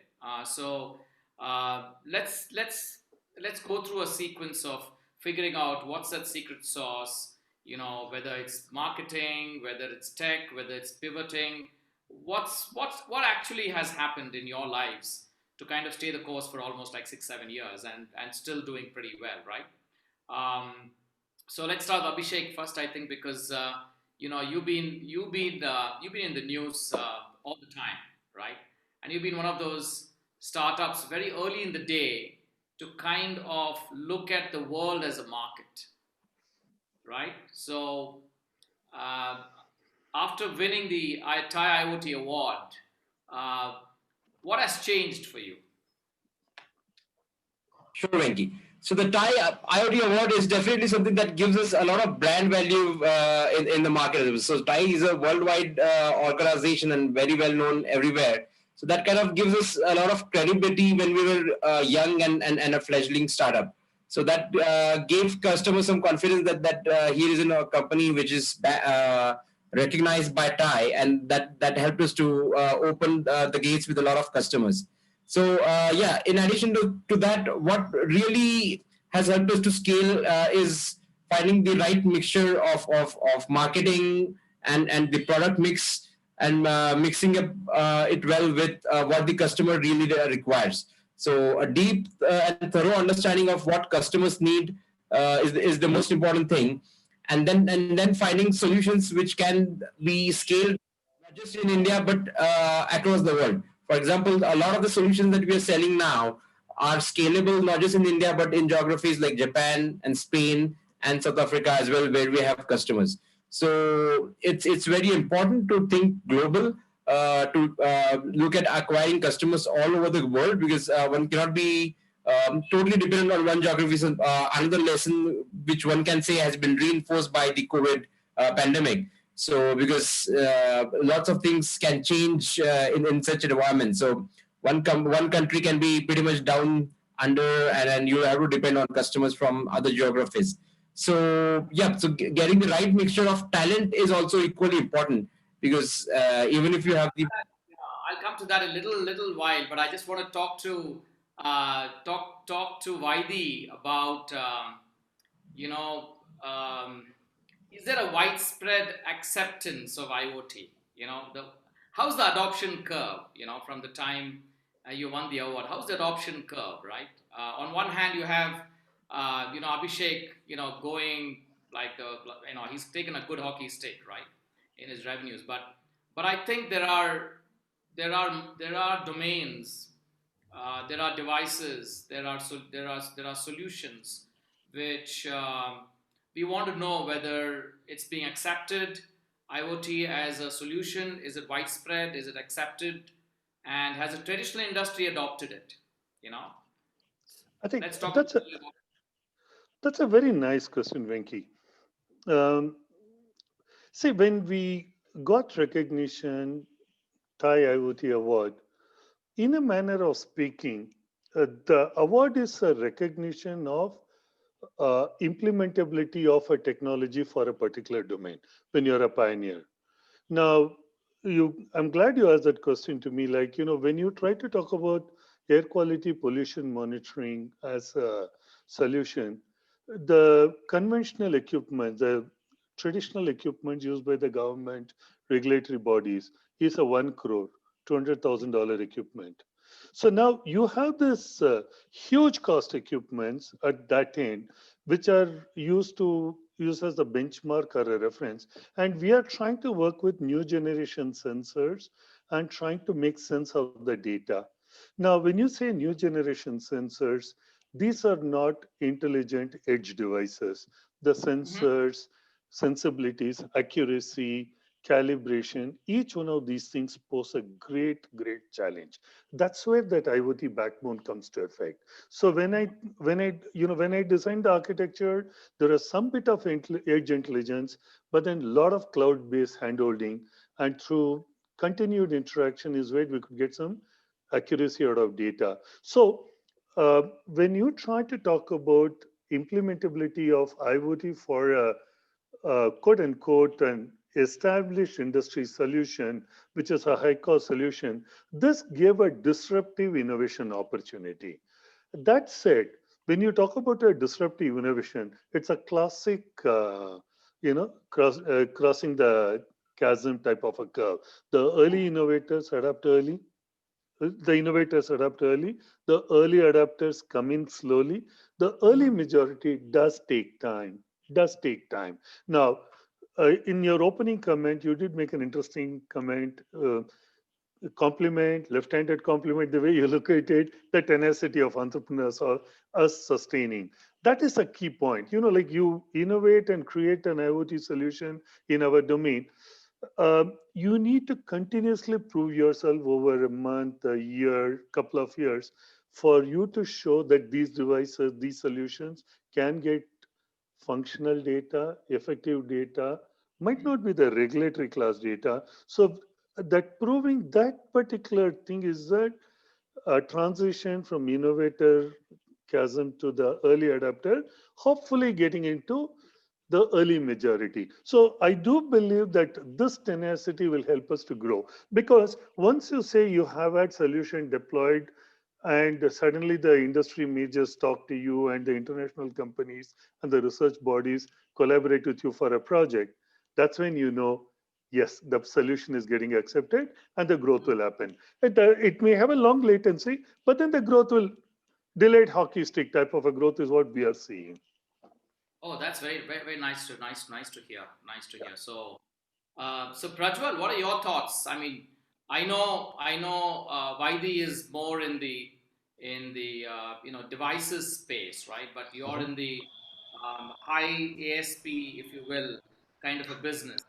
So how do you see the early adoption in the automotive world? Uh, that's a very good question. I think the willingness to adopt IoT in automotive is there. So people do want to make use. You have a lot of people who want to work towards autonomous systems or smart systems, smart traffic systems. What we would say is that what I would find is that there's a lot of difference in what people want to do and what we've been able to achieve on the ground. Right. That being said, from the time we won IoT Next a couple of years ago, I still remember we were there with our, I think, third prototype or something like that, and now we've done like two more reiterations on the design we've launched last year. But in the meantime, what we've been able to do actually that we don't talk about as much in public is that we've been able to use and build out our battery technology and couple this with the IoT system, because this is one of the key challenges that everyone in the EV space is experiencing. Advanced battery systems are very expensive, so you really want to ensure the the health and the reliability of these systems, and uh, working with the OEMs like us, small or big, working with OEMs like us and making use of sensing opportunities and remote monitoring and health monitoring opportunities has actually helped us to work and deploy business models which we've piloted with our customers of late. And what we've actually managed to now prove with data is that we've actually helped them improve their earnings per asset by 1.5 to 2 times. And this is something that we've actually seen on the ground over the last couple of years, couple of months. And this is something that we managed to deploy and validate pretty much just after the COVID lockdown came out, etc. Right? So there, I believe that the uptake is fairly slow on the market. People see the use case for it, but the being in India, the cost factor is always a concern. But if people can work out how to use IoT and the other factors around it to address these problems, then the benefit is there for everyone to see, and this is something that you can actually see on numbers. That's interesting. That's very nice. So coming to Anand. Anand, you've been at this for the last seven years, and what have been your I before we come to challenges, right? So I actually want to understand what have been your achievements so far, right? Because you've been here for quite some time. What have been those achievements? Small or big doesn't really matter, but IoT startups need to know what all you've achieved so far. So one of the early products which we made was for Holter monitoring, connected Holter monitoring, because we wanted to show that you don't need to do the test like the way they traditionally done. But it took some real good time to crack in because people needed to buy in. Initially, people resisted. We don't need connected. We'll record ECG and we'll analyze it using the PC the traditional way. We said, okay, we were forced to cut down our connected story and build a recorded story. We actually gave PC-based connectivity to the retrieve data. But it's taken some time. Now, the same vendor who's servicing those hospitals in Bombay and Delhi come and tell us, we said, how's the connected story going? They do not want to do the recorded tests anymore. It has become a de facto when they tell their customers, we'll get you a test if we know how you're doing during the test. These tests are long term, 24 hours, 48 hours, some of them even 7 days. So every day detailed report going for the day actually is a selling point to customers. Now the vendors themselves have realized people are asking for what they call the continuous status or update on what is happening when long-term tests are done. So you see, connected scenario actually has come from end customers. The end customers are not really the so-called tech-savvy people. They're simple old people from the earlier generation. So now these vendors now come back and one of our biggest strategic investors actually told us, let's stop all these recorded Holter tests. Let's do online all of them. Why? Because there was this very simple conversation. This anecdote is very important to note. He said, I have a patient, I want to know how she's doing. I said, but doctor, you asked us not to run the connected test, so we won't know until she comes back. Oh, that's very sad. I said, we have the tech. So let's do all of the tests connected henceforth, he said. So you see how the scenario is changing over the years where people want to stay connected because connectivity brings a certain updates which the traditional systems cannot provide. And you have multiple benefits. You can stop a test halfway. In this breakthrough for people to accept connected scenario in a traditional healthcare setup, where the healthcare change makers cause the resistance, it's not the customers, it's not the end teams. It's these people who are used to systems, they don't want to make a change. Because when they make a change, they fear they become irrelevant. That is a thing which causes resistance. That's taken many years. But let's just move forward to the last 1 year. It's been a phenomenal year. I'll tell you why. We're adding multiple sensors to actually target the in-hospital monitoring or home monitoring. And our pitch was, you don't need the nurses to do data collection. Why? Because anybody doing mundane work gets lethargic, and something that funnily creeps in is all the data authentic enough? Because it's all manually taken in. Recordings are done in front of the patient. What goes on to the pen and paper is something else. So that is a age-old problem that has there. There are patients who have died at a certain time, and then you see the charts are filled till 4 o'clock in the morning. The patient has died at 12 at night, 12 or 1 at night. So this is you can't blame them because this is something mundane. And when we actually try to test bed such things at a hospital, they resist because they know their job is at stake. But they don't realize their job from mundane data collection moves to patient care. But COVID came and taught all of them this in one shot. It just happened in 2 months. People do not want to go collect data now. Hospitals are talking about how can we digitize the entire space. The rapidness in which people are now talking about which device can I put in a ward that I know I can take care of patients digitally. I don't want anybody entering anything anywhere now. It should all come in. People should be called in to serve for patient care, and that should be limited. Now you see what's happened. IoT is got a kick off the thing in healthcare now. All the resistance is out of the window. We go show demos now. Everybody is open to a meeting. They ask questions, how will it do this? Will it do that? There's one-off guy who will come and say, is it really useful to us? We tell him either you rely on manually created data, or we give you digital data, which is accurate. Now, which one do you prefer? And then he keeps quiet. He knows where we are touching. And now nobody wants to go near patients as much as they like to earlier.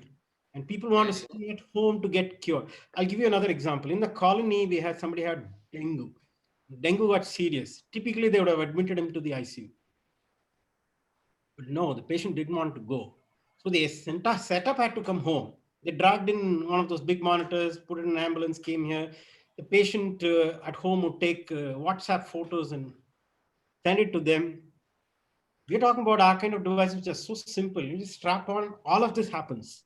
And I give you trend charts. I tell you how the patient is faring. Is it enough to pull him off support? It's not required because he's actually started to heal. Now, all this is suddenly happening with our current device. And we're now talking in huge numbers. There's a big hospital in northern Karnataka that's about 3,000 beds.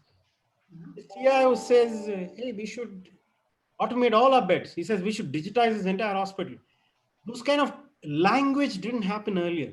Now it's all different now. It's completely different now.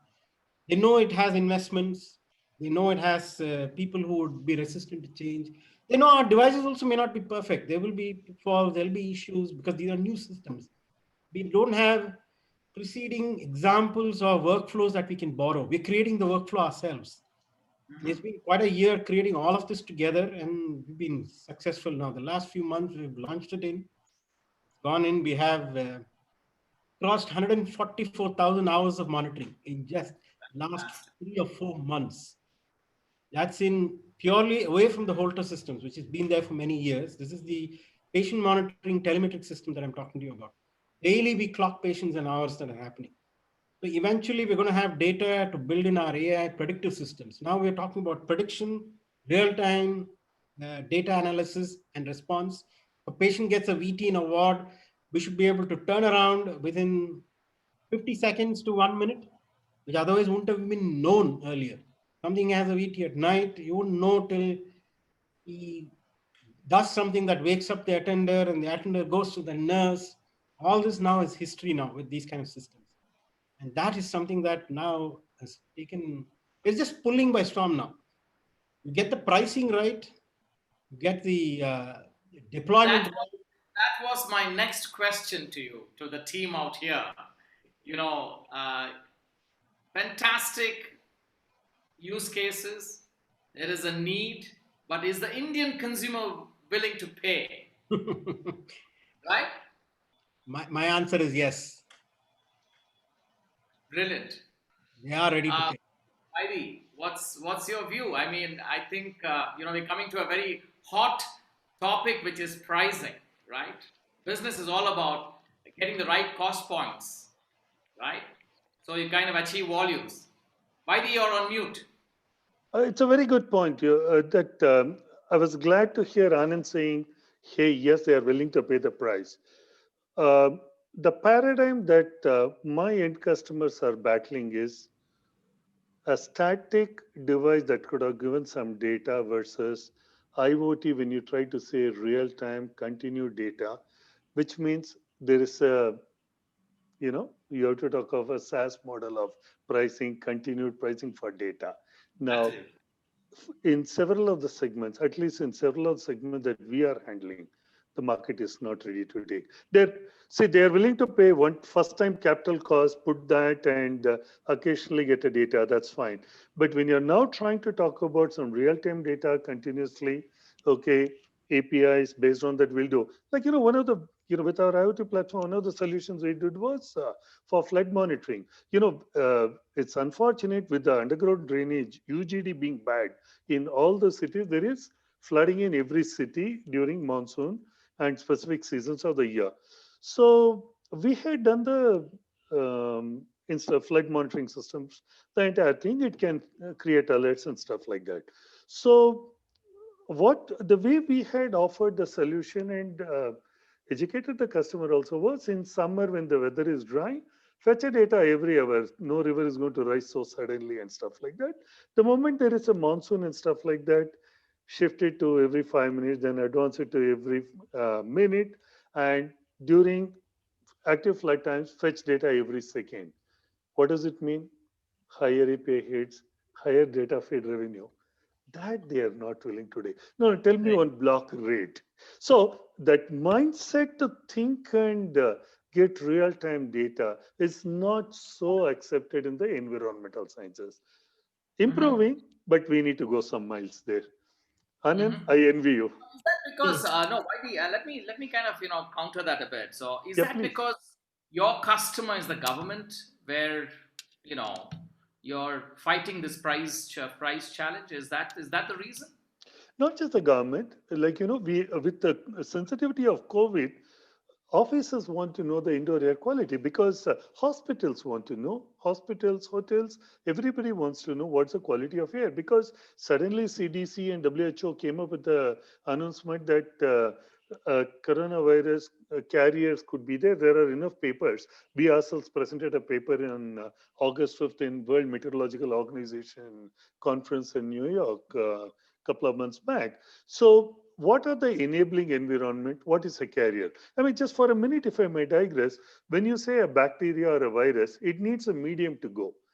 It needs a medium to get carried. It doesn't go in a vacuum. So there are air parameters, there are pollution parameters, there are some carriers that enable carrying of this. So when you try to say that, if it is a hospital as an environment, when you need to measure it continuously, based on the dynamics of the whole things, you're able to give the red, green, yellow alert type of a thing. So this calls for a continued engagement with the data, and you need to pay for the data, pay for the feed, pay for the alert.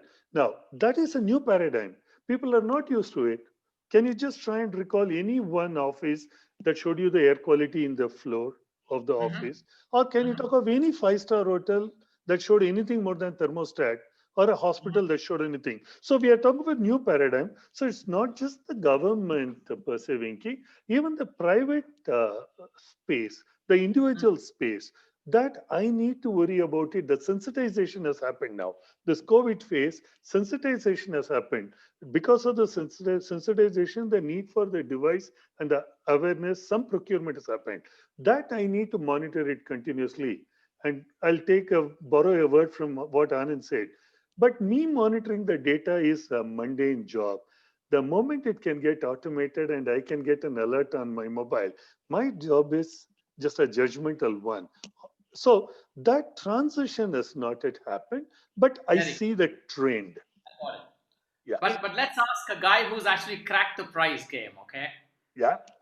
Abhishek Latte, was very early in the game, cracked the price point. Let's hear from him on how he actually went about, getting to the right price point so he could kind of, achieve volumes, right? So Abhishek, please Thanks, Venky. enlighten us and the crowd here. Absolutely. So when we talk about an IoT product or an IoT solution for the Indian markets, more specifically in the industrial IoT domain where we operate, the most important thing is the customer is willing to pay if you can show him ROI.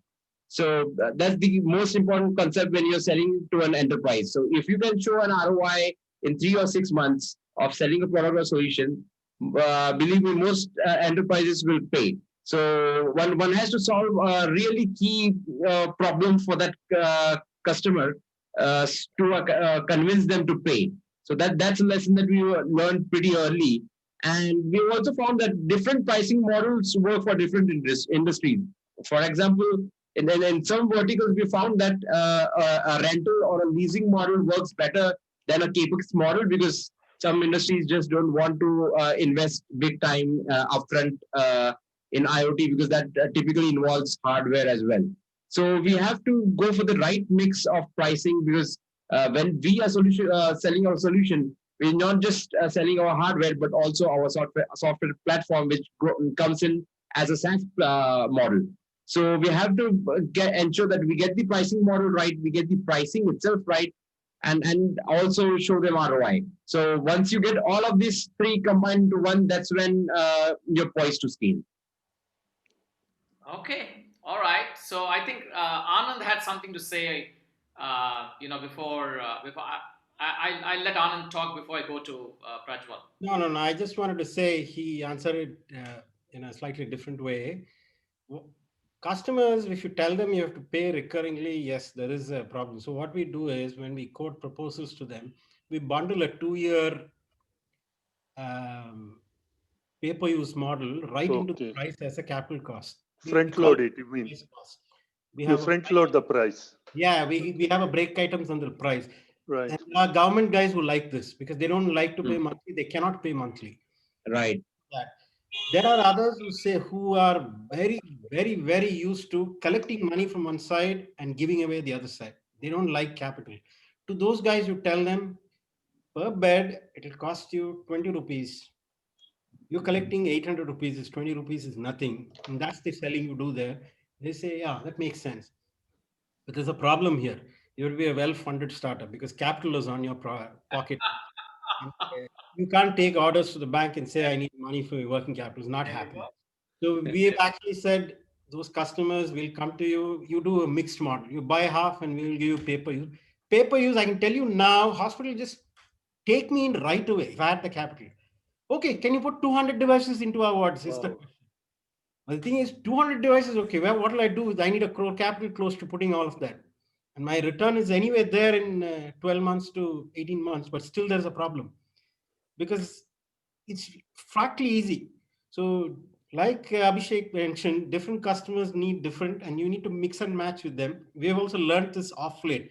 Suddenly I realized you talk the right language at the right place. He's not even resisting. He says, go ahead. So we did one fancy proposal. He said, can you just say unit cost for a product? We will tell you how much we want. Whether you put printer there, whether you put PC there, network router, you want a monthly fee, all that he doesn't want. He says one price. You tell me how many you're saying, we'll put it down in that and price just gets fixed. I think that's the trick to getting a SaaS model through. If you go tell SaaS, I think some customers don't like it, some of them love it. That's an interesting point. Yeah. That's nice. So, hey, Prajwal, you seem to be smiling your way because Yeah, I'm smiling because you are the industrial IoT market, which is or industry 4.0 market, which is huge. Potential is huge, and you're right. So, does price have a problem with you?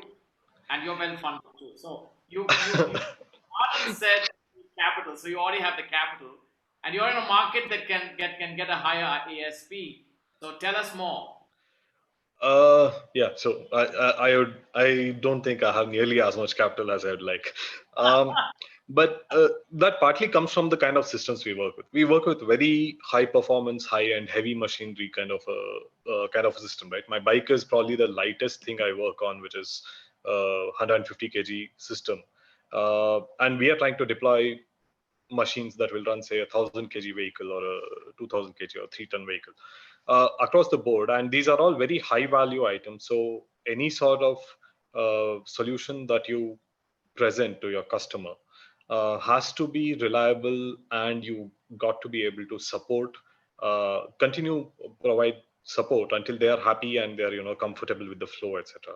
Because a lot of my customers the young ones are really easy to work with, right? The young startups or the upcoming guys, they understand, and they don't have the legacy issues to deal with, so they easily adopt. And some of them are actually open to the whole SaaS model, or service as a model, or even pay-per-use kind of a model.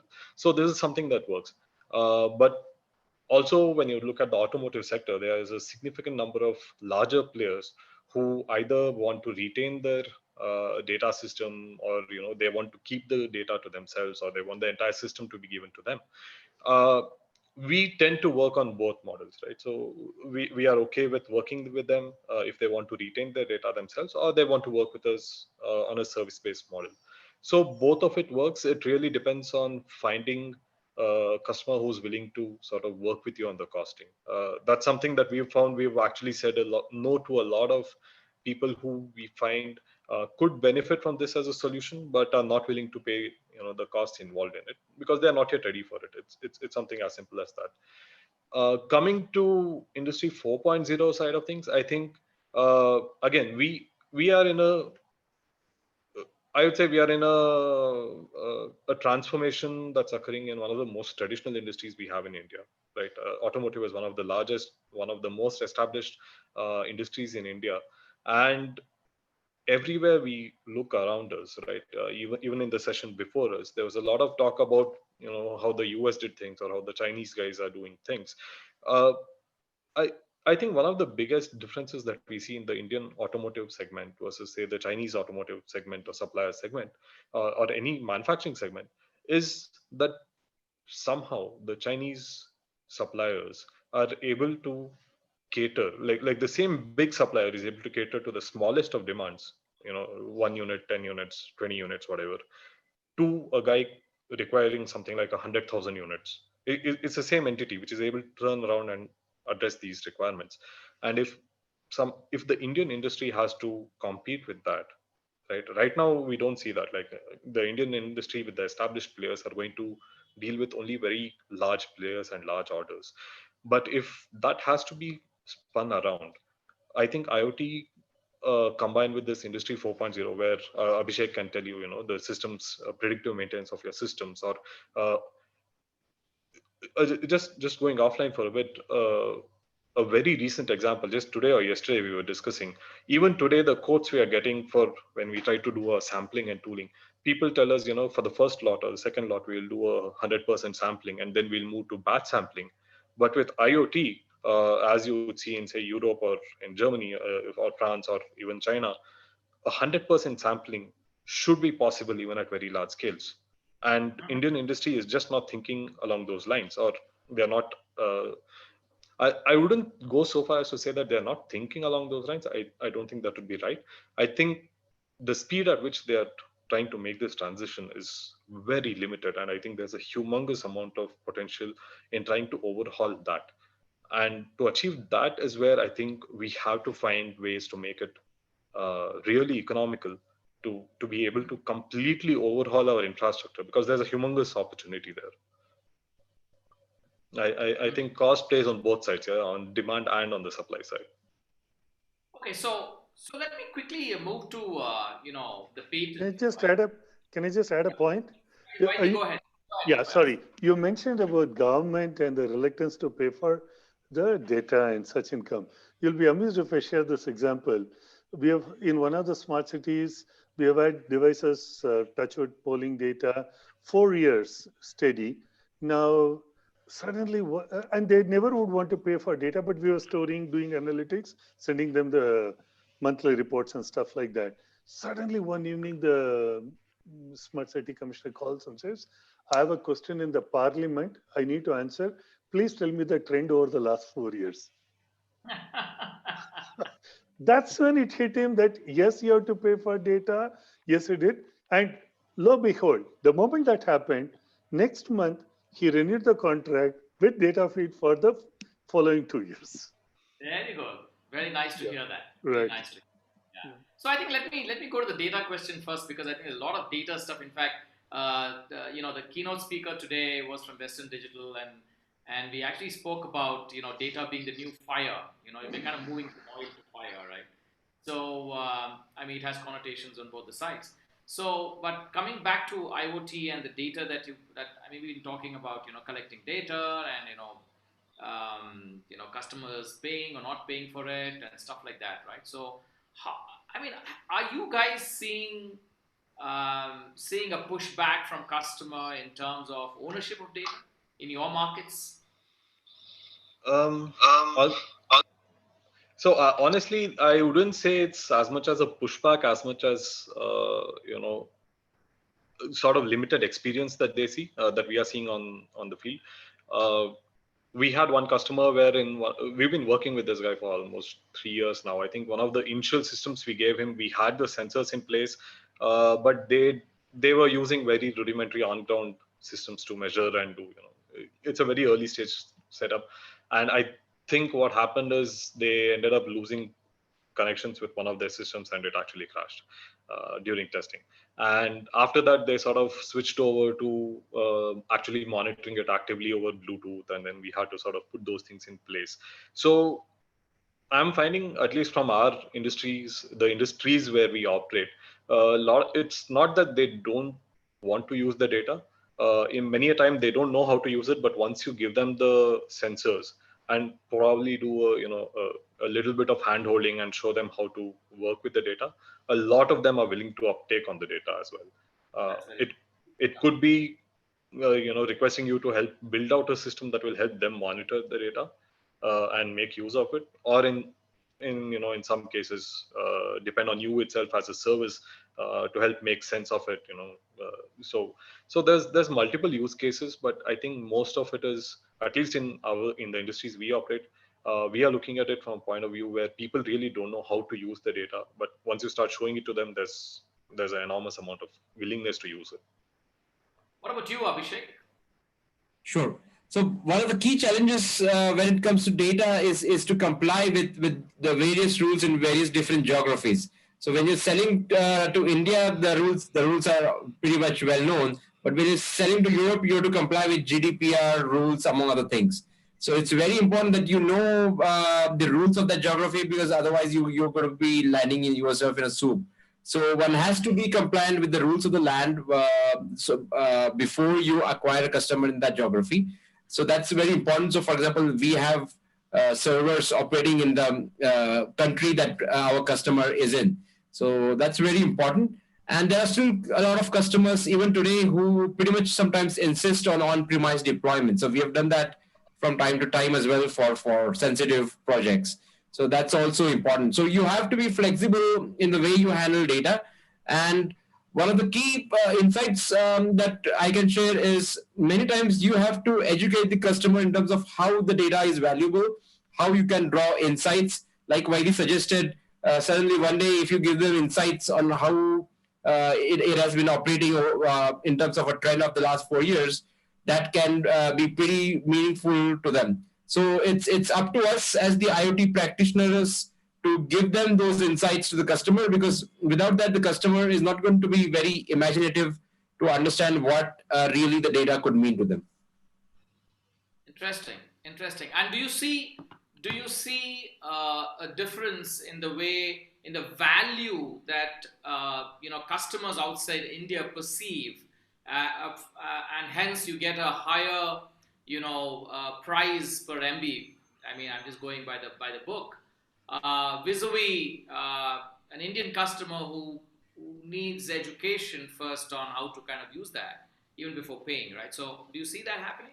Absolutely. We see that all the time, because customers, say in the US, Europe, or even in places like Singapore and Japan, are pretty much very, very used to paying for SaaS software. So they are already doing it for several different things right now. So there's not a lot of resistance when you offer a SaaS model, and there's not a lot long drawn negotiation cycle before you start doing deployments. So the answer is pretty fast and clear. Whereas in India, you have to convince them in terms of what's the value, maybe do a POC, like really let all of the stakeholders, including the top management, know that what is the value of the solution, and then they would still negotiate on the pricing and all of that. So yeah, there's definitely a much higher value in enterprises in the larger developed countries. But hopefully over the coming years, the Indian mindset would also change, as typically Indian customers are maybe a year or two behind the Western counterparts in terms of adopting newer technologies. So we already see a changing mindset. So compared to 2 years back, when selling an enterprise SaaS based solution for IoT was much difficult than today. So things should get better down the line. Okay, good. So Anand, any thoughts? When we talk about data, healthcare is far more little complicated when it comes to data. One is management information to improve businesses, which I think Prajwal was talking about. But healthcare data actually means something else. And I must say, when it comes to Western counterparts, India is almost in Stone Age when it comes to that. I'll tell you why.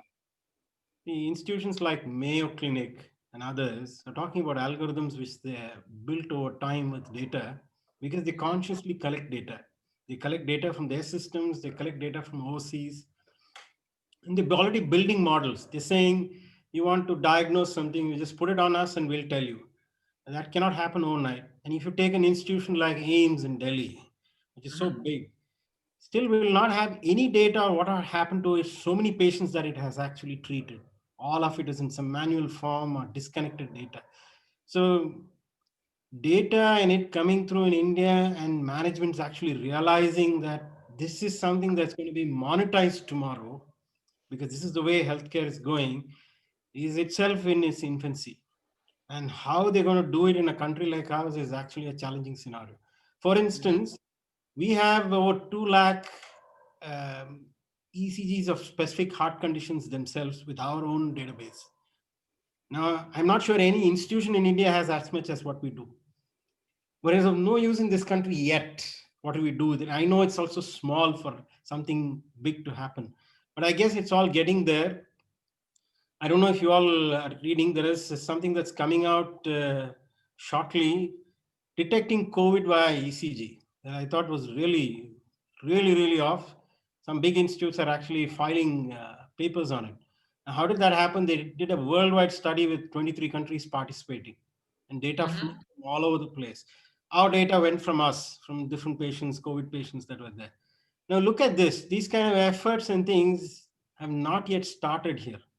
People are not even thinking in that direction. So I say data is something, is a Western thing still in healthcare. It's just in its infancy in India. Okay, great. I think we're coming to the close of a fantastic session, but I think before we let you go, one of the things that we want to know from you guys, from you successful entrepreneurs who've kind of, scaled up, along with us, is Thai IoT, along with various other, institutions, collaborators. We're one of the earliest to do the idea to POC. We kind of gave it to the government, and the government, spawned that off into a nice program where they fund startups, equity-free grants, and many other governments have taken it. So, what kind of support, you think a body like Thai, should start to think about, from a startup which is kind of in the growth stage, right? People like you, right? You're no longer the early stage companies. You're kind of moved into the next stage, and probably the next, right? So, what do you think? What do you think we should be thinking about, and what kind of support do you think would be of value to you from, let's say, Thai Bangalore, maybe? Shall I go, Venki? Yes, Anand. Okay, so just continuing off the last statement that I made, this is something Thai can play a big role. I wouldn't name companies, but I would say Northern European pharma companies are very big on data and working very closely. They attempt to work closely with startups. While they have their revenue, current revenue, quarters they're pushing in and all that, their managements are working heavily about how do I handle data and what happens with it? How do I work with companies that have SaaS model that bring in data? A TIE could actually talk to some of our big guys and tell them the idea has to change now. These guys have big revenues on board themselves. They could actually shift from just making revenue to building a foundation for tomorrow, coming up from this part of the continent, where we actually have 1 billion people sitting around, so much of drugs being sold. So I think that part of the ecosystem and standing up and saying, hey, let's put some money down here. I know we're going to monetize this tomorrow, but today let's work with these guys. Fun, get things down, get some of the trials, get them connected. So many trials happening. I know trials are not even connected. I'll give you an example. They run a trial somewhere in, let's say, Jaipur, and they've given a certain pill to a set of population. They want to see how it works. What they do is they give individual devices to people. They say supposedly to take data themselves and record it into some cell phone. This is what my readings are after taking the pill morning, afternoon, and night. Look how data collection itself is happening. Now, this get connected with IoT straight away. Automatic devices that pick in vitals automatically. They're asked to wear the device, let's say, morning, afternoon, and night like a prescription. Take the pill, wear the device, you don't do anything. Everything else is automatic. Look how authentic the data can get. But this requires investment. See how well the trials will move on. You will get real solid stuff. And our guys, it's time to put that investment down. These guys should work in those lines. And that is something bodies like TIE can really do. You guys should take meetings with managements and work this through. Fantastic. Thanks, Anand. So yeah, please go. Yeah, just like when you're trying to, since you mentioned about this, since I was talking about the smart cities and the governmental domain, B2B2G or B2G, while we talk about Atmanirbhar and stuff like that, there is a need for the government to give that extra bit of focus on equipments and devices designed coded in India. In fact, one of the port cities where there is a massive, big naval database, they were planning for certain equipments which are straight imports from China. I did meet the commissioner and I was telling him, sir, we are talking about electronic devices which could have a call home feature. Okay. Don't you think you should need to give a little focus on these? What is coded here? Sensor security is higher because we say data security and stuff like that. But the thought about data security needs to come from at the device level through to storage, through to end application. I mean, the data chain, the chain is only as strong as the weakest link. So, absolutely. I mean, that is one sensitization I think TIE could take up on. But when you try to say post the current border aggression in Ladakh, government said even the e-com companies need to say which country of origin and stuff like that. Where when you're trying to do that at a foundation solution architecture level, at individual product level, when you're not sure as to what's the source, who has written the embedded and whether it's got a secure gateway or not. What are we talking? So I think that's one focus area for you all. I would recommend that you take up. Thank you. Abhishek? Yeah. So yeah, just to keep it short. So I think TIE can play a great role in terms of lobbying the government for ease of doing business. For example, helping us move our shipments quickly out of India to our customers abroad, maybe as an example. So there are a lot of things that TIE can help to lobby the government, maybe framing better tax laws for startups, among other things, and ensuring that laws for data are Indianized and not just copycats of Western policies. So that would be some of the key factors where TIE can help startups like us. Thanks, Abhishek. Prajwal? I think especially around the Internet of Things point of view, I think a lot of effort is being driven towards formulating policies and data laws on how India should go ahead in these aspects. But I feel there's not enough that's being done to help the rest of the industries. the non-electronic or the non-software industries to capitalize on the potential of using IoT efficiently. Let's say on the manufacturing sector or in the civil sector, or any of the other sectors, which is not necessarily only electronics or software.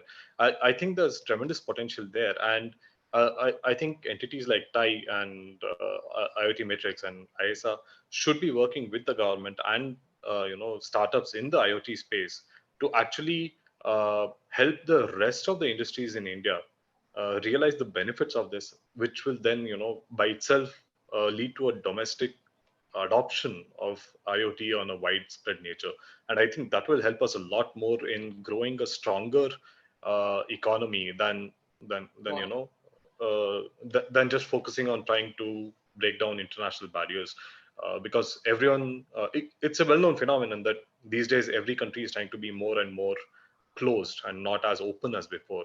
So I think there should be a lot more concentrated effort in trying to grow the widespread adoption of IoT on a domestic level.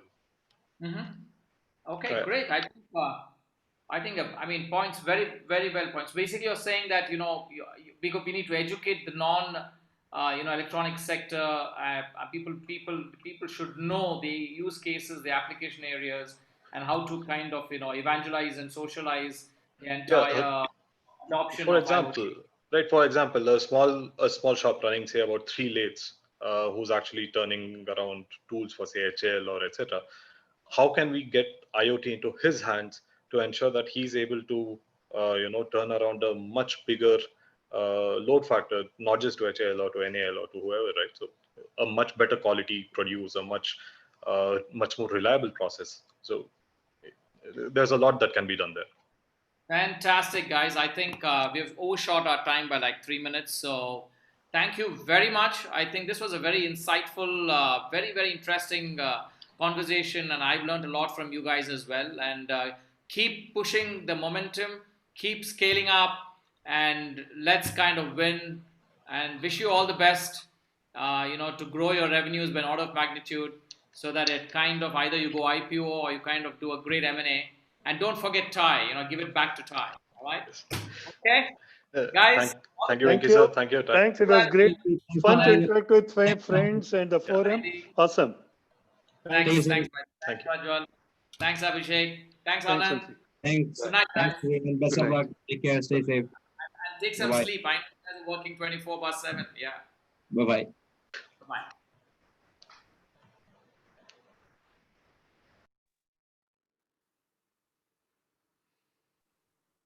So I let Joy, I think, Joy, we just like you to do the honors of closing day one with your words of wisdom, and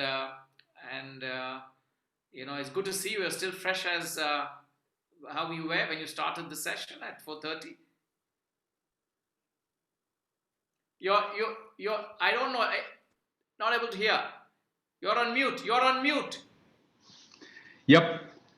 Thank you, Venki. It is always a pleasure, and it is so invigorating to listen to the kind of discussions that we have had on this platform this evening. I think I would be speaking for at least a few of the audience, and there was a very large number that was logged in throughout the session. So it was truly a great experience. And to conclude, I thought I'll just do a quick sum up of the day's sessions, not going to details. If you want to know, see the notes. I've got about 10 pages of notes all scribbled down. There's so much of learning and so much of new stuff that was shared on this platform today.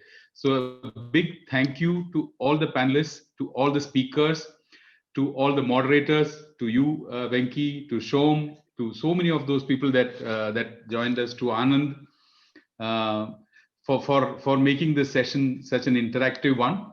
We started the evening with "Give Me a Second" by Dilbagh Gill, and that truly was a great start to the entire program, in my view. He started off with electric vehicles, took us to racing. From there, took us to how that technology can be applied in other fields, including medicine and health tech and so on. So it's truly amazing as to how transferable all those learnings are. Then we had Supria Dhanda, an excellent session as usual and this time on a new theme, which is data is like fire, and really catchy slogan. It really caught attention. And she also went into how they support startups, and it's really heartening to see the hands that are being extended by corporates to support the startup ecosystem. May their tribe also increase. Parallelly, we had the globalization track going on. So we had Vijeta moderating a panel of consuls from mostly the Western countries, deep discussions in terms of how they can ease the entry of Indian startups, how Indian startups can make themselves, make their own inroads a little more easily. A lot of tips and learning there. And that was followed by the UAE ecosystem. How do you participate in the Middle East ecosystem for startups? That was truly an eye-opener session again.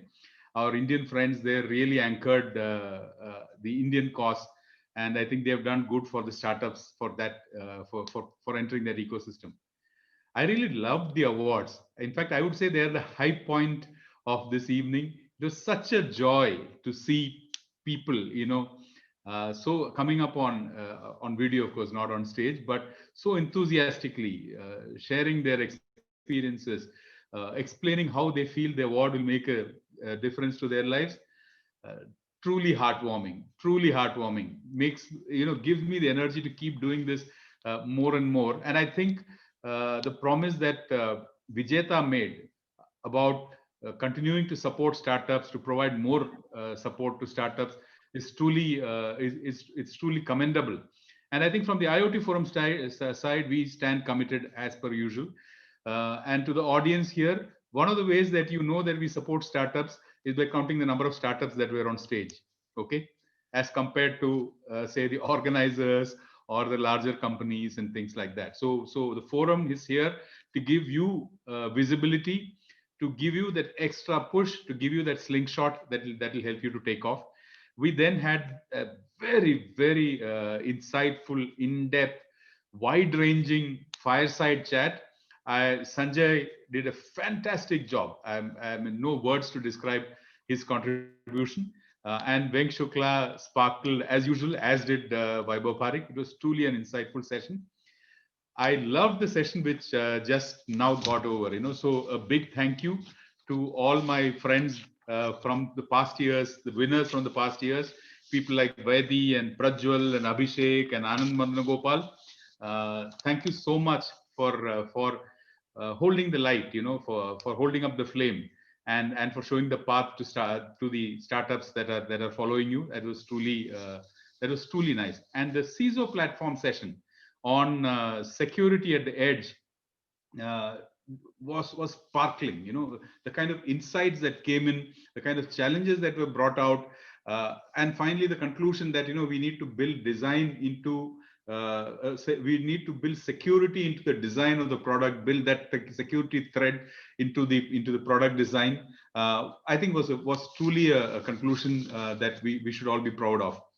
Now, before I close, just a couple of words on tomorrow's sessions. I'm not going to go through the agenda. The agenda is anyway available for you on the website. But let me just give you a heads up in terms of the tracks, the segments that are going to come up tomorrow. So we have a whole segment on health tech. We have a NASCOM panel plus a panel that is moderated by one of our charter members, IVK, and a fireside with somebody who's actually put together a health tech product specifically as part of the COVID effort. So actual practical experience there. We have tracks on electric vehicles and on connected cars. 2 automotive sessions in that track.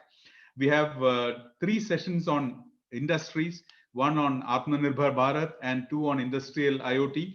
One of the moderators for tomorrow's session was also on your panel of the awardees, Venki. I'll not announce the name now. I think people should wait and see him on stage tomorrow. That's a little bit of a suspense we should hold. We have an excellent track on 5G and connectivity. So those of you that were paying attention to what Venk and Venk Shukla and Vaibhav were talking about 5G and its impact, its potential impact on the Internet of Things. You will see this from the other side. This was more from the policy, the regulatory, the impact side. And tomorrow we have a complete session on 5G and connectivity, and that should hopefully expose or lay bare the technology aspects of 5G and how it is going to impact the Internet of Things. So stay tuned for that one. We have a complete track on smart living. So we have smart living in two parts again: smart cities and smart villages. Typically this is what happens with most of the IoT forum events. You will see a breadth of topics, and you will see very, very deep insights or deep coverage. To ensure that there is sufficient breadth, we are running this in 3 tracks. So my apologies if you are not able to follow 2 interesting discussions at the same time. I was trying and I failed miserably. But the good news is these would be uploaded on our channel, and you will see versions of all the sessions that are happening today and tomorrow. They will be available for reference. We will also be posting reports of each of the session, so you get the full package with the IoT forum. With this, I would like to sign off, close the session today. Thank you so much for joining and for making this such a pleasurable and learning experience. And thank you very much once again. Good night. See you tomorrow at 9 a.m. One final announcement. There were lots of people who were posting questions. Unfortunately, we couldn't bring up all those questions to the moderators because the discussion was progressing so well, and we could not get them to even look at the questions. But keep posting questions. Stay tuned from 8:55 a.m. in the morning tomorrow through to the entire day. Feel free to post as many questions as you want, but the good ones, the ones that get picked up by the moderators, we will reward the top 10 people that come into that list. So good night, everyone. See you tomorrow. Thank you and bye-bye. Good night. Thank you so much, Joy. You are simply awesome. Thank you very much for your time, efforts, and the enthusiasm and the passion to grow TIE Bangalore and IoTMatrix. Thank you. Thanks, TRA. Bye-bye. Good night.